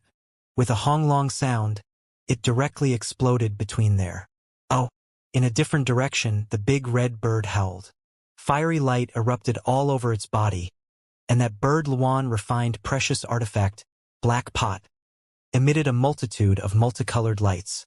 Propitious vapors rose, striking that vicious bird firmly. Their battle became even more fierce, and bloody rain scattered down. When the little guy arrived and found it, the big red bird was already falling towards the ground, miserably crying out endlessly. It said in anger, "This grandpa is hurting to death. I'm going to eat 10 vicious beasts later." Its opponent was killed and was falling down onto the ground.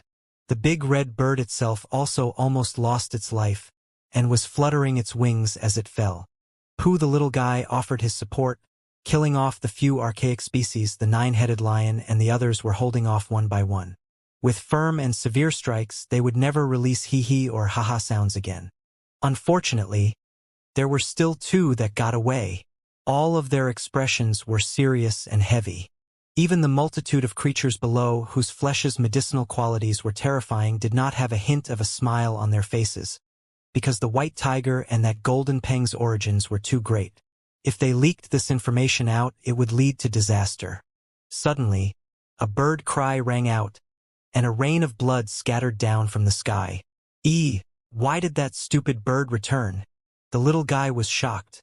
When Theseus' words were uttered, it immediately made the big red bird, Rainbow Luan, and Flame Crow resentful.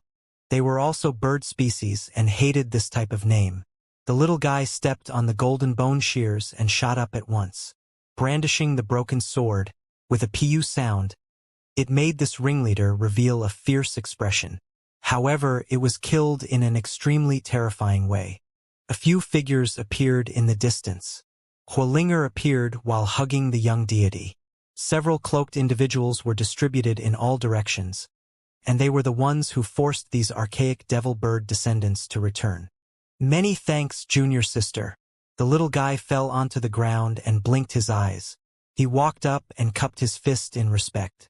"These archaic descendants, they were all killed by you." When this group of people arrived, Huolinger was at a loss for words. The brilliance of disbelief filled her eyes. Huolinger and a few restricted individuals had already arrived for a period of time, only they didn't come closer.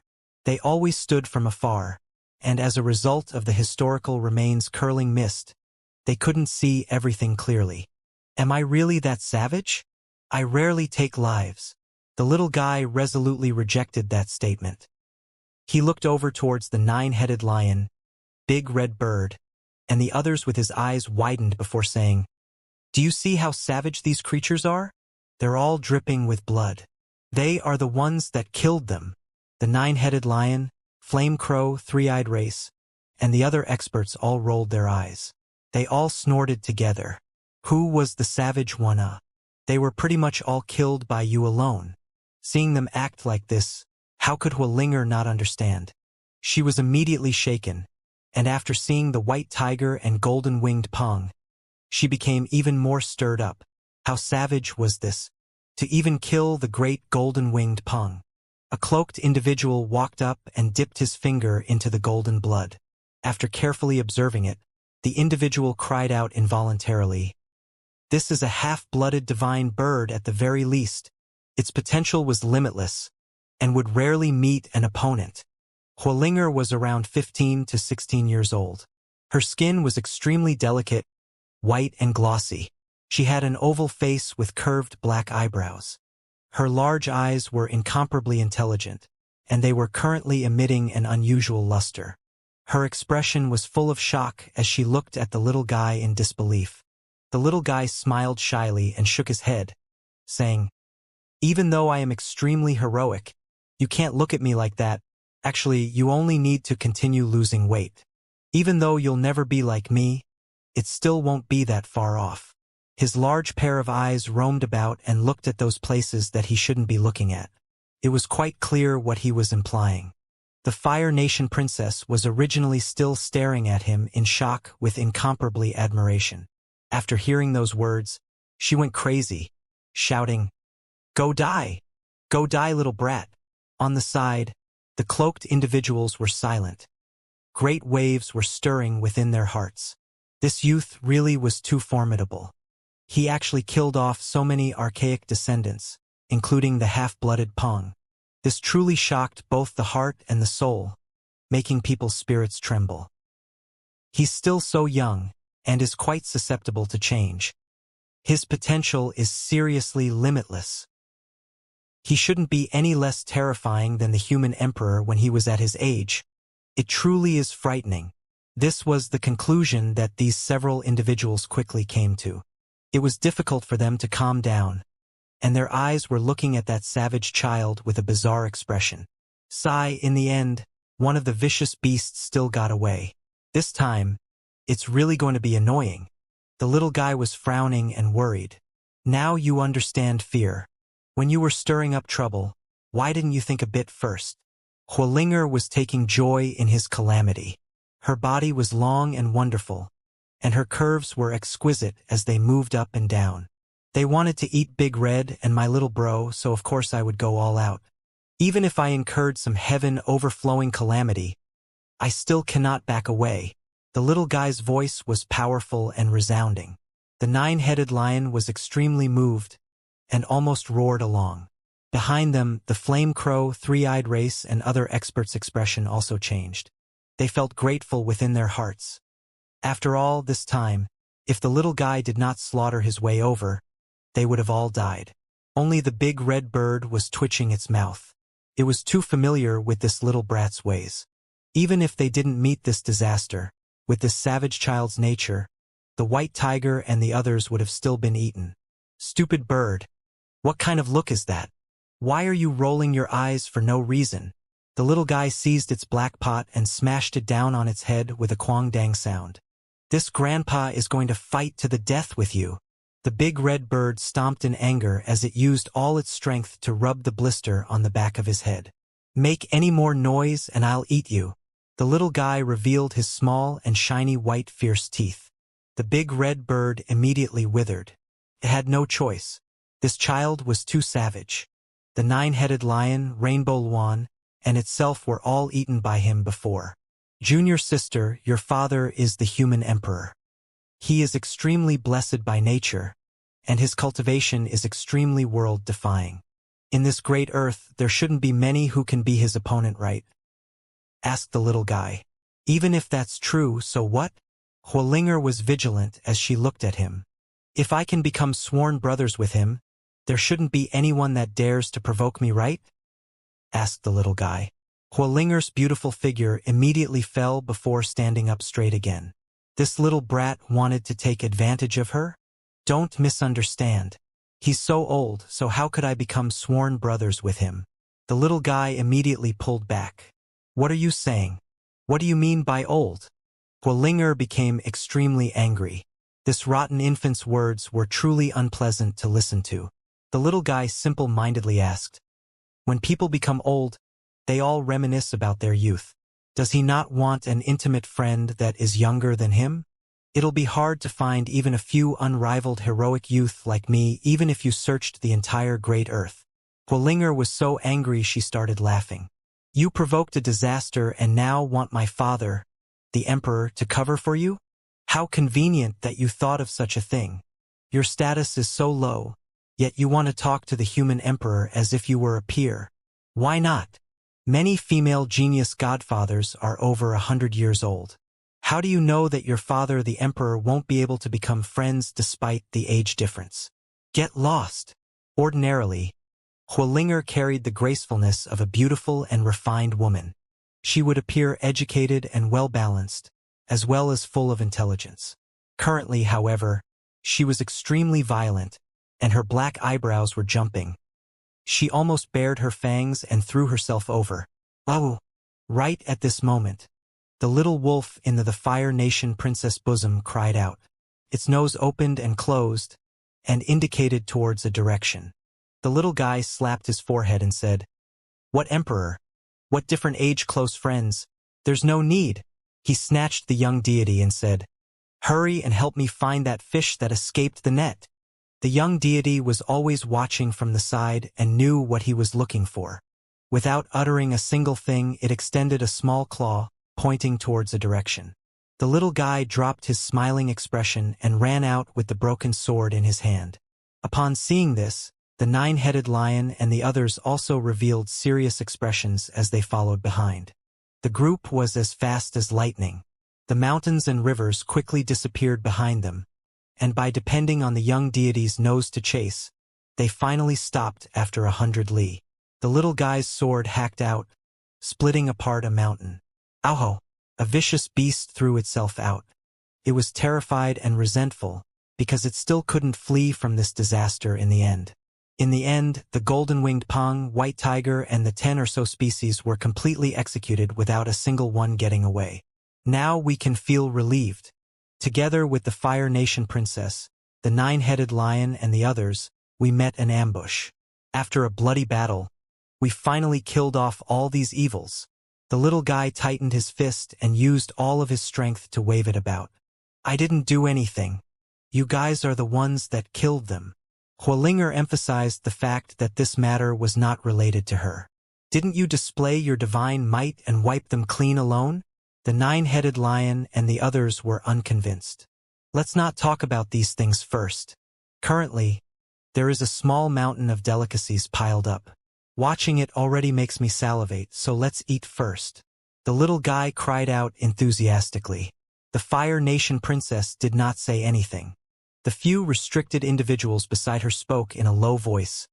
That is a half-blooded golden-winged pang, a rare precious medicine. You cannot give up this opportunity. If you enjoy it now together with them, even if the golden pang race's experts are informed later, it will still be worth it. You won't be losing out. Huolinger nodded her head. A half-blooded divine bird's value was truly difficult to imagine, and she couldn't just stand here and watch this group of savage foodies waste it. At the very least, she knew a bit of ancient methods that could improve the blood essence medicine's efficacy to the max. This place is very quiet and peaceful. Let's go and stew them. The group of people moved out simultaneously. After finding a clear spring, they began to skin and clean the meat. They were going to stew the archaic descendants here and use their divine essence to nourish and strengthen their bodies. Don't move.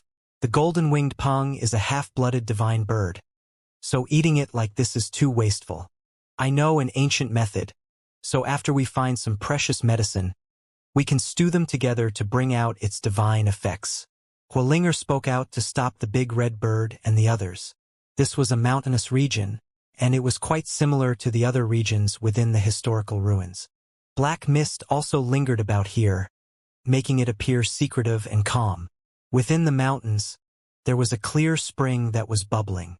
The big red bird, nine-headed lion, and the others were all stripping the giant golden bird of its feathers.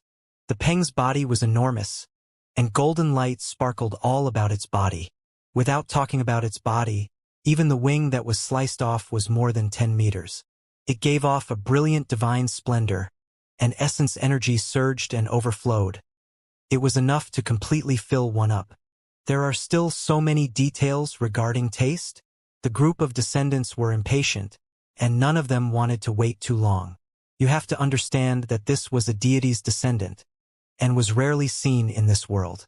Huolinger had a serious expression on her face as she said, "There are naturally many details we have to pay attention to in taste, together with a few precious methods, abnormal wood, spiritual blood, and other ingredients. The medicinal strength this golden pang can emit will far surpass your expectations." The nine-headed lion nodded its head. It came from a great background, and was born within an ancient king race. It naturally knew about these things and agreed with her point of view. All right, since it can display that much medicinal strength, then I don't have any complaints either. The big red bird spoke out. Although it was also of the bird species, it still wanted to eat a few bites of the great golden-winged pang. In the end, the group of creatures all nodded their heads, giving their approval towards the Fire Nation princess suggestion. This was a small archaic world. There were definitely quite a few spiritual medicines and even more spiritual wood, divine bugs, etc. These medicinal primers could be found, but it was on the premise that they left the historical remains. Not even a blade of grass grew in this place, making it impossible for them to collect those things. This violent ape is truly a rarely seen species. Its ancient blood is rich, and is still radiating dark light. The body is so enormous. It truly is rare to come by, enough for us to eat. The big red bird wiped off its saliva. With a dong sound, the little guy lifted its black pot and smashed it on its head again. You truly are cruel, eating the humanoid species. Don't cook it in front of me. The big red bird was so angry it was hopping mad. With great resentment, it said, You are the cruel one, to not eat humanoids and only eat vicious beasts and spiritual birds.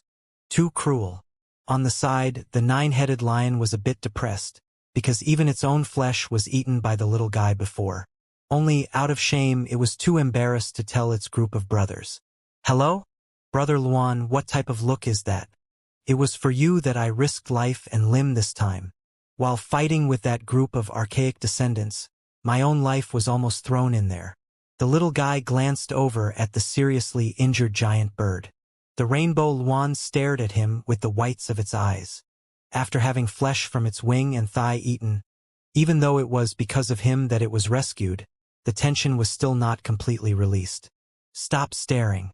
You'll be able to eat some precious flesh medicine in a bit to repair your body, the little guy said. At the edge of the clear spring, the cloaked individuals beside Huolinger were currently cleaning up a vicious bird. It had an elephant head, but other than that, the rest of its body was not much different from that of a bird. The dark green feathers covering its body were emitting multicolored light. This is a jade-feathered elephant bird, and is considered an extremely rare descendant. Unfortunately, its pair of pure white tusks were destroyed, or else it would definitely be the most spiritual. A restricted individual was incomparably regretful. There was nothing they could do about it, because these powerful races would never leave behind their precious symboled bones while facing death. On the other side, the nine-headed lion, Flame Crow and the others were handling the violent ape. This enormous body was enough for their group to eat. The little guy was fiddling with his spoils of war alone. With a frowning and worried expression, he was full of regret. The white tiger's battle clothes were torn into several pieces, and the primary magnetic mountain was even more so broken into more than 10 pieces. It was useless even when they were pieced together, and as a result, its might plummeted. Don't feel so unsatisfied.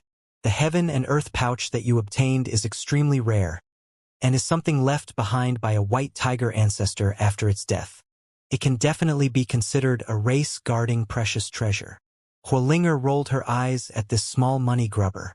When this spoil of war was mentioned, the little guy immediately became happy. His mood was great as he took out the beast's skin pouch, flipping it around as he looked it over.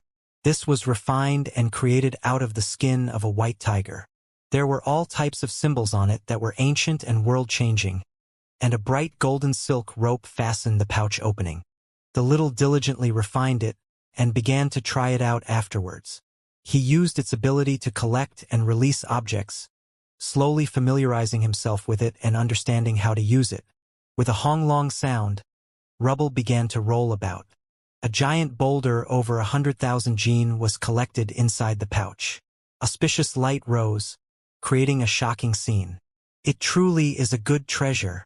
The little guy sighed in admiration before reversing the symbols. All of the mountain stones and fragments were poured out in torrents. He experimented once again, and with a hong sound, the smoke and dust in the distance soared into the sky. A short mountain rose from the ground and was directly collected into the heaven and earth pouch.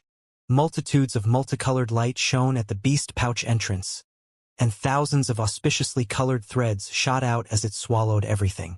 There really wasn't anything it couldn't collect after all. "Ayo, youngster, what you doing?"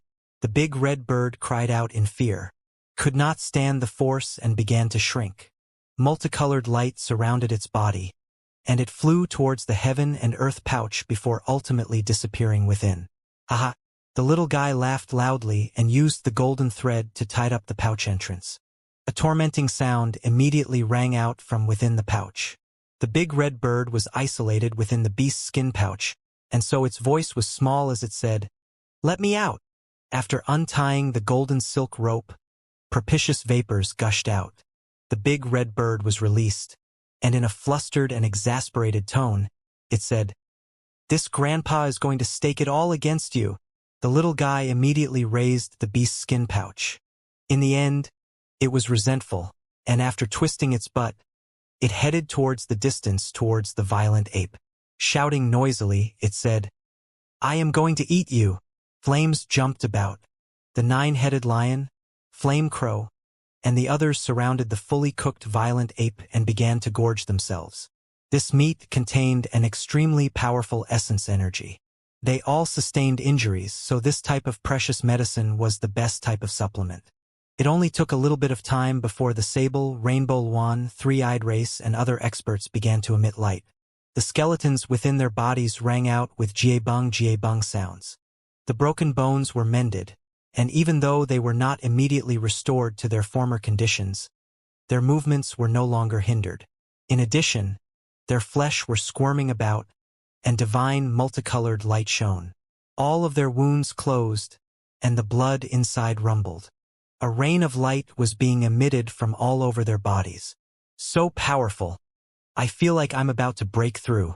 The sable originally had its pair of forelimbs snapped, but after eating more than 1,000 gene of the powerful violent ape's flesh, its entire body emitted light.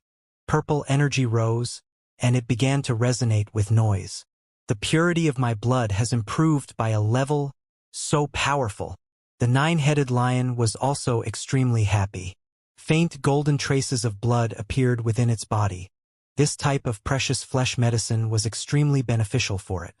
After experiencing this life and death situation, the essence energy in their bodies were almost completely exhausted. Now that they received this type of replenishing, it almost made all of them break through. Each and every one of them were like little suns as they gave off light. Eat! The giant ape was 10 meters long, and it had a robust figure.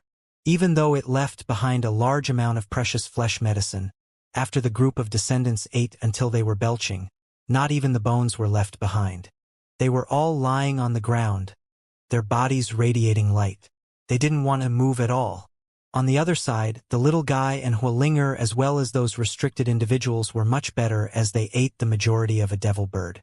The sparkling and transparent meat entered their mouths as the delicious smell wafted about. Finally, Huolinger couldn't go on any longer. She really couldn't eat any more, especially with that hateful youth constantly reminding her to make sure to lose weight. With all the statements about how her chest was too high and her butt too big, it made her so resentful that she flipped out in anger. In the end, even the restricted individuals no longer dared to eat anymore. Even though their strength were powerful, in the end, they still could not digest so much precious medicine. It's shameful to waste. After the little guy said this sentence, he continued to gorge himself, cleaning out the remaining half of the golden glossy bird. He continuously refined his essence energy to forcefully advance his flesh. When the group of people saw this, they became completely dumbstruck. How could someone so small eat so much? Even the 9-headed lion, Flame Crow and others felt their hearts alarmed and their bodies jumping. This was truly savage. He ate even more than them, completely disproportionate to his body. No wonder he started salivating as soon as he saw us, making us have to move out of his way. If he becomes hungry one day, who knows if he will swallow all of us in one go. The group of archaic descendants secretly wiped off their cold sweat as they inwardly classified that human youth as a prehistoric demon. The little guy's entire body was overflowing with light and color. Essence energy gushed out from his pores, healing all of his injuries. His essence energy surged like a tsunami as it cleansed his flesh. It penetrated all of his organs, and even his hair began to shine. Sigh, the 9th heavenly passage is too hard to open.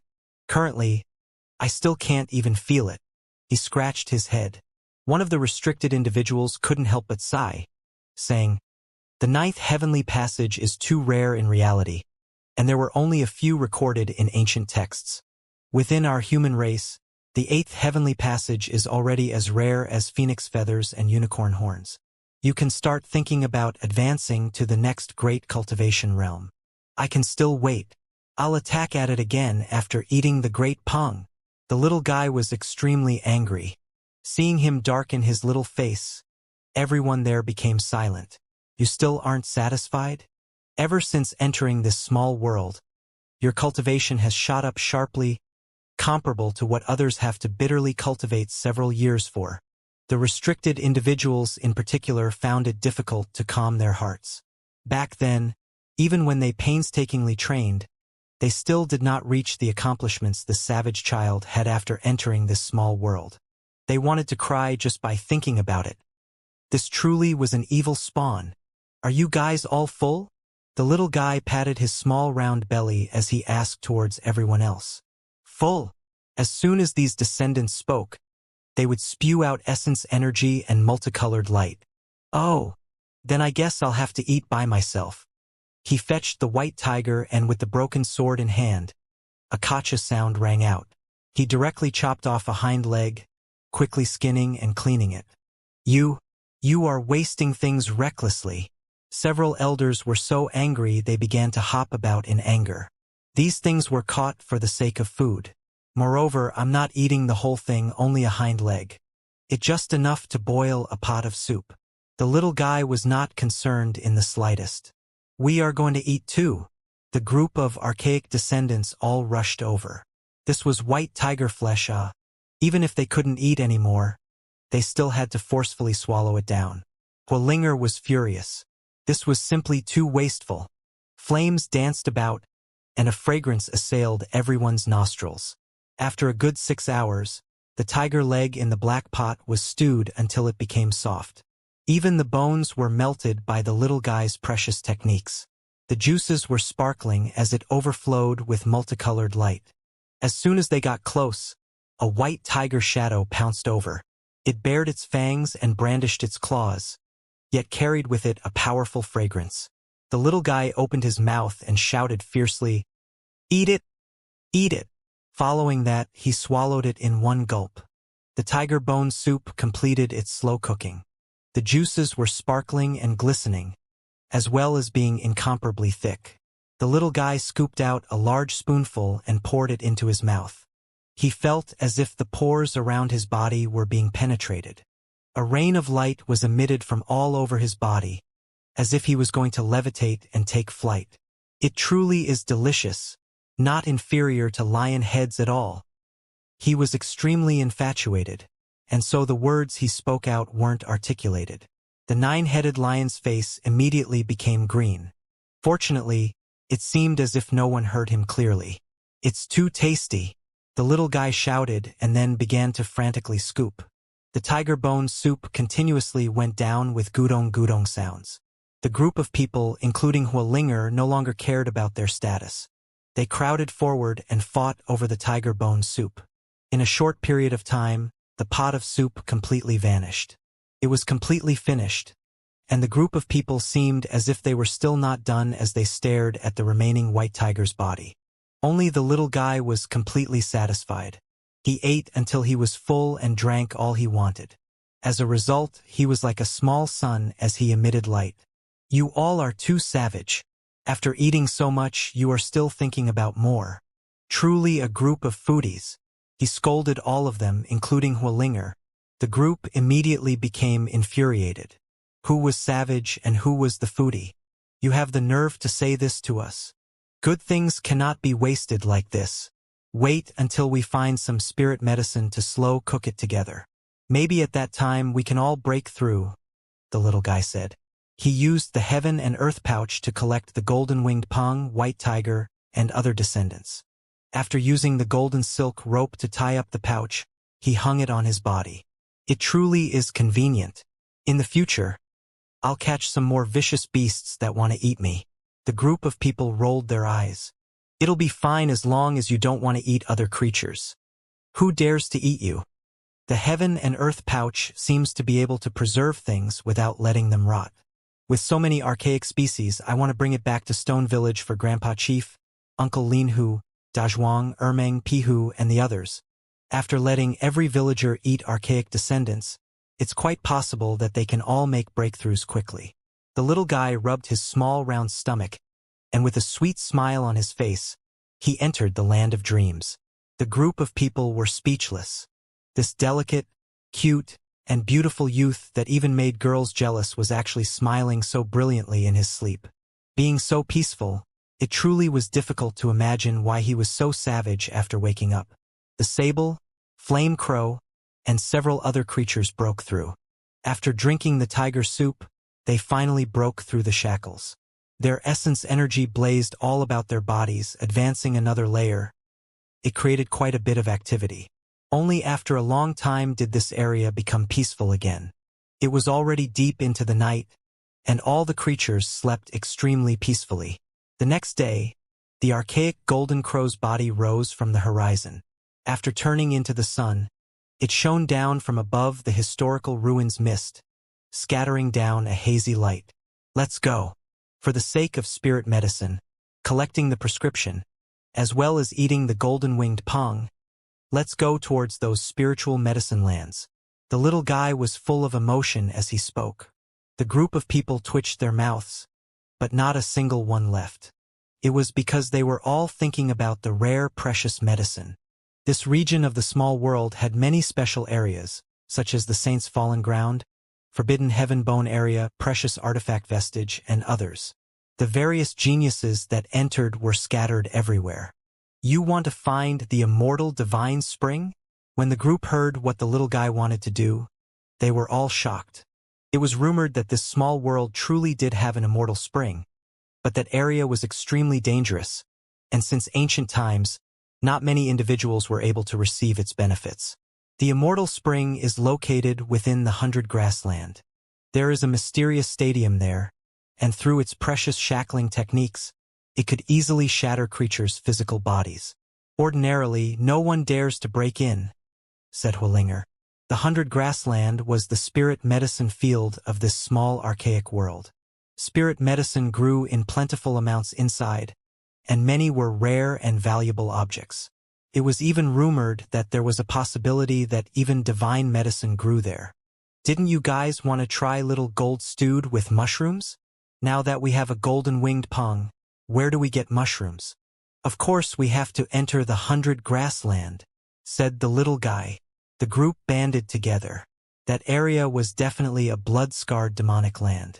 In the past, it was always a place where one entered but never came out. Going there to pick spirit medicine was most likely the same as sending over your life. We can help you, but can only stay outside.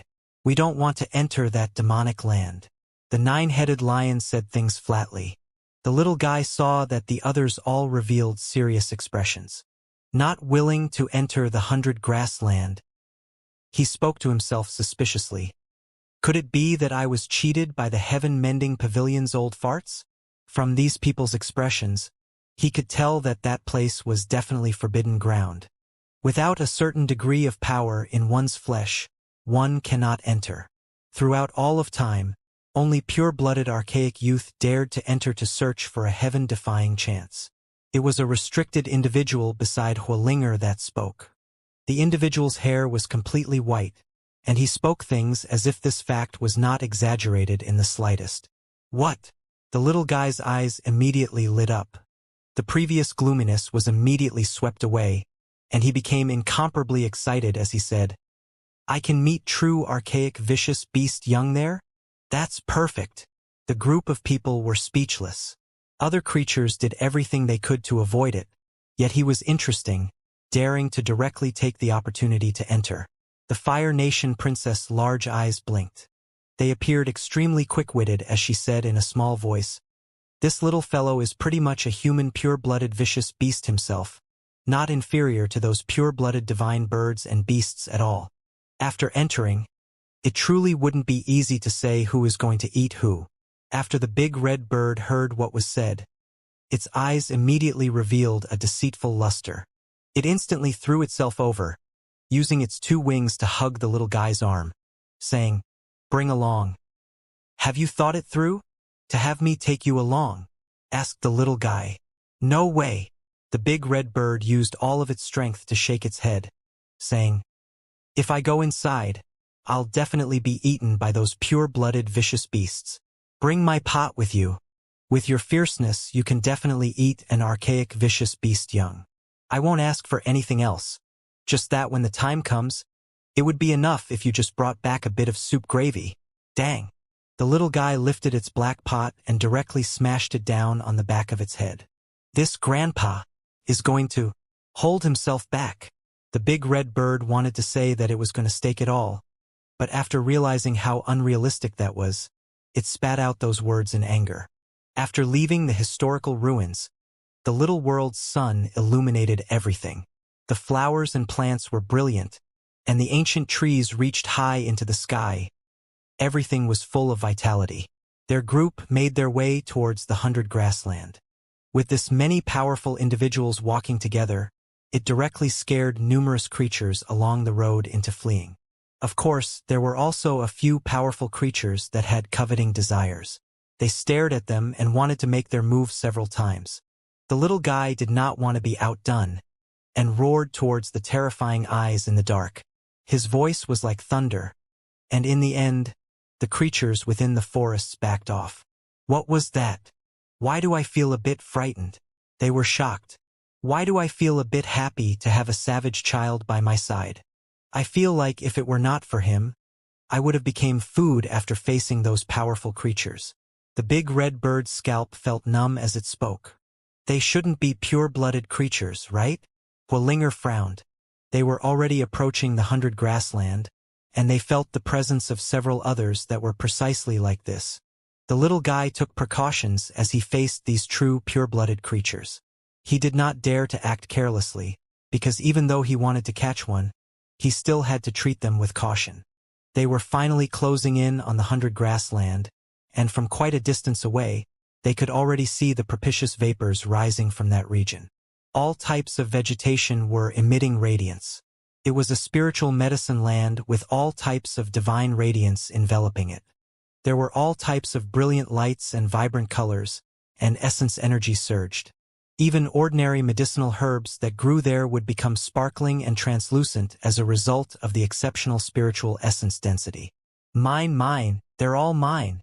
Everyone was speechless. That brat changed into a small miser after all. His eyes were twinkling with countless little stars as he wiped away his saliva. Even though they were still separated by a distance, they could already feel that divine aura. The area was dense in vegetation, and the trees were incomparably tall. The mountain forest was verdant. They surveyed the scene from a tall position. Dense vapors rose, and a bright-colored mist circulated about. The 100 grassland was auspicious and peaceful, as if it was a pure land. An odd sound was emitted from within the mountainous region, making their hairs stand erect. They felt a wave of ice-cold killing intent, as if an autumn wind had just swept past. What type of creature is that? A restricted individual was bewildered. Everyone's eyes were flickering as they watched. From within the primitive forest, there was a sinister creature that was currently staring at them with deep cold eyes. Its appearance was monstrous. It had 3 heads. The one in the middle was still rather normal, with blood-colored hair scattering down its back. The one on the left, though, was actually a pung head with brilliant golden feathers. On the right was the head of a devil, and it was covered in pitch-black scales as it radiated with dark light. It was 5 meters tall, and its figure was sturdy. Both its hands had blood dripping, because in its claws was a powerful archaic descendant. It was torn apart alive, and fresh blood was dripping with da-da-da sounds. At that moment, none of them could recognize that terrifying creature, but they could recognize the archaic species that it tore apart. It was a jade-scaled leopard, and even though it was extremely powerful, it still killed like this. This creature carried an extreme amount of ominous intent in its eyes. After tearing apart the jade-scaled leopard, it directly threw it into its mouth to chew and swallow. Fresh blood poured out, continuously trickling down. Could be said that it was extremely savage. Powerful creatures would typically all be rather mindful when eating, and would typically cook their meals meticulously. Only a few powerful races still eat and swallow things alive like this. The more they were like this, the more terrifying they were, because this represented their unruliness. Even after being so cruel and unreasonable, their strength was still so powerfully heaven-defying. It quickly devoured the jade-scaled leopard, and more than half of it disappeared in the blink of an eye. It threw the bloody white bones onto the ground and roared towards the group with a sound like thunder. Hong! The nearby ancient trees all exploded, and many rocks were blasted into the air. Everyone's expressions changed, because this creature was too powerful. Just its sound wave alone was already so powerful. I loathe people who disturb me when I'm enjoying my food. It was the middle human head that spoke. Its head of scarlet hair danced about, and a bloody light flickered within its eyes. Following that, it directly threw itself over. Surging killing intent overflowed into the heavens, saturating the air with black mist. A restricted individual beside Huolinger made his move. With a blue-bone sword in hand, he hacked outwards, revealing his skill. The sword chi rushed out more than 10 meters, sweeping out with a force that turned the ancient trees and thousands of giant boulders into pieces. However, that creature's speed was too fast, and its strength was even more matchless. It arrived after the mere blink of an eye, and with a dang sound, it stuck out a sharp claw and struck the bone blade. The blade was blasted apart, and with a fierce tear, a kacha sound rang out. The restricted individual's small arm was separated from his body, and blood immediately poured out with a pu sound. Its speed almost reached an inconceivable level. Moreover, it was extremely daring. In front of so many people, it directly pounced over excessively quickly and violently. This creature was extremely cruel and formidable. The restricted individual was originally already extremely powerful, but with just a small bit of carelessness, it suffered such a great consequence. It did not anticipate that the other party would be so aggressive and daring, actually rushing into their group to unleash a slaughter. Everyone was shocked. Several of the restricted beside Huolinger were shocked, angrily moving out together. However, the creature came and left like the wind. It directly broke through their encirclement, and while standing not far away, it stared at them with a deep and cold look. "All of you back off!" The little guy shouted and flew over. He felt as if the opposing party was mainly staring at him, as it felt that he was more threatening than the rest. The three-headed creature's eyes were ice cold. It also rushed forward to fight in close combat. Peng, the little guy, used his flesh to exchange a firm blow with it. Symbols were like flames as they blazed, and as they quickly interweaved, this area rumbled, causing an expanse of smoke and dust to splash out. All the ancient trees collapsed, and a great black crack more than 2/3 of a meter was created.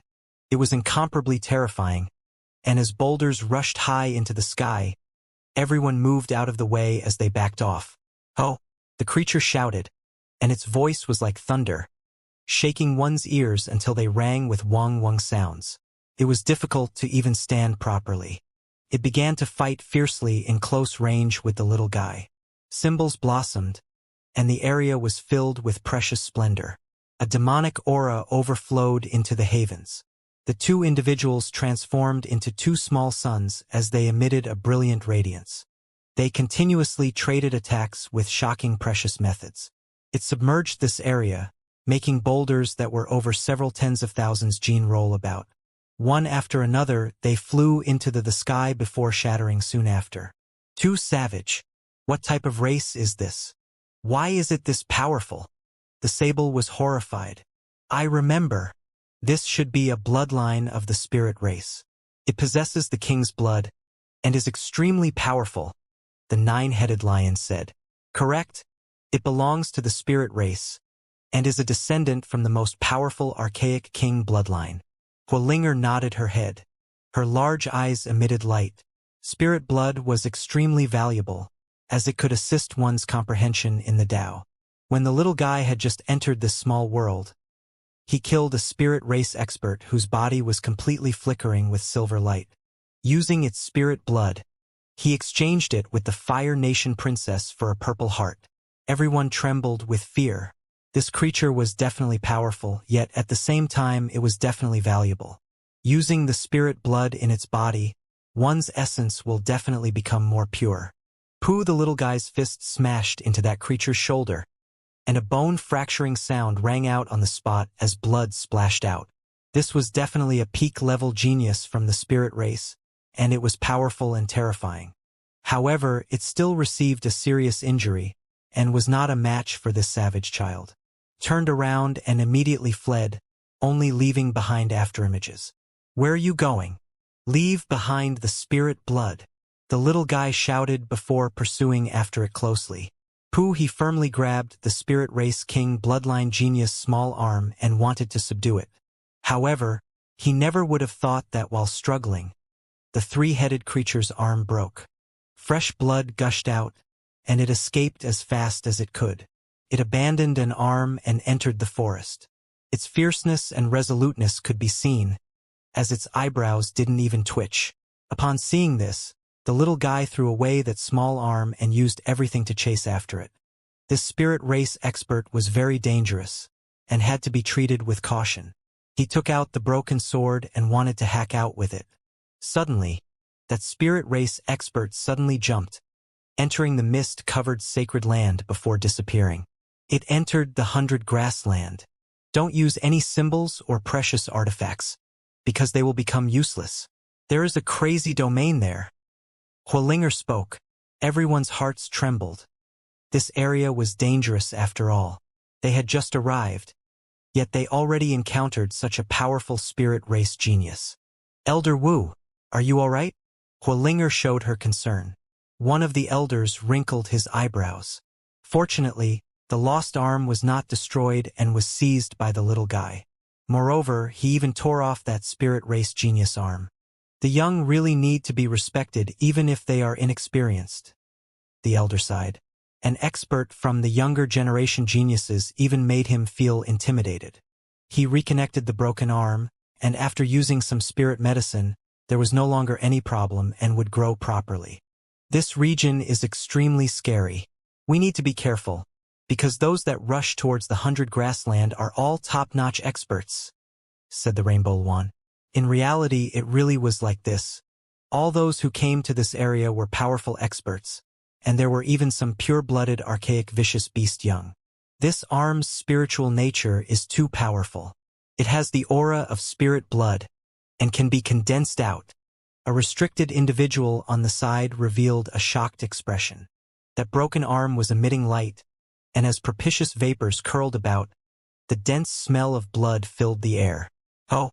Within the jungle, a ruthless roar rang out. There were terrifying creatures fiercely fighting it out, and many ancient trees were broken there. Mountain peaks crumbled, and the scene was terrifying. Is this a confrontation of pure physical strength? It's too terrifying. Even if they aren't pure-blooded, they are still pretty close. Everyone's expressions changed. The little guy revealed a serious expression as he said, "You all leave first. Don't get any closer to the 100 grassland." Upon entering the sacred land, symbols and precious artifacts became useless. It didn't matter how high the restricted individual's cultivation realm was.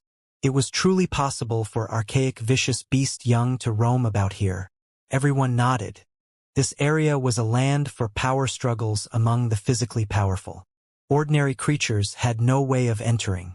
It was just like the Forbidden Heaven Bone area, only that your accomplishments and symbols had to be extremely profound before you could meet a heavenly fate that would allow you to search for a heaven bone. Otherwise, those who entered would be twisted into pieces by the mysterious symbols. Hualinger, Nine-Headed Lion, and the others were all decisive.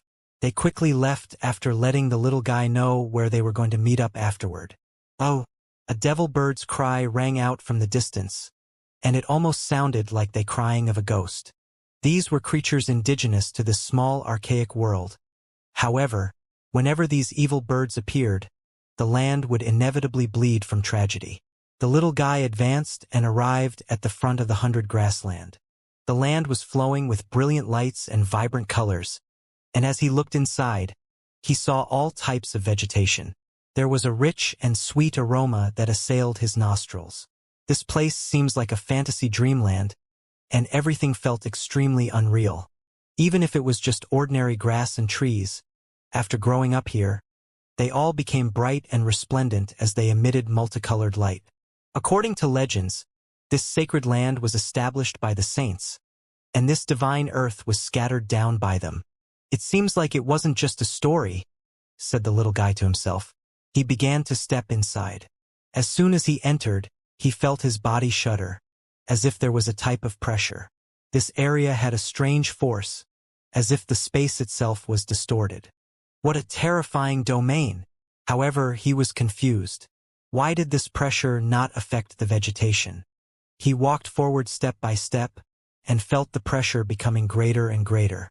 In the end, it was as if he was carrying a mountain on his back as he moved forward, and the bones in his body were making jibang sounds. The little guy took a deep breath. His body was sparkling, and his precious bones emitted light. Following that, everything was once again peaceful. His body completely stabilized, and each step carried a powerful strength. His speed became faster and faster as he walked towards the interior.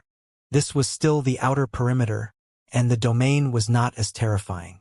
At the heart of this area was where it was the most deadly, and the immortal divine spring was located precisely there. Chi in the distance, a shadow flashed before vanishing. The ground it stepped over emitted dong-dong sounds. The aura was astonishing, and it caused the giant boulders it stepped on to crack apart. Bi Fong! The little guy was amazed. It was a green divine bird that was adorned with red stripes. Multicolored lights flickered about it, making it appear incomparably mystical. He saw it before, and quite a few people speculated that it was most likely a pure-blooded divine bird. Suddenly, a purple vine wrapped around the little guy's arm like a viper. Venomous stings appeared on its surface as it tried to pierce inside his body. This was a spirit medicine within the divine land. It unexpectedly gained intelligence and developed spiritual wisdom. It launched a killing attack on its own. The little guy braced his arm and then used all his strength to tear it off. The purple vine shrieked, as if a malicious spirit was weeping and bawling. It was extremely terrifying. "Spare me, I won't do it again." Its appearance was like a purple flood dragon. It was more than 10 meters long, and its body was sparkling and full of spirituality as it took root within the seams of the rocks. The little guy was amazed. He tore it off his arm and threw it onto the ground before carefully observing it. Suddenly, he felt a wind blow towards the back of his head. Another stalk from the purple vine shot out. It was like a purple battle spear as it pierced towards the back of his head. The little guy's reaction was swift, grabbing it as soon as it closed in on his hair. This time, he did not say anything, and with a jolt from both his arms, it was directly ripped apart. The purple vine was howling in grief. Soon after, it was pulled up by the roots and completely torn apart. "Don't kill me. That has nothing to do with me." On the side, an old tree opened its mouth. It was slightly trembling. It truly is strange. What kind of random mess was planted within this land? The little guy was curious because there were many plant creatures that could actually speak here. He continued to take steps forward. He casually kicked out, but it provoked a loud shout. It was a stone that was grimacing in pain as it cried out with AOAO sounds. "Savage child. I am just a rock. Don't eat me." Even a boulder can open its mouth and speak. Could it be that you are a guardian spirit, and that there is precious blood stored within you? The little guy's eyes emitted light. He squatted down and lifted it up. "I don't have any precious blood. It's purely because I live in this divine garden and took advantage of the spiritual divine flower's dust.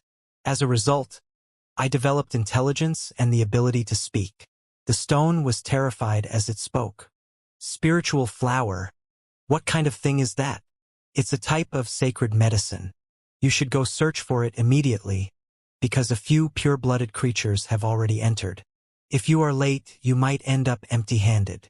The stone was scared, and was afraid of the little guy eating it. With a dong sound, the little guy struck it. Then, he carried it in his palm and quickly moved forward. "You are going to explain to me what goes on in this divine garden." "Softly, I'm going to be squeezed to pieces. Don't use so much strength. Everything that should be said I already said. I'm just an ordinary stupid rock that gained the ability to speak after being transformed by the spiritual flower. In the past, I was confused and ignorant, so I truly do not know the history of the divine garden." The stone that was the size of a human head grimaced in pain. It cried out loudly, because it felt somewhat unsafe in the savage child's hands. as if it would be broken into pieces at any time. It's just a single flower. How could it have such great and magical effects? The little guy was doubtful. Of course, it is a sacred medicine, It is rarely seen in this world, and every stalk of this earthen treasure possesses a world-shocking medicinal power. It is known as the spiritual divine flower, and it naturally can transform any inanimate object and give it an elementary level spiritual knowledge. This rock truly had a mouth and a pair of eyes. Could also move about with kacha-kacha sounds. Currently, it was frowning and worried, and wished for the little guy to let it go. So it's like that. I never thought that the sacred medicine would be so powerful.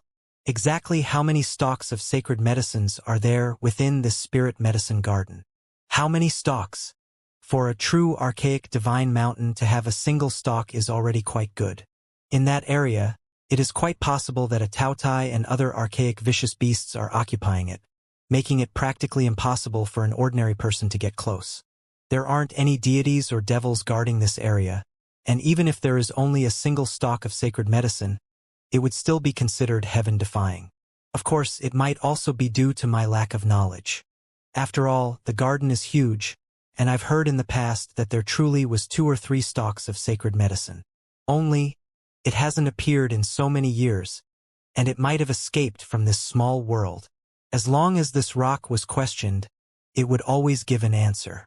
Moreover, it would even say a bunch more, and was extremely cooperative. From your words, it seems like the spiritual divine flower is something that entered the spirit medicine fields later on? The little guy was curious, and at the same time he felt that this rock seemed to know about too many things. The stone said, "It's more correct to say that it was later on born here. I heard that old tree say that the divine medicine was originally a stalk of rare precious medicine. After entering the immortal divine spring, it received an enormous amount of essence. In the end, it broke through and transformed into a type of spiritual divine flower, becoming the most precious sacred medicine." The little guy widened his eyes on the spot. Using some force as he shook the rock, he said, "Tell me quickly, where is the immortal spring?" "Stop shaking.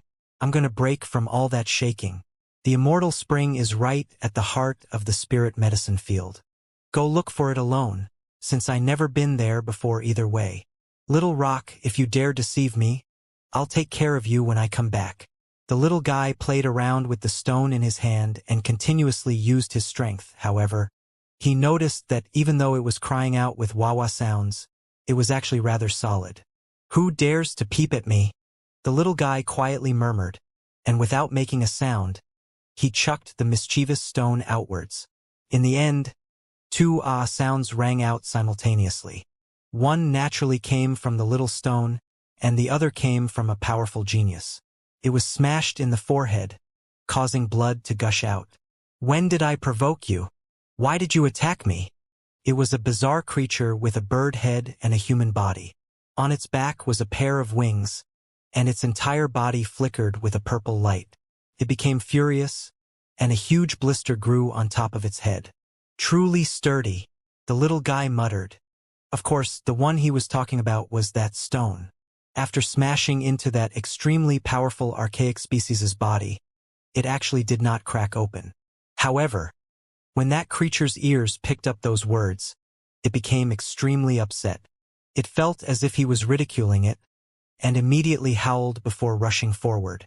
It came from the feather race, and even though it was only part of a branched bloodline, it underwent a variation, surpassing the bloodline of the king race. Its power was extremely great, and with a flap of its wings, it was as if lightning hacked over. "I'm not talking about you. I'm talking about how hard that stone is," explained the little guy. "Less nonsense." The feather race expert revealed its might. The birdman opened its mouth to release lightning. However, it forgot that this was the divine garden, and so nothing came out. With a honglong sound, it adapted quickly, and a wing hacked over. It was like a purple-colored heaven blade, and with a terrifying astral wind, it even hacked open the ground. Dang, the little guy passively guarded, and his arms were guarding his body as he said, "I didn't intentionally offend you." How could the feather race expert believe him? It laughed coldly and said, I'm hungry. So if you have any good intentions, just apologize with your flesh. This is acting against me forcefully. But why is it another humanoid? The little guy sighed. A battle erupted, and this time, he no longer held anything back. Palm and fingers were like wheels as they continuously attacked outwards. After 10 moves, the sky was filled with the fluttering of purple feathers. The feather race expert shouted loudly, and its pair of feathers were completely bare. All of its feathers were plucked clean, revealing its naked body. It had an extremely sorry appearance, turned around and ran. If this continued, all of its feathers really would be plucked clean, and it really was going to end up in a pot. It really did not want to be eaten by a human youth. I'm letting you go this time. The little guy was angry and regretful that he couldn't eat it. The stone on the ground was quietly rolling, wanting to escape. In the end, it was directly stepped on by the little guy and picked up afterwards. In my opinion, you seem rather durable. I can't use any precious artifacts here, so I'll borrow you for the time being. No! The mischievous stone cried out miserably.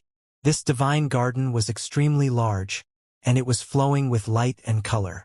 At first, only a few scattered precious artifacts could be seen, but after entering the interior of the medicine field, things finally changed. What a great fragrance! Rich fragrance wafted over, and it was as if an ocean of spiritual essence appeared in front of him. It was extremely brilliant and dazzling as the radiance diffused. That was a true archaic medicine field. Now, there was even spiritual things growing. No one knew how long many years passed, and many of them already died from age, turning into mud. Afterwards, their seeds would bud and new life would grow. Spiritual essence surged and turned into a huge sea. It was shocking, and even the human emperor's medicine garden didn't have this many precious medicines. Blazing radiance blossomed, and a dense mist rose as propitious vapors enveloped this area. I feel so blessed, as if I arrived in a fairy tale world. The little guy was truly stupefied. There were so many spirit medicines, one stalk after another. There was only about 10 meters between them, with bizarre grass emitting fragrance between them. You have to understand that a spiritual mountain can only grow a single stalk of spirit medicine. There were so many here, and the medicinal field was so large. There was a large expanse of ancient medicine, and they were sparkling and bright. There was a rich medicinal fragrance, making people infatuated. The little guy stepped forward and quickly rushed out. Suddenly, when he got closer, the domain's divine might instantly increased by at least 10 times. It made his entire body completely rigid, and the sound of joints cracking once again rang out. His body was resisting an extremely great pressure. If an ordinary expert came here, they would definitely explode. The space here was almost distorted, and had a strange and terrifying force circulating about. So powerful! This must be preventing people from stepping on the medicine. The little guy softly spoke. He was subjected to a tremendous pressure as he moved forward, but it was still not enough to stop him. Finally, he set foot into the medicinal garden. He was completely enchanted, and strands of spiritual essence formed clouds of multicolored light as they surged over. It was as if he had just entered a divine sea. The spiritual essence was too rich, as if it was about to condense into liquid form as it flowed about. The little guy took in deep breaths, swallowing the essence energy.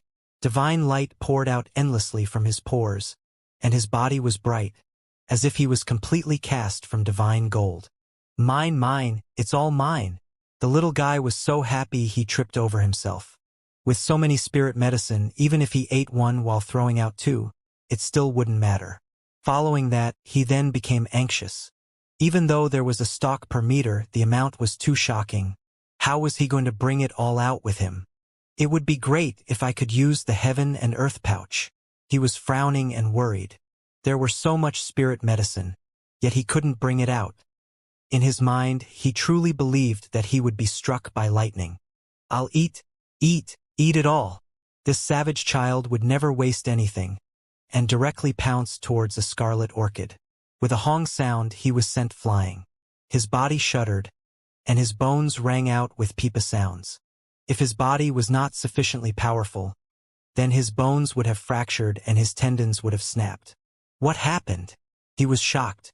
After rubbing his arm, he felt a wave of pain. Please don't bring me any closer. The small stone shouted miserably. When the little guy heard it, he directly threw it over. It landed beside the ancient medicine, and in the end, a circular ripple began to undulate, causing it to fly out. Ayo, broken, I broke. Save me. It was bawling miserably, but in reality, it did not have a single crack like before. So strange. This domain has spirit medicine growing, and is especially powerful. There should be a mysterious prohibiting formation, right? It guards the medicine fields, preventing people from picking any. The little guy spoke to himself. He walked forward, and this time he was on his guard. After slowly reaching out with both hands, he tried to pluck out the scarlet orchid. A strange force appeared. It was the power of the domain, and it violently repelled. It blasted back his fingers, and it was definitely a powerful attack. It was comparable to that of the White Tiger and Great Peng's fight. The little guy did not believe in demonic things, and used everything he could to get closer. He reached forward, and absolutely had to dig up that stalk of spirit medicine. Hong! He obtained it, but the spirit medicine was also broken. He was blasted into the air by an enormous divine might. Chi and blood rolled about, and a streak of blood flowed out from the corner of his lips. What a powerful domain! This is a bit too bullying. The little guy was extremely mad. The only fortunate thing was that the stalk of spirit medicine did not receive that much of the attack. Even though it was damaged, it could still be used. He rolled up his sleeves, and gathered all of the falling pieces before putting them in his mouth. For each stalk of spirit medicine, one has to pay a streak of blood as the price. This really is infuriating. The little guy was angry. Following that, he ate 4 stalks of spirit medicine in succession. In the end, blood flowed out of his mouth twice. Even though his physical body was strong, and after refining the spirit medicine he would quickly recover, it was still extremely annoying. Even though there was such a huge medicinal garden around him, could it be that he had to depend on vomiting blood to pick them? Even if it's like this, I'll still eat. This savage child's world did not have the word wasting in his dictionary. He spat out blood 4 times, and ate 9 stalks of precious medicine. He walked forward with the goal of finding the most valuable precious medicines. After seeing this garden that was full of spirit medicine amid all types of colors, the little guy was truly at a loss. Why couldn't he just pluck them all? Suddenly, the smell of blood poured over. He became alert and saw a corpse in the middle of the medicine. It's him. It was precisely that feather race expert that fought with him not long ago. Moreover, only the top half of its body was left behind, the rest completely eaten by someone. It's only been such a short time, yet it was already eaten by someone? He began to think deeply. This feather race expert was definitely not weak, yet it still ended up as someone's lunch. In addition, it was eaten alive. After walking forward a bit more, there were 4 more remains in succession. The blood had already dried up, and it had already been 1 or 2 days since they died. When the 5th corpse appeared, it made him shiver in fear. It was actually that spirit race expert that fought with him before, and was the one that had its forearm torn off by him. It also died. It was pretty powerful, The little guy frowned.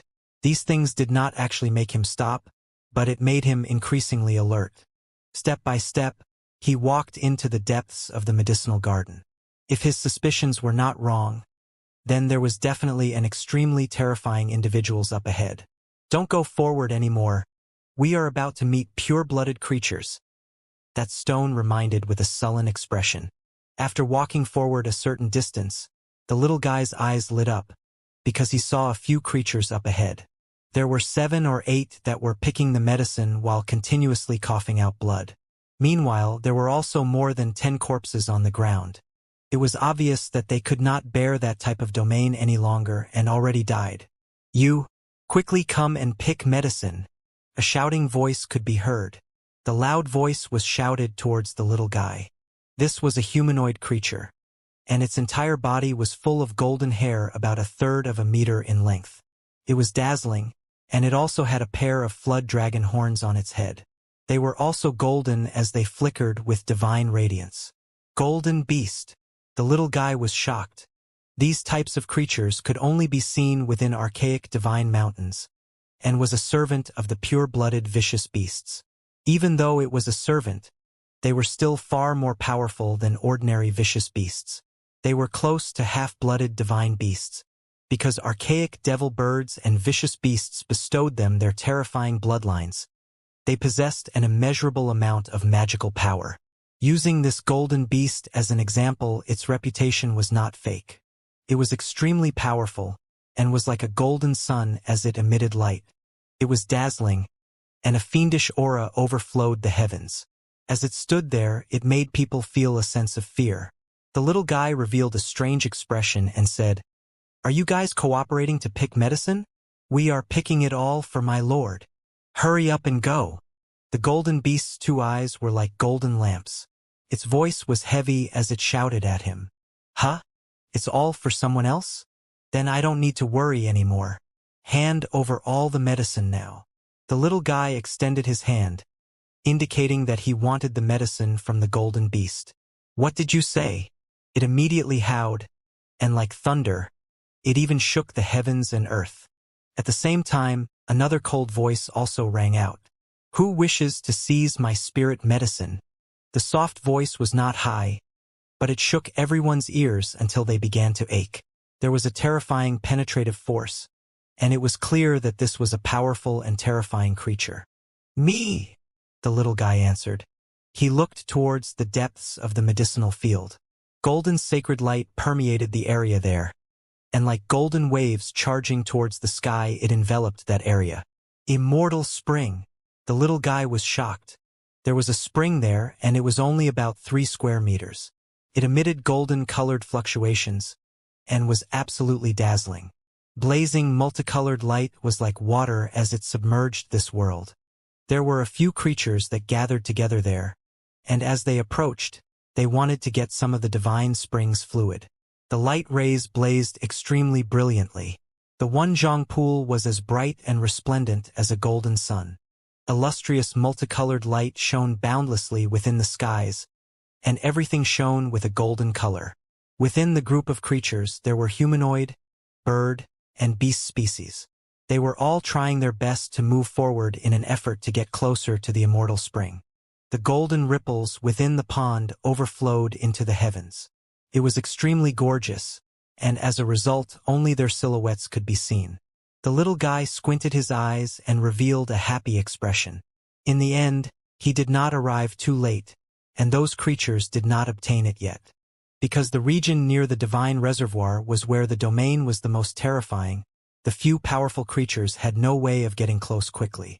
They were all a few zhang away. He played around with the mischievous stone in his hands and aimed at those individuals.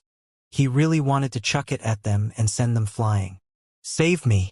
Don't be like this. If I fall in there, I will immediately explode." The stone cried out with AOAO sounds. It was truly frightened. "Human, do you know who you are talking to? What are you waiting for? Get over here and pick medicine to make up for your foolishness, or else you will bring a huge calamity to yourself," roared the golden beast. It was a zhang in height, and golden hair densely covered its body. It was as if a lump of golden flame was raging, and even its pupils were golden as they shot out 2 strands of penetrating light. The little guy glanced at it sideways, and then he looked at the few figures beside the pond. He found a large limestone and sat down. Propping up his chin, he began to observe carefully, as if he was not going to get involved at all. However, its 2 large eyes were extremely quick-witted, almost as if they had a deceitful look in them. From time to time, he would also laugh a few times. He made a plan and was prepared to collect tax here. "Human youth, are you looking for ways to die? Did you hear what I said?" The golden beast roared, and its pupils shot out 2 strands of golden flames. "So noisy!" The little guy suddenly moved fiercely, throwing that mischievous stone out. "Ah! Ho!" A miserable cry and a shout sounded at the same time. The playful stone was shouting in pain, and the golden beast's eye was flowing with blood. The corner of its brow was torn apart, and blood flowed outwards. It was stamping with fury. It was a divine servant, and came from the archaic divine mountain. Their status and identities were extremely high, and after exiting this world, all types of large and powerful clans would pay their respects. Right now, a mere human youth actually injured its head. It truly made people feel as if it was absurd. The most unforgivable part was that this stone was too hard. After being struck, he started to bleed endlessly, messing with its vision. The little guy was quite shocked. This stone was not normal after all, and he suspected that there was something eccentric about it. It really was too solid, even injuring the golden beast after smashing into its head. Aoa! As the mischievous stone tumbled on the ground, it bawled incessantly while using all of its strength to express its pain. When the golden beast saw this, it truly was angered beyond belief. Being struck by a human youth was fine, but this dumb rock actually didn't shatter, and was still rolling about here. Was he trying to ridicule it? It extended out a big foot and directly trampled down. "Save me!" The mischievous rock cried out miserably. The rolling chunk directly once again arrived beside the little guy. "You are even sturdier than many powerful precious artifacts. Truly not bad." The little guy's eyes revealed a strange light. "You are asking for death." The golden beast pounced over. The golden hair that was a third of a meter long flickered with brilliant radiance as it charged over with extremely speed. Wang, the little guy, once again moved his arm, fiercely chucking the stone out. With a dong sound, the golden beast's chin became a bit crooked. A long streak of blood flowed out, and an ear-splitting howl rang out. It was naturally the mischievous stone that was bawling. However, it was full of energy as it rolled and shouted, "Hurts too much. Like I'm going to die. Sure dash." The golden beast almost released a whole string of curses, but it covered its mouth. It felt an unbearable pain, yet it did not yell as loud as the stone that was like a pig being slaughtered. What the hardest thing to take in was that even though it was bleeding profusely, the stone did not have the slightest crack on it. It was still in excellent shape, yet it was shouting so fiercely. The golden beast's 7 apertures were all emitting white smoke from anger. The little guy scratched his head. He was quite happy and rather narcissistic. "My hand is becoming more and more accurate, hitting with almost unfailing accuracy. Fuck that stone." The golden beast roared in anger. Its hatred towards that mischievous stone soared, and its enmity towards the stone was about to be on the same level as the little guy. "Save me!" The stone rolled, quickly fleeing. This time, it learned from experience and rushed towards another direction. It wanted to escape, but the little guy was already prepared. Leaving behind an afterimage, he rushed out, grabbing it in one go. Following that, with a dong sound, it was thrown out a third time. This time, it firmly struck the bridge of the golden beast's nose. A kacha sound could clearly be heard, and after that, the mischievous stone howled in grief, rolling while sticking close to the ground. "I'm broken. I'm broken. I'm going to die from pain. It hurts too much." The mischievous stone was howling out, as if it was suffering the pain of being hacked into 8 pieces. The golden beast held its nose while tears and mucus flew about. It really was painful and difficult to bear, and everything in front of its sight was turning black. After carefully rubbing the bridge of its nosum, it immediately erupted in rage. "Damn stone!" It was almost angered to death. That stupid stone wasn't even close to shattering, and there wasn't even a single crack on it. It was completely unaffected like before, and the golden beast was the one that had its nose broken. The golden beast was half kicking the annoying stone, and half charging towards the little guy. It truly had enough because it received heavy injuries before the real fight even started. This was an extraordinary shame and humiliation. The divine servant was extremely powerful, and the golden beast in particular had an immeasurable magical power. The archaic divine mountain's inheritance. As long as it grew into adulthood and appeared on the great earth, it would be absolutely invincible. However, it could not use any precious techniques here, and could only depend on its own power as a half-blooded divine beast. Something's fishy. That stone is not ordinary. Every strike hits the mark. Moreover, it is so sturdy, as if it's the legendary divine striking stone. One of the creatures near the immortal spring spoke out. Since ancient times, there were only a few divine striking stones in existence. They have all been collected away by great archaic beings and refined into valuable treasures. How could there still be more? There were also other creatures that began to doubt. The mischievous stone wailed with anguish. Faced against that golden Bigfoot thing, it quickly dodged and headed towards a burrow to escape. Don't be scared. It can't do anything to you. I'll help you vent your anger. The little guy reached out and with a pung sound he once again caught it. This time, he personally held the mischievous rock in his hands, and using it like a brick, he charged towards the golden beast. With a random smash he smashed down ferociously. He began to fight a great battle with the divine servant. It was extremely fierce, causing smoke and dust to erupt in all directions. The medicinal field began to crack, and even a few spirit medicine were caught up in the fight. Fortunately, the domain was astonishing, and it was difficult for them to truly destroy the medicinal garden. The golden beast was extremely powerful, and precious methods was where it excelled. However, they couldn't be used here. Even though it was still extremely powerful like before compared to the little guy, it still fell a bit short. After all, it was only a half-blooded divine beast, and the latter was comparable to a heavenly ranked vicious beast young. In this region where they had to depend purely on physical power, it was definitely going to be suppressed by the little guy. Ah! Ow! Miserable shrieks and angry roars rose and fell in succession, and their fight created too much noise and activity. The mischievous stone in the little guy's hand sounded like its heart was tearing, and its lungs were cracking apart. It was shouting in pain as if it was a chicken or duck being slaughtered, but in reality, it was the golden beast's mouth and nose that was spewing out blood. Truthfully, the golden beast's hatred towards that stone was already about to surpass that for the little guy. This was simply undisguised ridicule. It was smashed until even its molars flew out and blood splashed onto the ground. That rotten stone wasn't even affected in the slightest, yet it endlessly howled. Wasn't this simply mockery? After 10 exchanges, the golden beast was directly smashed down by the little guy.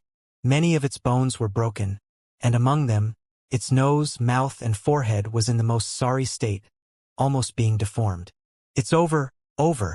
I've been crippled, the annoying stone shouted. This moment was exactly when the golden beast was smashed down by the stone in the little guy's hand. After hearing these words, it immediately became so angry that it began to emit white smoke, fainting on the spot. Stop yelling, you made it faint. The little guy shook the mischievous stone. You were the one that smashed it, hurting me so much, Ayo. Its voice quieted down before staring at the golden beast below. The little guy truly felt that something was strange. This stone was truly odd after all, and it was extremely easy to use as a weapon. Every strike hit its mark, not failing a single time. Most of the creatures beside the spring were apathetic towards the golden beast's defeat, and didn't want anything to do with them. Only one of the creature's voice was cold as it said, "Are you trying to provoke me?" Golden light burned magnificently around the immortal spring, filling the air and submerging the area with multicolored splendor. The several creatures there were all blurry, and only their outlines could be seen. This creature was naturally like this, and it was an extremely terrifying humanoid creature with purple hair fluttering behind it. It was quite clear that this was the pure-blooded vicious beast, because it could be inferred from the servants around it. Provoke? I never do that kind of thing. If there's a need to take action, then I'll just make my move. The little guy spoke without the least bit of concern before asking seriously, "What kind of creature are you really?" He knew that pure-blooded vicious beasts could transform into humanoid forms even in their youth. They had remarkable skill, and it was likely that this was not its true body. "You are not worthy of knowing." It stood within the golden light with an expressionless face. "You are female?"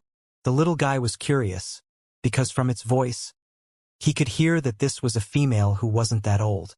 Its voice was a bit cold, but it was quite pleasant to listen to. Apu. The few creatures that were picking medicine almost coughed out blood. This human youth was too intrepid, actually daring to say things like this. There was no one more clear than them on how terrifying that creature was. Their group went up together against it, but all lost in the end. A few died, and they all became a part of the golden beast's meal. Human, you made me angry. After obtaining the immortal spring in a bit, I will kill you. That purple-haired female had her back towards him. Her figure was elegant, and she was extraordinarily beautiful. The little guy scratched his head and said, I want to make a divine beast yield. So what is your true form? It'll suck if you ended up ugly after I made you yield. I like horned dragons, nine-headed lions, and creatures like that. Sitting on top of creatures like that makes you feel impressive. He had a sincere and down-to-earth look, and his eyes were full of longing. The few creatures that were picking medicine were scared stiff. Exactly what kind of background did this youth have? He really did dare to say anything. Could it be that he wanted to go against the heavens? That purple-haired girl had her back towards him, and her body was slightly trembling. She resisted her impulse and did not actually turn around. The domain here was extremely terrifying, and so reaching where she stood was already quite difficult. She couldn't move about randomly. The other creatures were indifferent. Regardless of whether it was humanoids or divine birds, etc., they were all calm and composed. Currently, they all had their eyes on the golden spring before them. The little guy kicked the golden beast and said, Wake up! Time to scoop up medicine. The golden beast woke up and was about to erupt with rage. However, only a stone was waiting for it, smashing it until it saw stars, almost making it faint. The little guy stepped on its body as he walked over and made a move himself. He picked up a beast pouch, and after looking inside, he saw a total of 20 to 30 stalks of precious medicine. Among them, there were 6 or 7 that were in excellent condition, and it was obvious that they were dug up outside. The ones that were picked from the medicine field were all broken and in pieces. Too great. It truly is a great harvest. The little guy's large eyes were curved like crescent moons, and was as happy could be. While sitting on that large limestone, he propped up his chin and began to stare at the individuals near the golden spring. This child knew from experience the benefits of reaping without sowing, and it felt especially good when it was taken from his enemies. He had his eyes on that purple-haired girl, and felt that the best time to strike would be after she obtained the immortal spring. The little guy sat comfortably on the limestone, resting his chin in his hands while watching the few creatures approach the immortal spring. He wasn't anxious at all, and was waiting calmly for them to gain something. At the front of the medicinal field, a few archaic descendants were earnestly harvesting the medicine. Every time they plucked a stalk out, they would cough several mouthfuls of blood as a result of their bodies suffering from heavy damage. Aren't you guys tired? You all are already coughing out blood to this extent, yet are still harvesting the medicine, not scared that you might die. The little guy blinked in curiosity as he inquired. The few creatures revealed ugly expressions that were worse than crying. Did he really believe that they wanted to do this? This was only happening because they were being forced to buy that divine servant. Everyone had to harvest above 10 stalks of spiritual medicine before they were allowed freedom. The little guy appeared to know what they were thinking about and said, Don't be scared. This golden beast has been taken care of by me. You can all leave. A creature amongst them stammered before speaking softly. Its owner is a pure-blooded divine beast. We have already promised to harvest 10 stalks of spiritual medicine. If we escape like this, it will be disastrous once we get caught. You are talking about her? Don't worry about it. What's hers is mine. So just hand me all the spiritual medicine you harvested. I'll ensure your safety. The little guy waved his hands, making this look like a small matter. At the banks of the immortal spring, those few terrifying creatures were getting closer to the pond little by little. They were all focused because they were withstanding too much pressure. The domain here was too frightening, their bodies were in intense pain, and it felt as if they were going to split open. That purple-haired girl had her back towards them, and her body trembled again. That human youth at the back was acting on his own initiative by dividing her medicine, making her absolutely furious. However, she had already walked this far, and was about to reach the immortal spring.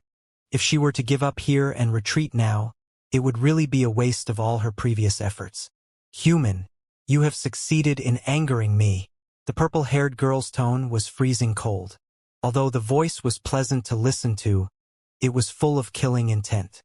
The little guy looked around, and in the end, he picked up a giant rock that was several hundred gene before chucking it forward.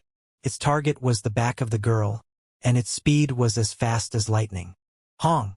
However, as soon as the giant rock was thrown, it was immediately smashed to pieces by the powerful domain.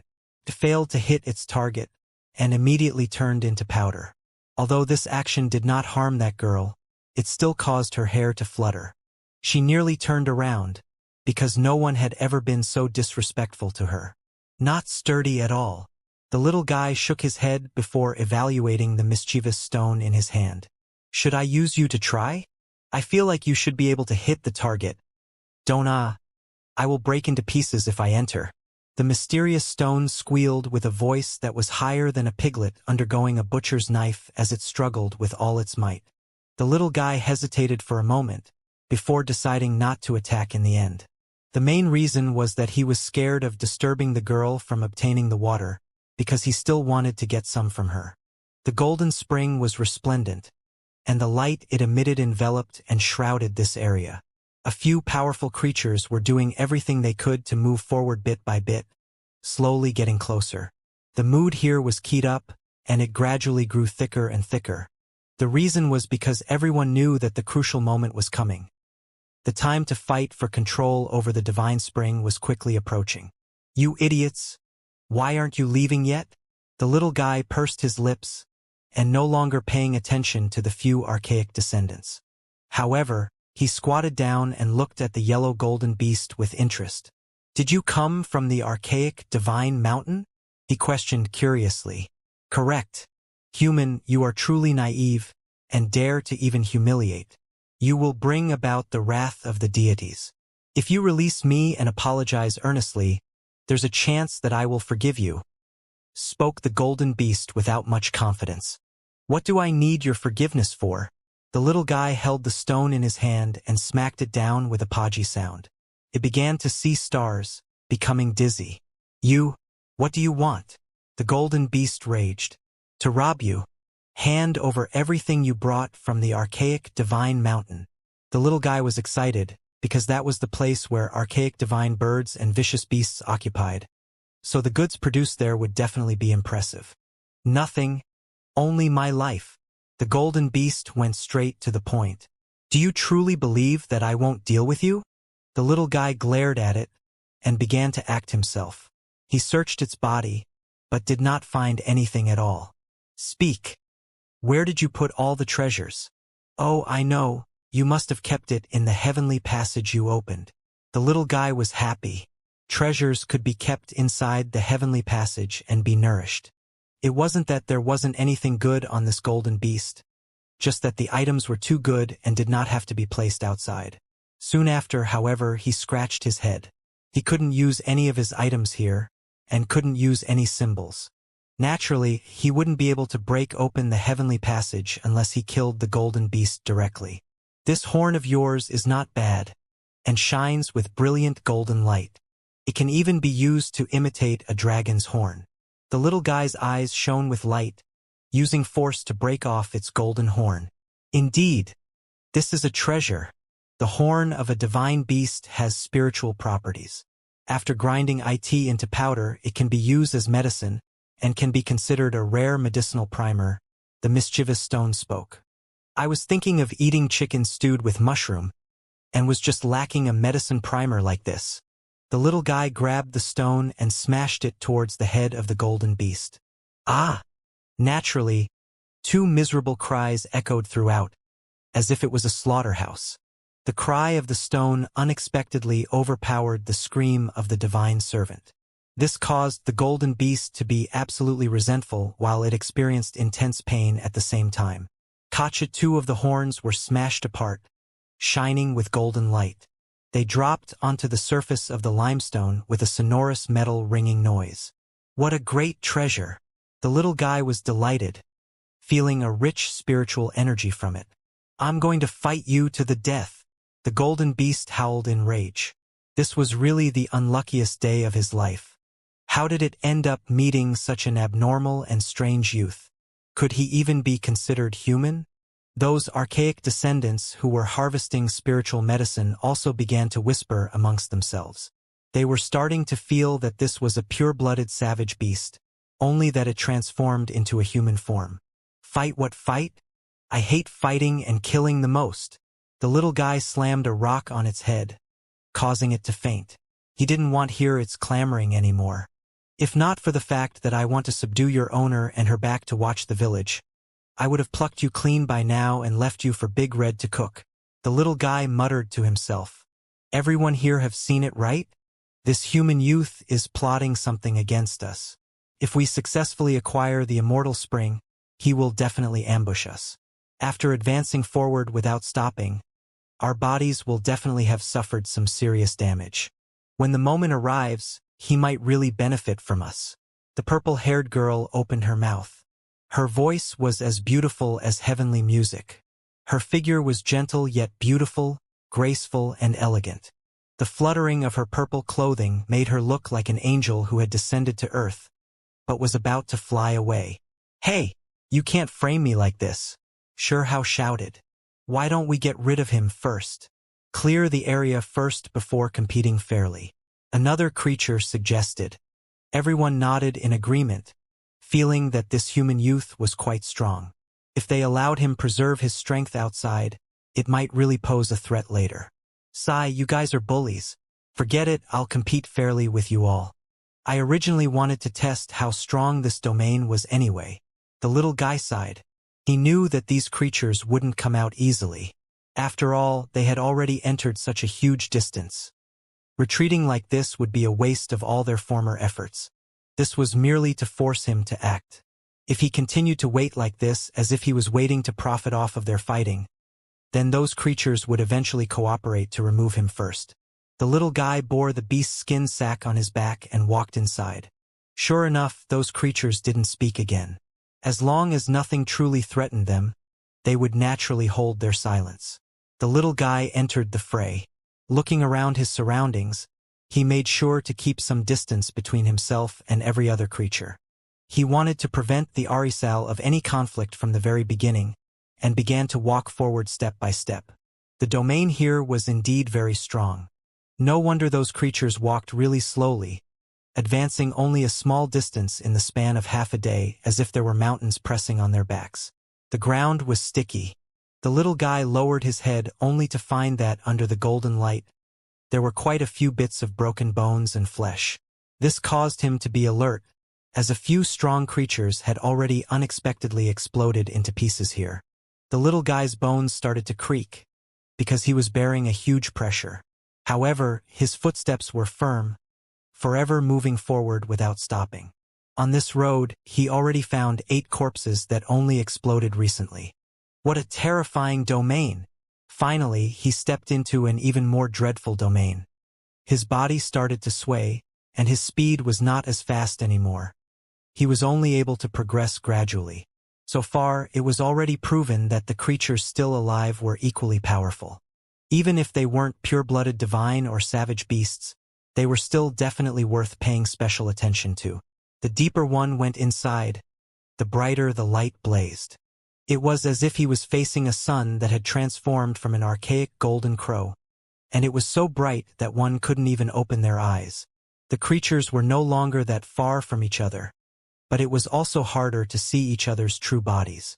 This place was obscure and indistinct. The golden ripples reached the sky, shrouding the entire place. Everyone seemed to be enveloped and surrounded by a golden ball of flame, dazzling extremely brightly. Time elapsed little by little, and an entire day and night had passed. The little guy was close to the golden spring and was standing beside the other people. The pool was filled with golden symbols, and it was shaking and vibrating with a terrible fluctuation akin to the rise and fall of a patch of golden waves. There was majestic and boundless aura welcoming them. Pooh! A line of blood appeared on the forehead of a person amongst them, following which, more cracks started to show on his body, and with a kacha sound, even more bones broke. This person did not say anything and retreated rapidly. He apparently couldn't withstand the pressure anymore. However, there was an even faster figure. This was a divine bird, and its eyes were sharp. It suddenly exploded into action, directly attacking with murderous intent towards the person. With a gotcha sound, it grabbed out, grasping that individual's arm firmly. It locked the person in before bringing it back again. Ah! That person shouted loudly, and blood spurted out from its entire body. Under the pressure of the domain, the bones broke, and the whole body was in intense pain before breaking apart into many pieces. That divine bird reached out with a claw and snatched the heart away. It then opened its mouth, swallowing it whole to replenish its energy. Evolving to this stage can be considered rare already. Bloodline really isn't the only criterion in determining whether you are strong or not, muttered the divine bird. The little guy shivered. This place sure was cruel. Such a strong creature died just like that, and its heart was even eaten. Half a day later, the few living creatures were making progress with great difficulty. They were finally closing in on the immortal spring. However, none of them dared to move rashly. It was a pool of about 10 square feet. There was a dense steam rising, making it difficult to see the liquid inside. Only strong waves of life energy could be felt, causing people to feel as if they were about to ascend to heaven. The little guy stayed at the back, not moving to the front. He was afraid that these people might join hands and act against him together. Someone kicked a rock into the immortal spring. There was no sound of splashing water, but there were golden ripples that clashed like a storm, causing every creature to become apprehensive. They were able to determine the strength of the domain, and felt that it was possible for them to retrieve the water and acquire the immortal spring. Chong! Suddenly, a sharp ray of blade light flew across. Someone had attacked, slicing towards the people beside him. This was not just acquire the divine spring, but also to take the opportunity to kill a divine-blooded creature for its blood and flesh as precious medicine. Pong! Someone struck towards the little guy. It was a black sharp claw that was sturdier than steel, and it resounded with an ear-splitting noise as it struck towards him. On the banks of the immortal spring it was absolute chaos. The strongest creatures started to act, engaging in battle. Just in time. Pure-blooded savage beasts and divine creatures. I will make you yield to me, the little guy shouted. Dang! Sparks flew in all directions. The little guy collided together with that creature's black claws, creating a thunder-like noise. The earth beneath their feet cracked, and it was incomparably violent and fierce, as if two volcanoes collided with each other. The creature's pupils were ice-cold, and did not utter a single word. It was entirely focused on the little guy as it carried out its murderous attacks. Its speed was simply too fast, resembling a streak of lightning. Moreover, it was possessed extraordinary strength, making it absolutely terrifying. Hong, an exploding sound rang out in the air. The creature's tail swayed. It was a black-colored flood dragon tail with thick scales, as if it was forged out of liquid metal. The tail had a metallic texture as it flickered with an ice-cold light, hacking towards Shurhao's head. This kind of exploding sound was extremely ear-piercing. One could see just how great its speed and power was. Even if it was a mountain that was targeted, it would still be smashed to pieces. The little guy quickly retreated backwards, and his body seemed to almost be lying on the ground. That scaled tail swept right above his forehead. A lock of hair was immediately cut off before turning into fine powder. He jumped up and pounced towards that creature's back. His two palms were sparkling as they sliced towards the middle of its back. It created a sharp woo sound, as if a divine weapon sliced across air. The creature was extremely calm. It suddenly turned around, and the vertical eye on its forehead emitted light. Even though it couldn't use any precious methods, it could still make one's mind feel unstable, as if their souls were about to be hacked into pieces. At the same time, its pair of black-colored claws once again stretched out. Dark light danced about, crossing swords with the little guy. Sounds of metallic objects colliding continuously rang out. The two individuals' palms and fingers emitted light, and both of them were dazzling. This was a reflection of their powerful peak-level flesh, and both of them had the power to break apart precious artifacts with their bare hands. This was an incomparably powerful battle. They fought at close range. Even though they were still submerged within the golden light, they could clearly see each other, making the little guys extremely shocked. This was a bizarre creature that had a human face, but instead of the normal two eyes, it only had a single vertical eye on its forehead. It was extremely weird. Moreover, it had the body of a scaled leopard. The leopard body was slender and sturdy with black-colored scales covering it densely, carrying a truly shocking strength. Behind its body, there was a powerful flood dragon tail. It could annihilate everything by itself, and with a flicker of dark light, even mountains could be smashed into pieces. Zhu Jian. The little guy finally remembered what type of creature it was. It truly was an archaic vicious beast's young after all, moreover being a species that was extremely difficult to deal with. Zhu Jian, human face, leopard body, ox ears, and a single eye, long-tailed and powerful. It was particularly terrifying because of its extraordinary strength. It could move mountains and overturn seas, and was worthy of its great archaic reputation. In addition, it could release a huge roar that could kill. This was definitely a pure-blooded Zhu Jian. It possessed a shockingly great strength, and was fiercely fighting it out with Sure Hao. Their attacks battered the land until it cracked, causing the great earth to shake with rumbling sounds. You have to understand that there was an archaic restriction here. The domain covered the area densely, and could easily tear through an intruder, making it so that only a few people could break into the divine gardens, mountains, and forests. The little guy fought a huge battle with it, and his eyes were clear and bright. He was extremely focused, and did not have the slightest bit of contempt in his heart.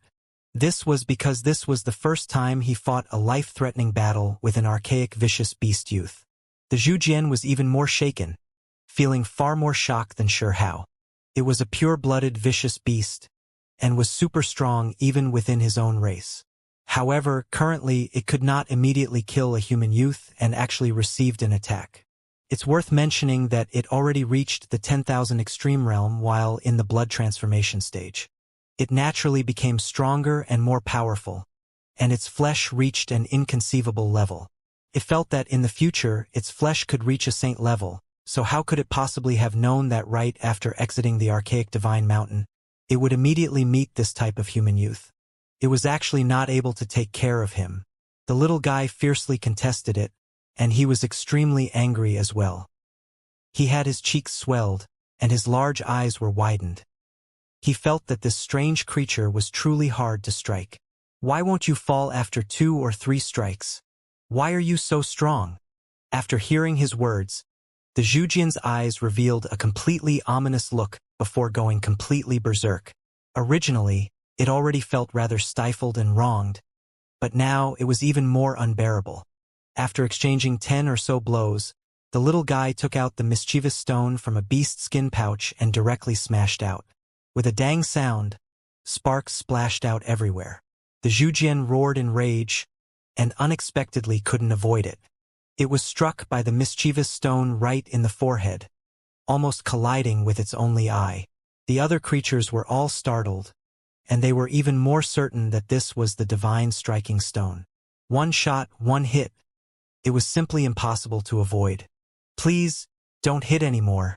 What am I being smashed against? I'm about to die from pain. The mischievous stone was howling in grief. Dang, the little guy held it in his hands, immediately beginning to smash down continuously. Even though the Zhu Jian was using everything it could to contend against it, it still felt its arm becoming sore and numb. Its claws were in intense pain, because that was a sacred object that could be refined by an archaic might into a most valuable treasure. After attacking for a long time without any success, the little guy loudly shouted and used his arms to grab the Zhu Jian, fighting it out at close quarters. The Zhu Jian was angry. Its race was known as the powerful divine kings, and during the archaic years, they would call the wind and summon the rain, sweeping everything before them. However, now, there was actually a human who wanted to make it yield with brute force. Oh! It opened its mouth to roar, and its voice was loud like a divine clock. It shook the area until it began to ring with wong-wong sounds. The other creatures really wanted to cover their ears, because they were starting to feel extremely uncomfortable.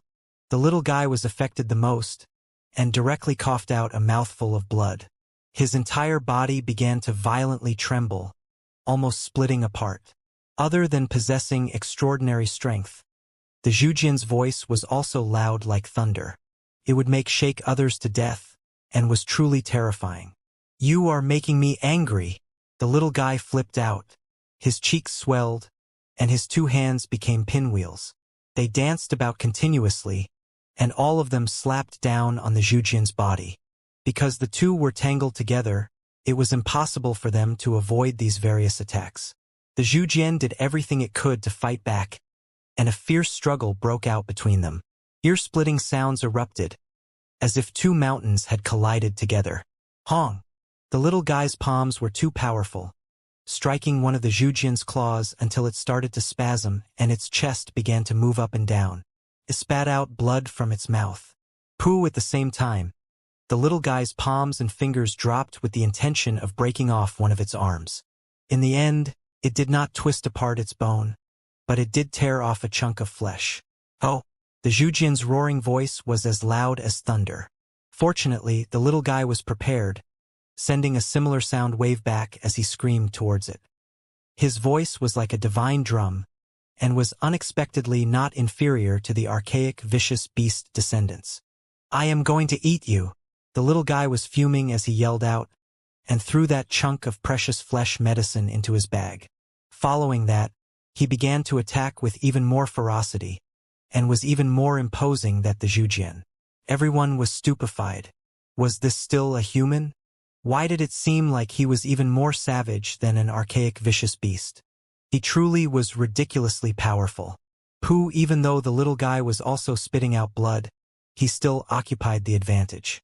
A palm slapped down, striking the Zhujian and making it stagger. Moreover, it created a bloody wound on its stomach region. The black scales began to fall from that region, and fresh blood gushed out. However, what made the devilish brat regretful was that there wasn't a second chunk of precious flesh medicine. The archaic vicious beast descendant was too powerful, and couldn't be oppressed and dealt with like ordinary descendants. A bloody battle had to be fought with it. Right at this time, a slender figure appeared. A bright jade palm slapped out, and it was pure white and brilliant as it struck towards the little guy's back. It was incomparably terrifying, and actually twisted the space around it. Hong! The little guy turned around, directly meeting it with his palm. A terrifying energy wave erupted between the two individuals, and like a tornado, it engulfed everything. It was precisely that purple-haired girl that attacked, because she wanted to take care of the little guy a long time ago. Now that the opportunity presented itself, she naturally wanted to make her move. "Yeah, it's you. You and this Zhujian should both help protect my village." The little guy's eyes were widened until they were perfectly round. The purple-haired girl's body had a layer of divine splendor covering it, and her fair skin could be seen. It was like jade as it carried a type of sparkling luster. Her large eyes were quick-witted, and her red lips were bright-colored. However, in the end, everything was still shrouded by the divine splendor. He could only catch a glimpse and could not clearly see everything. Her pupils were spiritual, but currently, her gaze was extremely cold. She unleashed killing blows targeted towards the little guy, and she was like a divine phoenix as she made her move. Even though she was graceful and elegant, she still carried a vast and mighty wind. The two individuals fiercely fought hand to hand, and were like two lumps of light as they collided. The Zhujian roared in anger, and also joined the fray.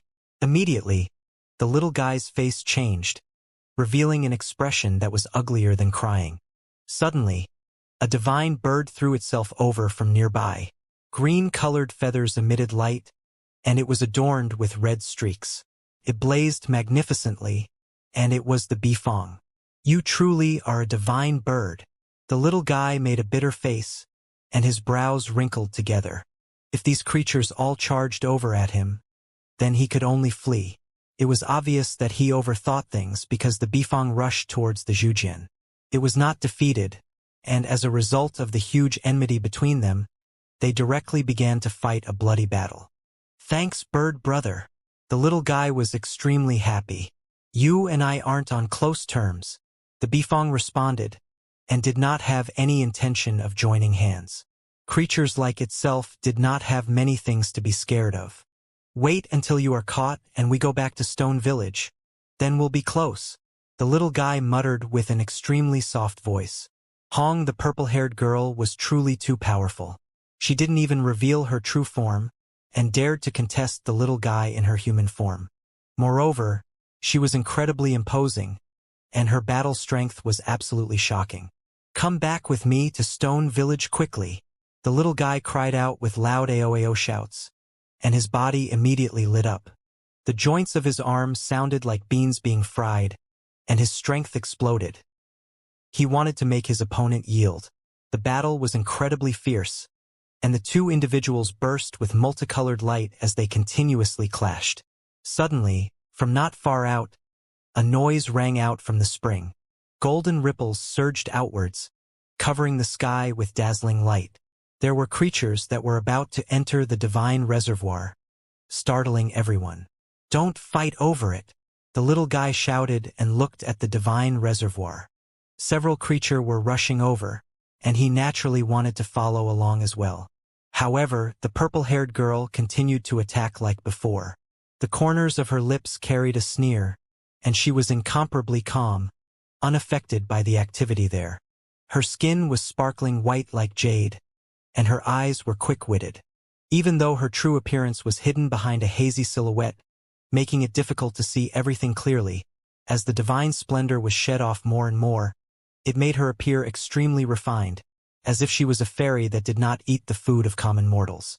Her attacks became more and more powerful. As her purple clothes drifted about, it was as if she was going to ascend into immortality as she exhausted everything she had against the human youth. The little guy was angry, and turned a blind eye towards her unmatched appearance. Using all of his strength, he threw out the mischievous stone.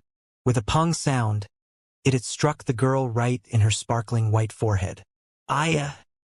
The purple-clad girl cried out in pain. It could be seen that there was a blister swelling on her snow-white forehead. She was extremely ashamed and angry, and went completely mad. Essence energy surged from her entire body, releasing an undying divine radiance in front of her.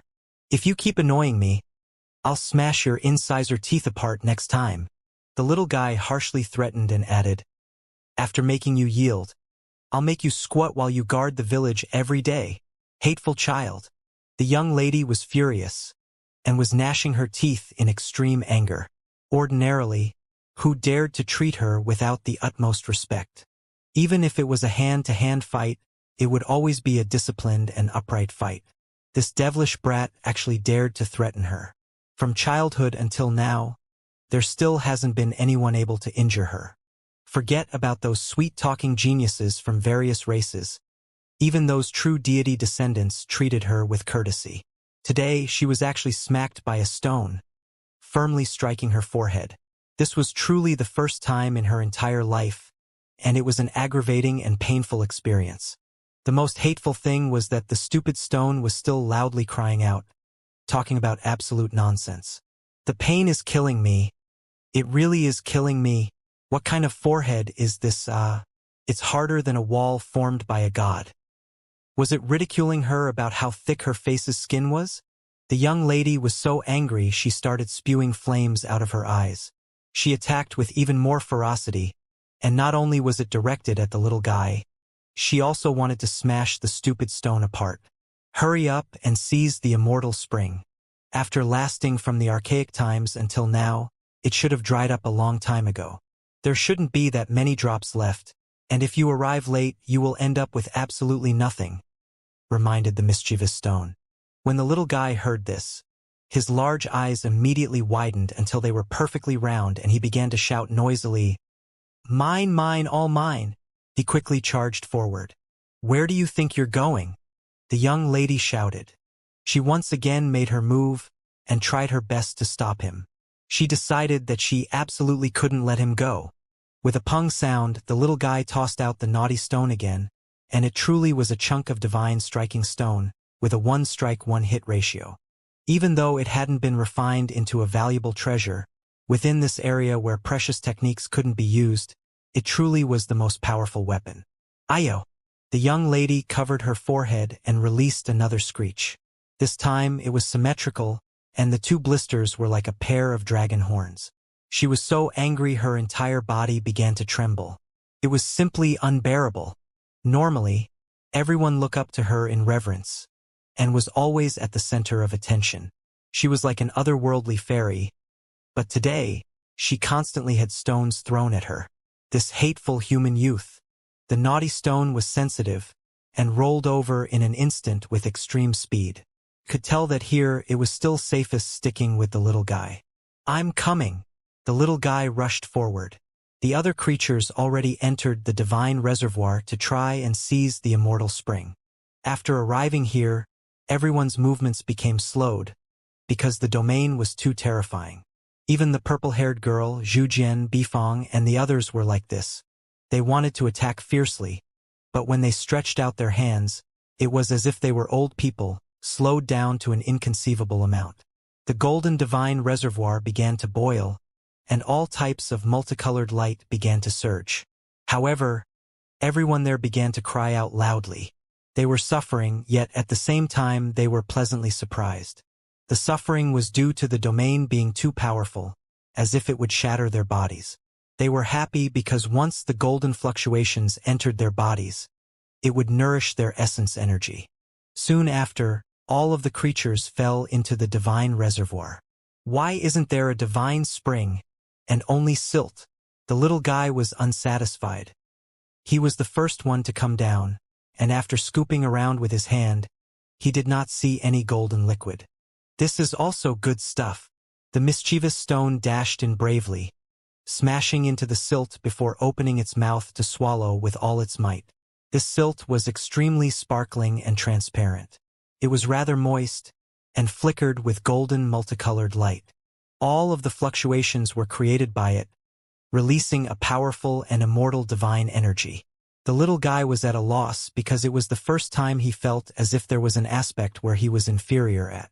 The playful stone was swallowing with large gulps, yet he could only watch impatiently. He felt that even though his own appetite was great, he still could not digest this type of thing. The other creatures were also struck dumb. Even the purple-haired girl stopped her attacks. Where is the immortal spring? How could the divine liquid have dried up? Why is it like this? Everyone began to squat down to search because they all felt unwilling. It was truly difficult for them to have reached this place, and their bodies had gone through too much suffering since symbols and precious techniques couldn't be used at all. I'll eat. I'll also eat. In the end, the little guy went against the heavens. Leaning towards the center of the divine reservoir, he dug out the sparkling silt and also delivered it to his mouth. He wanted to be shoulder to shoulder with the divine striking stone. When the mischievous stone saw this, its jaw almost dropped onto the ground. The sparkling sand in its mouth all flowed out, and it howled, "Don't fight over this with me. You can even eat this. There's nothing I can't eat." The little guy spoke fiercely and tried his best to chew. He hoped to chew out a bit of the golden liquid. Suddenly, he became disappointed. Even though the sand was moist, it did not shed any of the golden liquid. Refine it all. The devilish brat puffed his cheeks and blurted with an inarticulate voice. Even the Zhijian, Bifang, and other pure-blooded vicious beasts were frightened. Truly savage, this devilish brat was even more brutal than them. Exactly who was the archaic vicious beast descendant? At this time, even that purple-haired girl was stupefied. How could this fellow even nibble on earth? She momentarily forgot about attacking, and did not make any moves. "Stop stealing from me." The mischievous stone was resentful. Why was there an opponent even in sand eating? It began to hurriedly swallow. The little guy puffed his cheeks and widened his eyes. He really was a bit at wit's end, because it seems like he couldn't digest this stuff. He was absolutely furious, and in the end, he opened all of the pouches he carried on his back and began to fill them up with this sand. He began to compete with the mischievous stone. The two of them rolled and fought all over the floor. They made the silt fly in all directions, making the Zhujian, Bifong, and purple-haired girl dumbstruck. They were absolutely speechless. Is the human race this violent? Why is it that my grandfather told me that this is the race that is the easiest to bully? That old fart tricked me again. A younger divine bird was extremely angry, feeling that it was deceived. The mischievous stone was too good at eating, but the little guy also wasn't someone easy to deal with. The silt was almost completely cleaned out, and soon after, the two of them directly scooped towards the bottom. The little guy spat out a mouthful of silt and revealed a happy expression. He opened his mouth to chew downwards. This was because he saw a small golden snake, and it was only 1/3 of a meter long. The immortal spring is actually transforming. It wants to take form. No wonder it's drying. Everyone cried out in surprise, rushing out together. The snake woke up from its slumber. It opened its eyes and had an ominous and threatening look. However, it was shocked to find that there was a human youth that was even more savage and was the first to try and eat it. With a Xianxia sound, the little guy bit down on its tail. Oh! With a roar, the golden snake flourished magnificently with light. It cracked open the reservoir, doing everything it could to struggle free. Its tail then broke off. Soon after, it turned around and fled, turning into a streak of fluid light before leaving the divine reservoir and rushing into the distance. Chase! The Zhujian, Bifong, and purple-clad girl were all shocked. They ran outwards, chasing after that snake. Mine! The little guy opened its mouth, and as a result, the tail fell out. His hands moved about in a flurry, grabbing it quickly. He was extremely annoyed, and ran into the distance while shouting, "Mine, mine! All mine!" The snake tail danced about madly. It actually wanted to escape, releasing many rays of golden light like a small sun. The bright light was so intense that it was difficult to see properly. The little guy fumbled with the snake and finally grabbed hold of it firmly. However, the snake's tail was actually dividing into 5 little snakes. Each of them was only as large as the belly of a finger and was about to escape in various directions. "You aren't allowed to run." The devilish brat was angry and enclosed all of them around his hands before stuffing them all into his mouth. With his cheeks puffed, he was threatening to eat them completely if they tried to run again. The golden liquid collided against each other. The little guy's mouth started to bulge, sticking out in one area before swelling in another. This was a result of the 5 little snakes trying to escape by tormenting the little guy. There really is an immortal spring, huh? I thought it had dried up long ago. It's truly unimaginable that there was still something here, and 5 drops have been captured by you. The mischievous stone was shocked. Do you have any ideas on how to seal them off? The little guy was covering his mouth with his hands and asked with unclear articulation. Seal it into the jade container, then they can't run off anymore. Hearing this, the little guy quickly fished out the small jade container from his bosom and placed the 5 small dragons inside before stuffing it with a piece of cork. Then, he curiously stared at the mischievous stone. This guy seemed to know too much. When he was inside the divine garden, he should have drunk quite a bit of the immortal spring, right? You became sentient a long time ago and contain a huge amount of golden liquid within your body, right? No such thing. Don't set your ideas on me. The mischievous rock, who was gulping down huge amounts of crystal, jumped up in fright before quickly rolling to one side, staring at the little guy in alarm. The little guy didn't ask anything else. Time was very tight now, and he wanted to catch that golden dragon. If he was late, the dragon would most likely be shared evenly between those creatures. There's no point in going, you won't catch it. Those people's hopes and efforts will also come to nothing. Since the immortal spring has successfully taken corporal form and it was roused awake like that, it would be able to fly into the heavens and burrow deep into the earth, unable to be caught by anyone anymore. The mischievous stone shook its head. As long as divine liquids like this have taken form, they would acquire sentience. As long as they are given some time, they will become strong rapidly and turn into guardian spirits. So much so that when enough time passes, becoming a divine spirit won't be an issue. Inside the divine garden, the domain does not affect the immortal spring. The golden liquid changed form into a dragon, and could travel far away in an instant, burrowing deeply into the soil. Xianxia, the divine striking stone, started to crunch on the sand violently. The surface had been eaten completely, so he started to swallow the sand underneath. This place was filled with endless rays of golden light, rising to the top in clouds of mist and smoke, like golden waves. This was all due to the immortal spring. Although that golden little dragon had long vanished, this place was still pervaded with divine light. The sand had been nourished by the spring for an immeasurably long amount of time, and long had its own spiritual nature. Don't try to snatch any more from me. You already have the golden liquid, and you can't eat all this anyway. The mischievous stone cried out. I have to bring some back to the willow deity for him to recuperate, and I also have to save another guardian spirit.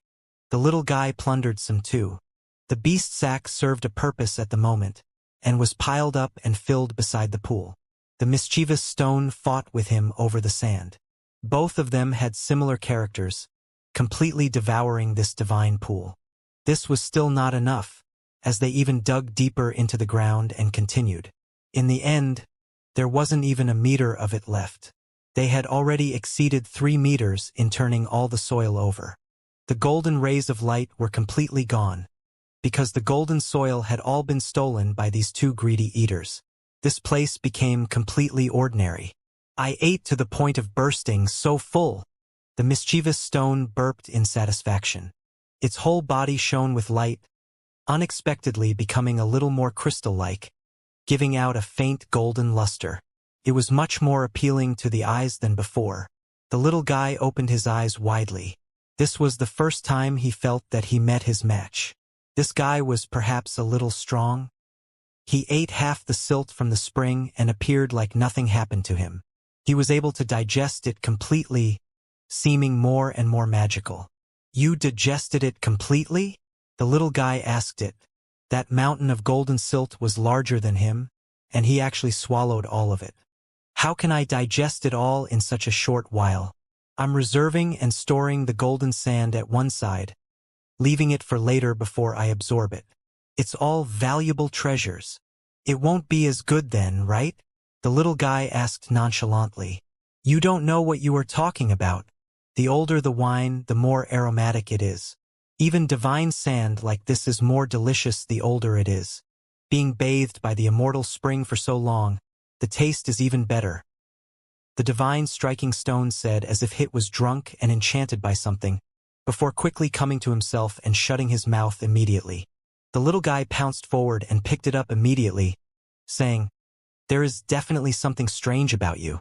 Say, was this pool of divine spring drunk up by you? It hurts. I'm gonna crack. Quickly release me. It screamed like a pig being slaughtered. Now that you think about it, it was strange that as soon as that golden liquid vanished, the domain also became weaker, as if it followed that golden dragon and vanished. You clearly said just now that you ate the golden sand here in the past. The little guy punched it, each punch stronger than the last. Don't hit me anymore. I'll confess. The mischievous stone howled miserably.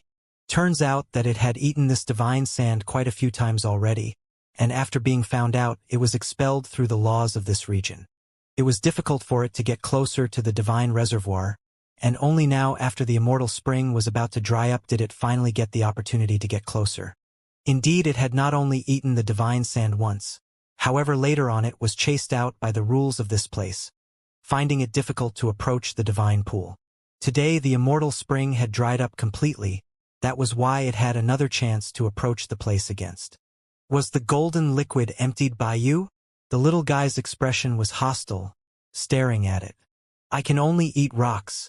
After swallowing that liquid, it all flowed out.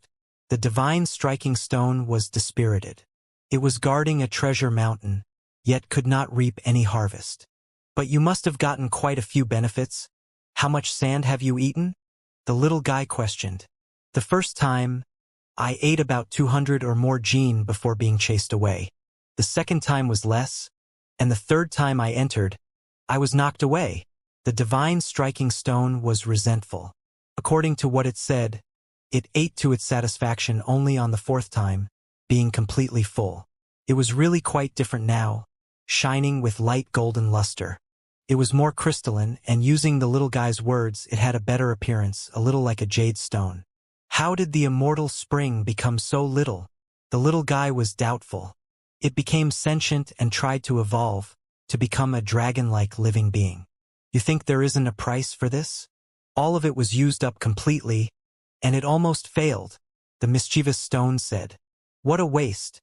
We probably won't see another immortal spring again in the future. The little guy was depressed. That might not be the case. It has become a spirit and succeeded in making a corporal form.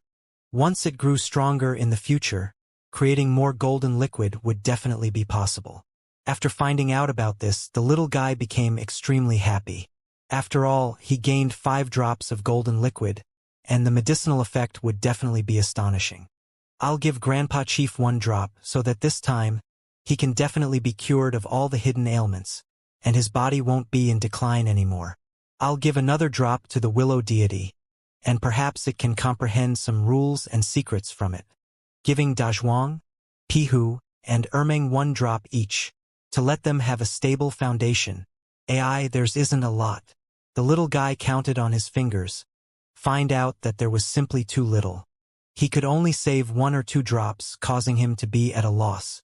A while later, he came to his sense, saying, "Little stone, you dare to eat my divine sand secretly."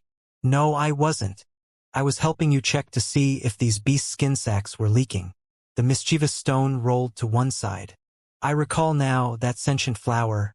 Didn't you say there was a stalk of sacred medicine? Your sentience might be because of it, so this can't be false, right? There is indeed such a flower, but it isn't enough to enlighten me. It fought for the sand with me, but it was also chased out at the end. That guy wanted to swallow the golden liquid too." The divine striking stone was discontent. "That is a sacred medicine, ah. Where did it run off to?" The little guy opened his eyes wide, asking it anxiously. "I fought with it, before biting a mouthful out of it. It ran away, but I can feel that it is still nearly the medicinal garden," the divine striking stone said. "You bit it? That is a sacred medicine. Where did you put that treasured medicine?" The little guy held it up. "Sacred medicine is indeed a good thing. Of course I wouldn't waste it. Such an action would cause me to be struck by lightning. I buried it deep in the ground. When it became dirt and soil, I ate it." The mischievous stone was immensely proud of itself. "Dang." The little guy smashed it towards the ground and did his best to stamp on it, making it scream out "oh" in pain. Rolling on the ground, it said, "Don't hit me anymore. Next time we see it, I'll help you catch it. You should be struck by lightning." The little guy was infuriated and regretful. That was a stalk of sacred medicine, rarely seen on Earth, and the stupid stone had actually bitten it. This was already said and done, but this stone actually went to bury it into the ground, waiting for it to rot into dirt and soil before consuming it. The most hateful part about this was that it was completely satisfied by what it did.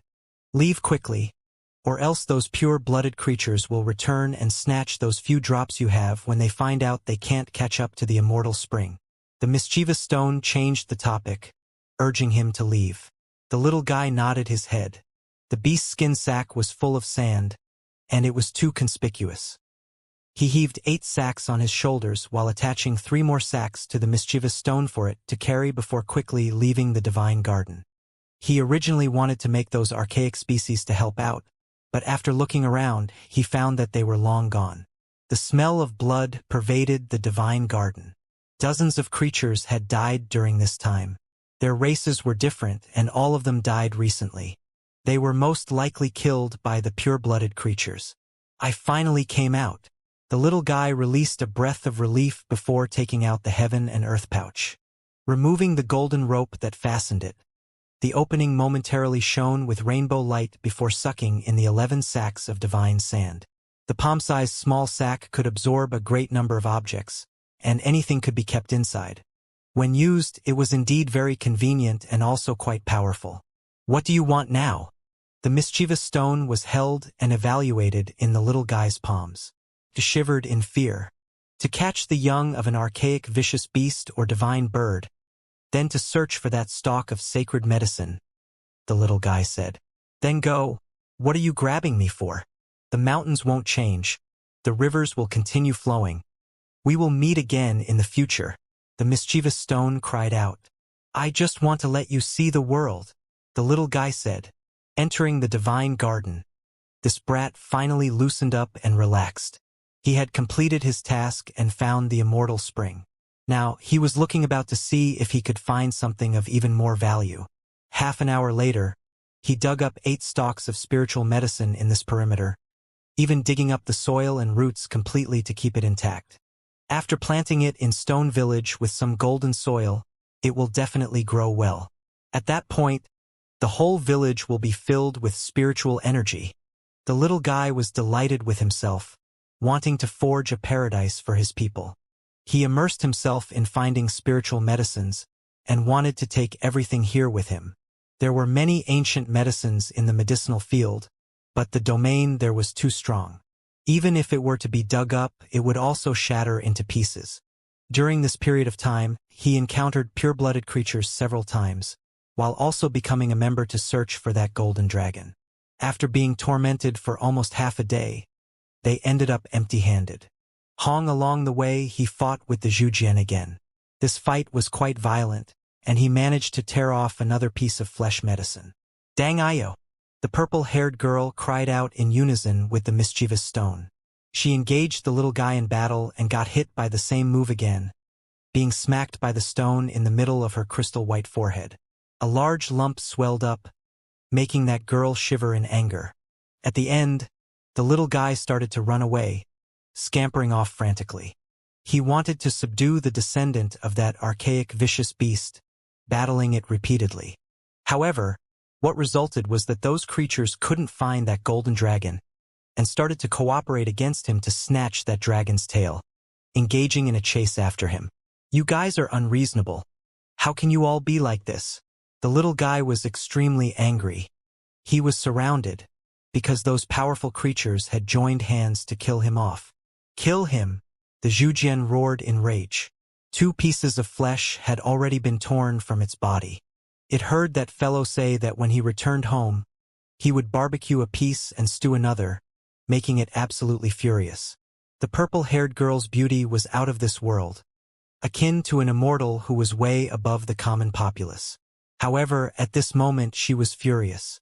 She was actually hit 3 times by that stone, and now her crystal-white forehead had 3 lumps.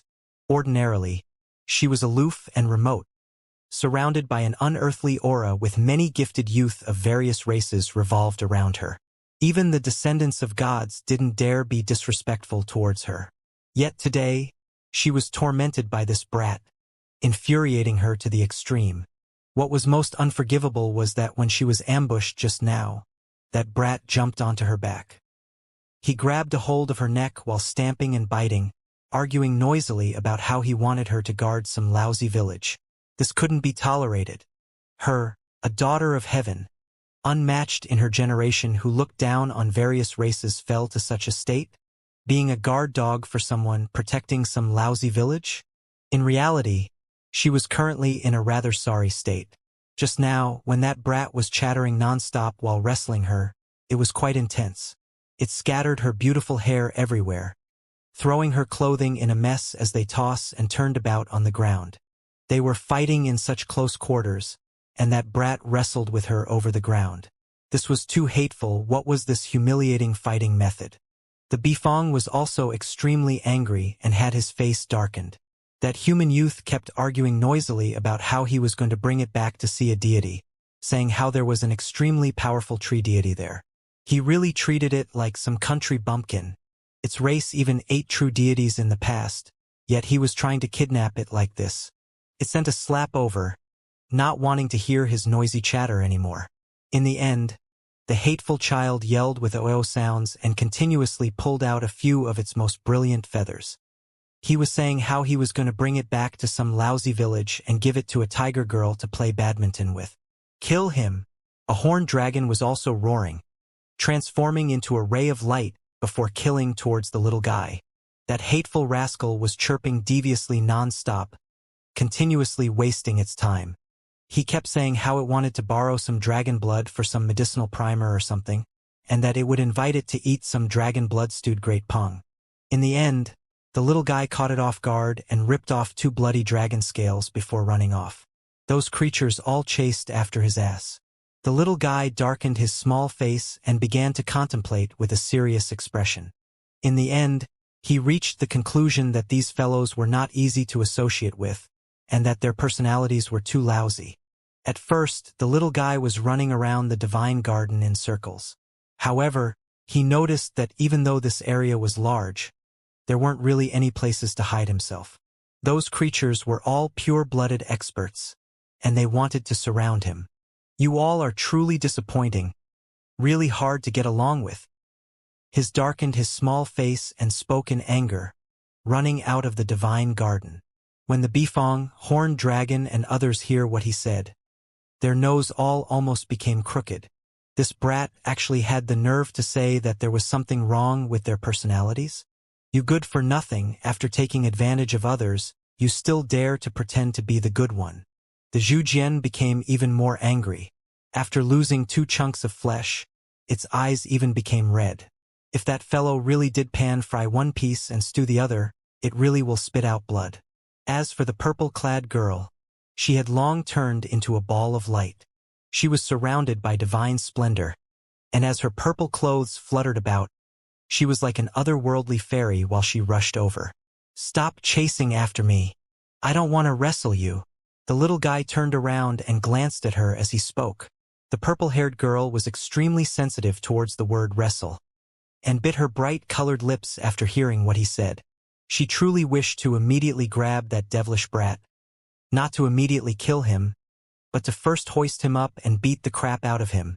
The little guy really wanted to make a divine bird or vicious beast yield. But no matter how heaven-defying he was, he still couldn't deal with all of these pure-blooded creatures at the same time. After all, he was still young, and his cultivation time was too short. At this moment, not only was he howling in grief, he truly wanted to face the sky and borrow 3 years from the heavens. Finally, he frantically ran and rushed out of the 100-grass land, leaving this sacred ground. Right when he exited, his entire body flickered. Propitious vapors surged chaotically, and he could once again use the strength of symbols. However, when he turned around, he was immediately shocked. Those creatures were even more terrifying. Behind him, it was as if volcanoes surged one after another, and the blazing light rushed into the heavens. They erupted with incomparable fluctuations, and were covered densely in symbols. The heaven and earth trembled, and all of them were like deities. The little guy's eyes flickered with light. He knew that it was the distinctive feature of those that opened up the 9th heavenly passage. Leaving the divine garden made things worse, because these archaic divine birds and vicious beasts were incredibly powerful, able to sweep everything before them. He directly took out the broken sword and prepared to cut them. However, when he saw the horned dragon spit out a net, he hesitated. That precious artifact was too shocking. It was decorated with stars, and flickered with brilliant light. This net was incomparably terrifying. The aura it emitted shook tens of thousands of souls. The heavens and the earth were throbbing. It was weaved out of archaic beast tendons, and was fused together with sparkling and translucent scales one after another. It could swallow up all things. Those dragon scales are pure-blooded. The little guy was terrified. This type of precious artifact was absolutely frightening. On the other side, a ball of light appeared on top of the Zhujian's head.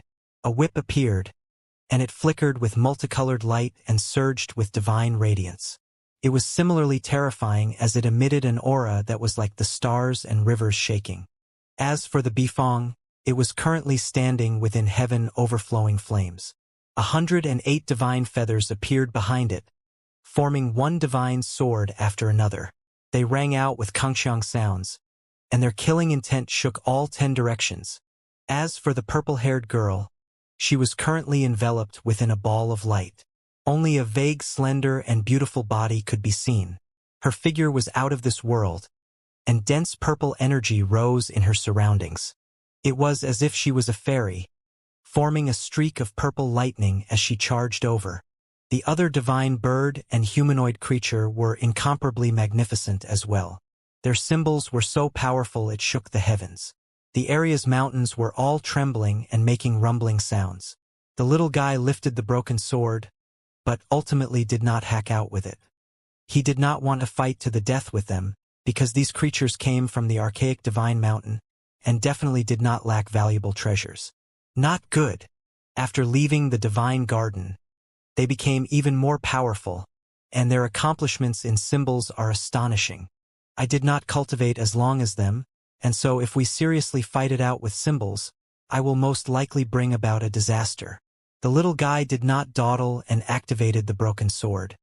He left behind an afterimage and entered the mountain forest, charging into the distance. With a wonglong sound, the mountains and forests behind him were smashed apart. Multicolored light advanced like a flood, sweeping through this open space. It was incomparably terrifying, and there weren't many things that could stop those pure-blooded creatures. These individuals were too powerful, and even the hills were blasted into cracking apart before collapsing.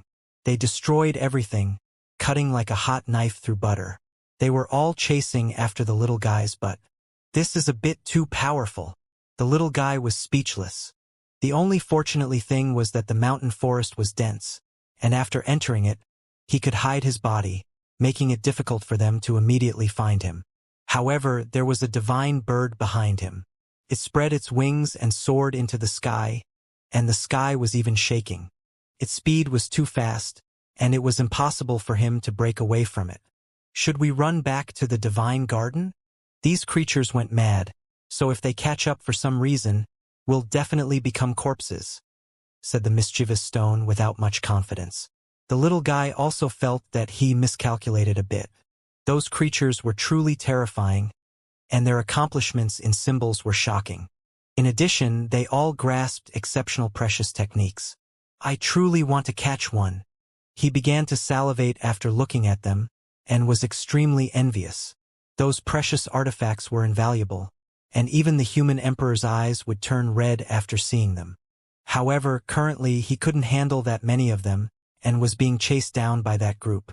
Like a wisp of smoke, he disappeared into the great mountains. The purple-haired girl, horned dragon, and other creatures were too powerful, recognizing his tracks. They followed him the entire way, wanting to kill him off. Similarly, the bifong was even more vicious. Its eyes were penetrating, and as it soared in the air, its gaze seemed like it could pierce through the forest. It continuously swooped down to launch attacks.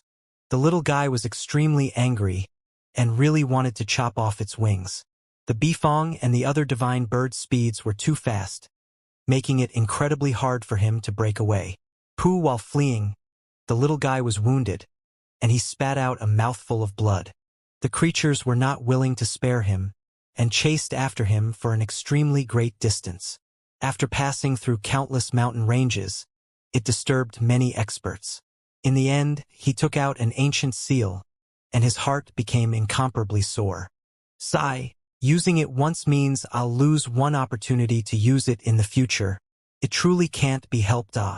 He stuck it to the soles of his feet, and his entire body became a streak of light. It crossed the mountain range and directly disappeared. It was so fast that the bifong, purple-haired girl, and the others felt as if it wasn't real, and was instantly stupefied. What is that? So fast, even I can't chase after it. A comparatively smaller divine bird was shocked. It's a talisman refined by the archaic might, earth withdrawal symbol. The horned dragon's pupils flickered, revealing an amazed look. It never expected the little guy to pull out this type of thing. Right? It really is that type of symbol. The purple-haired girl nodded, and her divine splendor dimmed, revealing her true body. Her clothes fluttered about in the sky, and her sparkling white and pretty face carried a look of annoyance. They did not continue the chase, because they were fully aware of the earth withdrawal symbol's potency. As long as it was used and transformed into a streak of light, it could instantly transport one to the extreme of the world, making it impossible to chase after. After that, they quickly dispersed, taking precautions against each other. They were all descendants of archaic creatures, and were rather apprehensive towards each other. You actually have this kind of good stuff? The mischievous stone cried out. The little guy's heart was sore. He did not catch the horned dragon, Bifong, purple-haired, or Zhujian, and instead wasted one use of the earth withdrawal symbol, making him extremely unhappy. Not long ago, on the divided treasure cliffs, there was a green-robed male that wanted to kill him. In the end, he relied on this symbol to escape, and it was seen by the little guy. Afterwards, the green-robed male once again appeared, and he was a Kuan clansman. Originally, their clan's restricted individuals were going to collaboratively kill the little guy, but in the end, they were led towards the blasting magma, where he borrowed the power of the small pagoda hidden within the flames. However, even though the green-robed male passed through the magma, he was killed off by the little guy's dragon shears. The ancient symbol was taken from his body, and until now it was the first time the little guy used it. The earth withdrawal symbol had another crack on it, and it was clear that a usage was consumed. It was more worn out, making him pant with rage. Guangdong.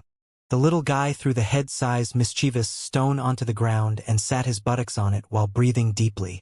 After running this entire time, he truly became exhausted. He didn't get a single break during that entire time. "Hey! Where do you think you're sitting?" The divine striking stone shouted while grinding his teeth in anger. "You are so heavy.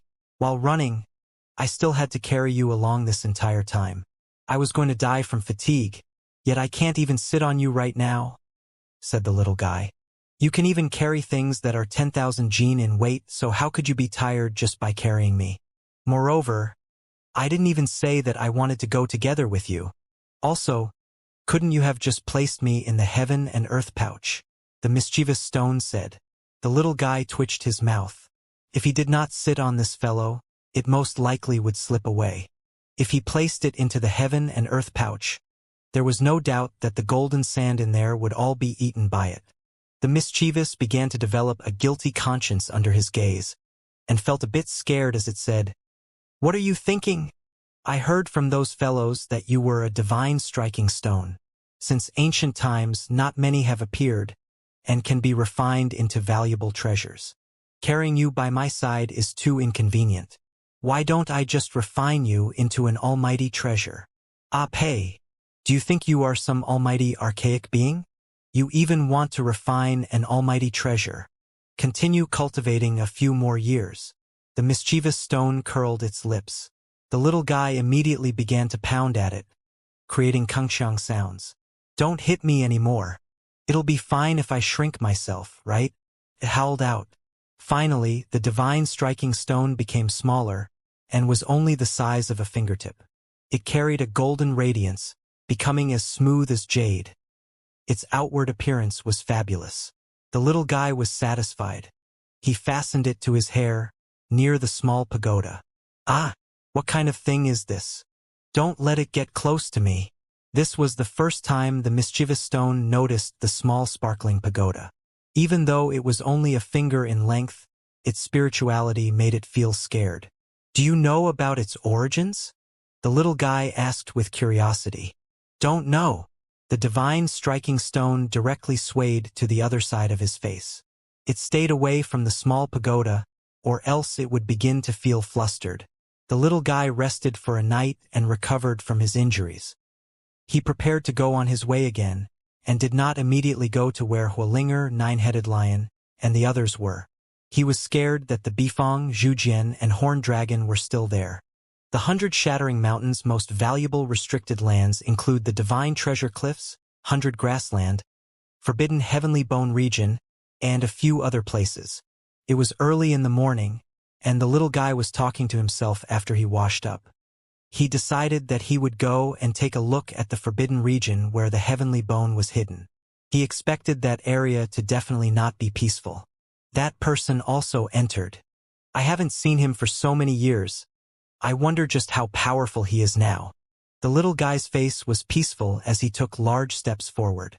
He used the golden gate to travel through the passage.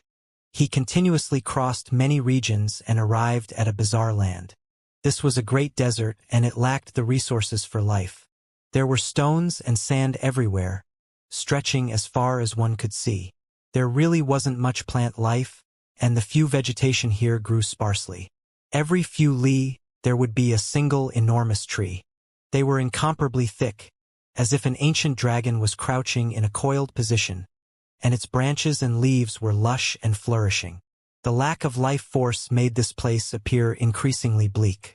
As he got closer to the heart of the desert, more and more creatures showed up. The ancient trees also began to appear more frequently, and there was more and more vitality. This place is truly strange. When the little guy reached the center, he revealed an unusual expression. This area was full of vitality, completely different from what he just saw previously. The most shocking thing was that those stalks of ancient trees were too tall.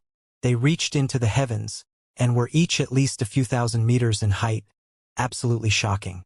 Moreover, those old vines were incomparably thick, and a single one was enough to wind around a mountain peak.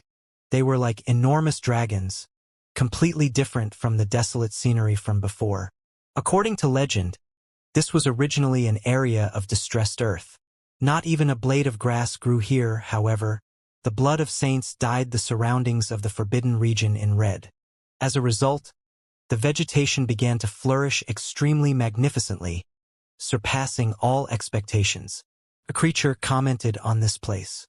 Only the surrounding of the restricted region was full of vitality like this. An enormous bone monument appeared in front. It was as white as jade, with 4 characters on it. Forbidden Heavenly Bone Region. In front, too many people had assembled. There were all types of experts from great races. They were densely packed, and even though they wanted to charge in, they were all rather hesitant. That 30-meter-tall bone monument could also be considered a landmark. After walking past it, one would enter the Forbidden Heavenly Bone Region. This was an area covered in mist. The vegetation was sparse, and was no longer lush. Moreover, there was a gray mist curling about, and countless white bones could be seen in this vast and boundless area. This place, just how many creatures died here? The little guy was shocked. The bones were like snow, filling up this great land. Hong. The heart of the restricted area was in rebellion, and all types of tyrannical creatures were fighting. The trembling could be felt even outside of the battlefield, as if mountains were being moved and oceans were being created. The group of creatures could vaguely see a pair of green pupils. It penetrated through that gray mist, as if it was 2 divine lamps, making people shiver. Pure-blooded creatures are battling. Everyone completely gave up. Even the most powerful archaic descendants remained outside to watch the battle. They were unwilling to take risks, because divine beasts were slaughtering each other there. It's rumored that there was a creature inside that obtained a piece of heaven bone. It was full of good luck and was incredibly profound, truly making people jealous. Everyone could only sigh because that was not a battlefield they were willing to be a part of. Hong. An endless amount of radiance was released, and a single human youth could be seen within the mist. It unexpectedly shocked the green-colored divine beast into retreating. Each time he stepped down, it would release waves of rumbling sounds, as if a giant was moving. It's him, the powerful-eyed expert Shi, a deity like youth, comparable the god's heir. Many people were shocked. This was not the first time Shi displayed his might, because after the powerful-eyed expert entered the 100 Shattering Mountains, he was always fighting here while searching for the heavenly bone. His entire body was emitting light, and he was surrounded by a divine radiance.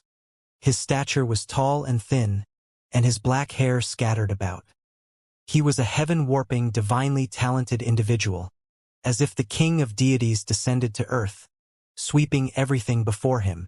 The depths of the restricted region was in chaos. Divine birds and pure-blooded creatures were fighting fiercely. It was an area of disorder, yet he easily dispatched them, not receiving any disturbance. A demonic butterfly appeared, softly fluttering. The heavens and the earth shook with honglong sounds, and a mountain peak within this forbidden land was directly sliced off. It fell off, filling the air with smoke and dust. What a terrifying demonic crack butterfly! It's simply too powerful. Everyone was shocked. This butterfly's body had symbols all around it. It was bright and dazzling, and with a gentle flap of its wings, divine light flew out.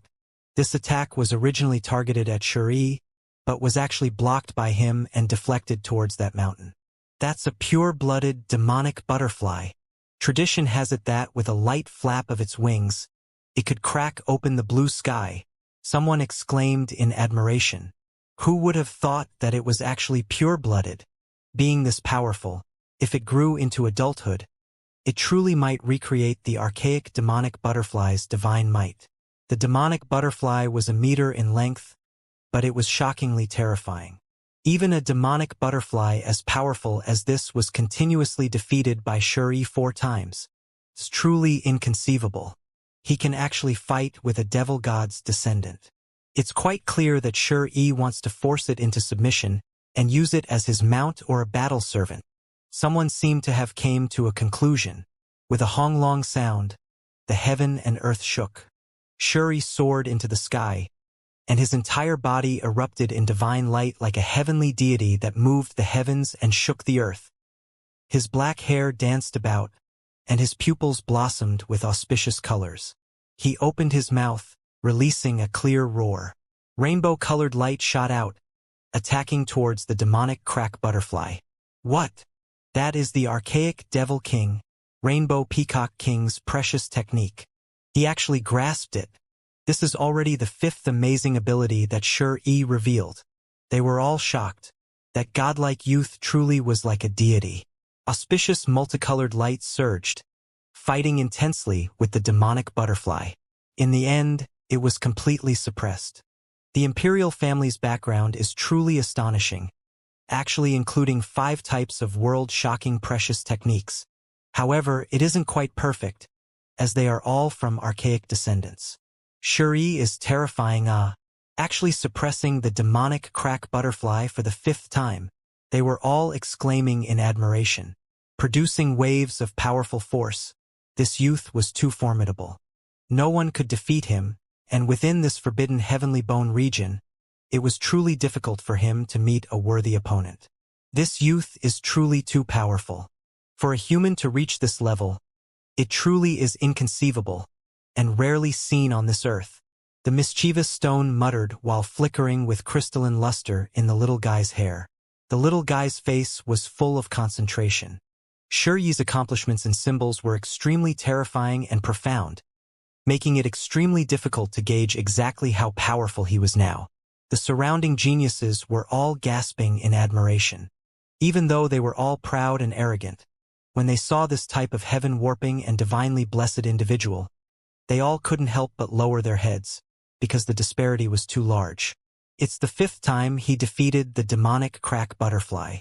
I wonder if it will surrender now.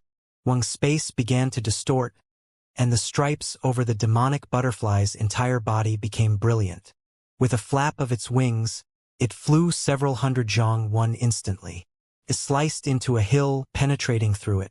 Everyone sucked in a cold breath. That divine bug was too powerful. With just a single flap of its wings, precious light would fill the sky. If it wasn't Shuri that fought it, who else could do so? The demonic butterfly landed on a mountain peak. Its entire body emitted light, as if it was harmonizing with chi through its breathing. Following that, it evoked a resonance between heaven and earth. Countless essence energy frantically rushed towards it, setting it ablaze. Finally, the demonic butterfly began to flap its wings before flying over once again. Its 2 wings flickered, and shocking lightning surged. Electric radiance suddenly appeared, and this place began to curl with clouds and mist as a glaring scarlet light blazed. It's about to release another attack. After challenging so many times in succession today, is it about to carry out its final fight? The archaic demonic deity's descendant became angry. It wanted to carry out the final decisive battle, but after constantly losing, it was still extremely unconvinced.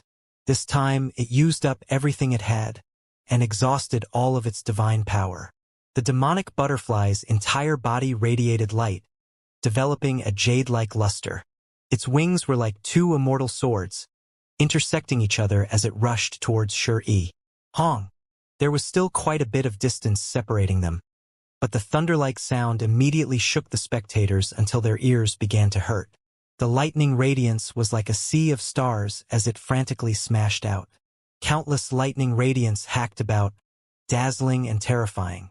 The demonic butterfly's precious technique was astonishing, making all those watching flabbergasted.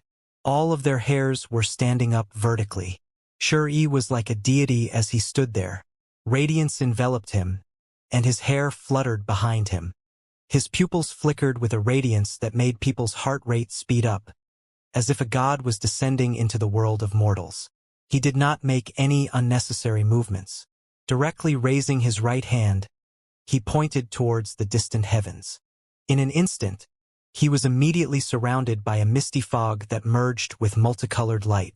It madly rose, sweeping the heaven and earth. Hong Long. At the same time, a black cloud began to swirl about above his head.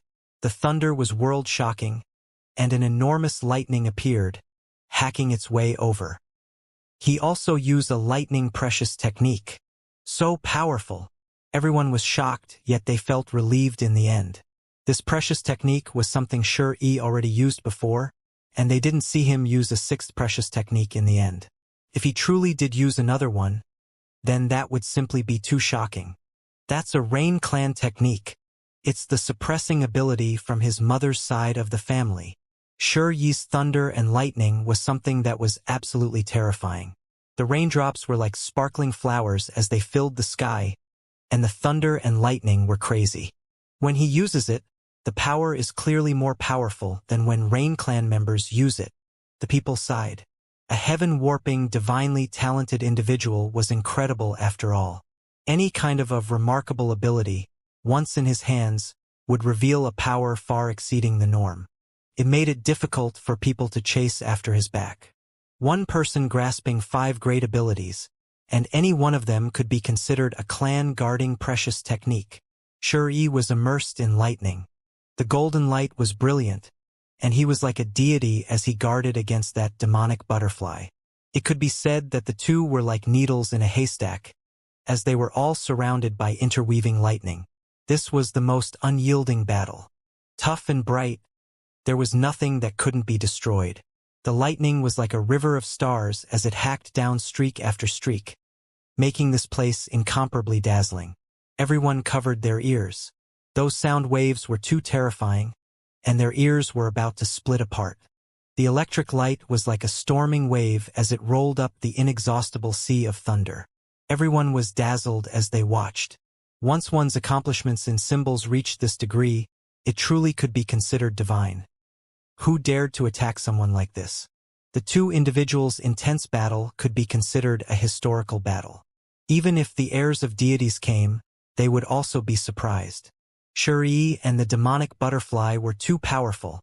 If I recall correctly, the martial imperial family only has 2 supreme precious methods. The rest are merely some small auxiliary abilities. How could he have grasped 5 clan-guarding precious techniques? Don't all of these belong to the martial imperial family's collection? The martial imperial family has no shortage of small abilities. But for true supreme precious methods, if a great clan had even one, could already be considered quite excellent. Everyone began to mutter amongst themselves. With the martial imperial family's 2 great divine abilities and the Rain clan's suppressing precious technique, these were only 3 types. There were still 2 more, so where did Shi learn those from? Everyone was bewildered, yet they could only sigh. A heaven-warping and divinely talented individual would naturally have his own great opportunities. Moreover, the martial king is no ordinary person. During his younger years, he fought with others for the title of emperor, and his strength is terrifyingly powerful. Even though he hasn't shown himself for the past many years, the people would still never forget him. It's entirely possible that he passed down 2 hidden abilities secretly, and that the outside world merely didn't know about it. Hong the demonic butterfly was blasted flying. Even though its lightning was extremely powerful and was not any bit inferior to Shi's, in the end, it was still defeated. Dual-pupiled individuals were extremely terrifying. A dual-pupiled person could turn just a small weakness into something major before attacking fiercely. As long as a small opportunity was given, it would inevitably be destroyed. Schwa thunder and lightning were dispersed everywhere, and the demonic butterfly was unwilling as it turned into a streak of light. It rushed over with its two wings like immortal swords, sparkling and transparent. They were brilliant to the point of making it difficult for people to open their eyes, and killing rays shone everywhere. Divine radiance erupted from the pair of wings, scattering down streak after streak. It cracked apart the mountain peaks and valleys, and they collapsed with honglong sounds. Everyone was overwhelmed with shock, and couldn't help but feel scared. That pair of crystalline and brilliant butterfly wings were truly like a pair of immortal swords. They were too sharp, and the light they emitted could conquer everything as it slashed towards Shuri. Shuri was fearless. He opened his eyes and shot out a terrifying net. A divine sound followed, and a radiance formed from mysterious symbols enveloped the region in front of him. This type of scene was extremely startling, and it was as if the sky was being opened. The hazy radiance was extremely similar to the energy of primal chaos as it surged. Dual pupils opening the heavens. Someone cried out in alarm. The rumors were true after all. Shuri's twin pupils truly have immeasurable and profound divine might, can suppress and kill enemies. His pupils emitted a divine light, focusing on the heaven and earth. The demonic butterfly struggled, but in the end, its two wings went rigid. It was restricted in the sky, and the light from its wings dimmed. It was difficult for it to emit any sword radiance, and was quiet as it stayed in the air. Other than this, what else do you have? Even though the demonic crack butterfly was trapped, it was not frenetic. Its voice was cold and clear, and was actually the voice of a young girl. Shuri did not say anything. His entire body emitted light, and with a hong sound, all types of symbols appeared in the surroundings. The most frightening part was that several heavenly passages appeared, and deity-like creatures were stored within them. Within one of the heavenly passages was a rainbow peacock. It spread its wings and cried out, flickering out with a bright radiance. It was powerful and frightening. In another heavenly passage there was a bion. It was incomparably ferocious, and was similar in shape and appearance to a divine tiger with dragon horns. Its entire body bloomed with light, blinding one's vision as it roared with its head held high. Within the third heavenly passage, there was a golden pong that seemed to be formed out of gold. Its pupils were like lightning, and as golden light surged from its entire body, it was as if an archaic deity once again appeared. The fourth one, a total of 5 heavenly passages emitted light, and terrifying creatures occupied them. There was a rainbow peacock, bion, golden-winged pong, and others. All of them were circling around Shuri's side, and the splendid rain of light danced about him, making him seem like a king among deities, one that looks at everyone with disdain. Everyone was amazed. The realm of perfection in precious techniques were reflected in the profound symbols found within these 5 divine techniques. However, each precious technique was concentrated into a single symbol.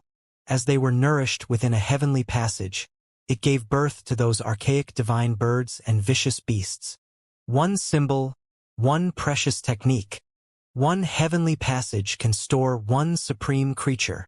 The people became shocked one after another. This was too terrifying.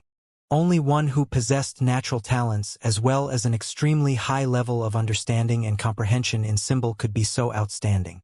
Worthy of being called a dual-pupiled individual. As long as one appeared within the human race and matured properly, they would become comparable to saints and deity-like existences. The various races' experts were all quaking in fear. They were simply not a match for this youth. Outside the crowd, the little guy fetched a handful of golden silt before tossing it into his mouth. Kengchi sounds rang out, and his face was expressionless.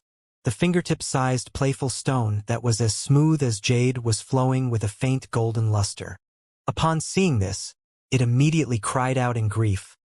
"Wasn't that left behind for me? How could you eat it? Eat up, refine it all up." The little guy spoke to himself. The sparkling sand was being chewed up within his mouth, and his words were unclear as he said, "I really want to grow up 2 or 3 more years. Regardless, you still can't eat the divine sand. You really can't digest this stuff. When the divine striking stone saw how he was wasting it, its heart hurted so much it felt as if it was dying. You don't understand. The little guy spoke. Even though he was chewing on the golden silt, he was somewhat absent-minded. His mind was everywhere, and scenes from his past appeared one by one. The divine striking stone was amazed. As it watched the little guy eat the silt, it suddenly felt as if there was something deeply hidden within his heart. He seemed extremely savage, but was actually recklessly trying to increase his strength. "That godlike youth is your main adversary?" asked the mischievous stone. The little guy smacked it, creating a dong sound, and said, "I am without rival." The mischievous stone fought back and said, "If you keep smacking me, I'm going to leave." The little guy grabbed it in one go and placed it in his mouth before chewing and saying, "How much good stuff of mine did you eat up already? Your essence's divinity should have improved by a lot. So let's me see if what you taste like." "Save me!" the divine striking stone screeched. This savage child really was biting it with gotsy sounds. Sure, ENC again released the crack demonic butterfly. He threw it into the depths of the restricted heavenly bone region, into the mist. Following that, the dual-pupiled individual too entered as well, disappearing from sight. An hour later, a loud world-shaking sound was released. This entire small world was shaking and emitting light. Every region's passageways began to turn fuzzy, and all of the golden gates quickly dimmed before completely disappearing.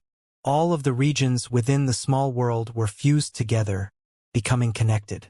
They no longer needed to borrow support from the golden passageways to travel between regions. The entirety of the 100 shattering mountains appeared, and no longer was it separated into chunks. It was now reaching the final period of its opening, and was about to end. Anyone who wanted to enter again would have to wait another 100 years. Moreover, this signified that the true crisis was approaching. From ancient times until now, it had always been like this. When the regions connected, not only would geniuses collide with each other more often, the more terrifying part was that the indigenous creatures of the 100 shattering mountains would hunt and feed. Auho! An oppressive roar sounded out, shaking this entire world. Terrifying auras proliferated from the depths of all the great mountain ranges, shaking all the mountains. Of these formidable creatures indigenous to this land, quite a few were previously sealed within these narrow regions. Now that they were completely free, they frantically rushed towards their territories. It was as if they received some kind of order, and began to massacre these geniuses from outside this world. Oh! A group of humongous bats flapped their wings and emitted hissing noises. Every one of these bats were as large as pterosaurs. They broke out from the sealed abyss, hiding the sky and covering the earth as they slaughtered in all directions. A silver leopard awoke within a mist-shrouded ravine. After standing its body up, it was over several hundred meters in height. Its entire body flickered with silver scales. It suddenly jumped, and with a hong sound, it descended on a mountain peak. A claw descended, directly causing the mountain top to collapse. Kacha! An active volcano split open, and a completely scarlet-red luxurious cow rushed out. It treaded on magma, and its roar shook this small world. It made all of the mountains and rivers crack open. These outsiders dug up and ate spiritual medicine as well as plundered precious artifacts.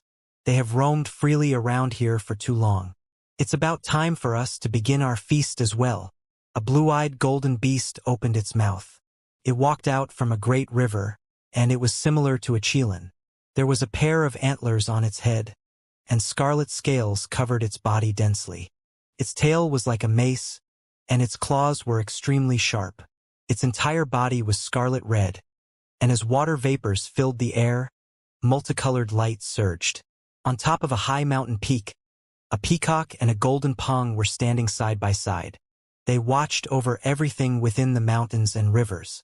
Following that, their bodies erupted in precious light, causing the mountain to crack apart in all directions. They spread their wings and took to the skies, charging into the mountains separately.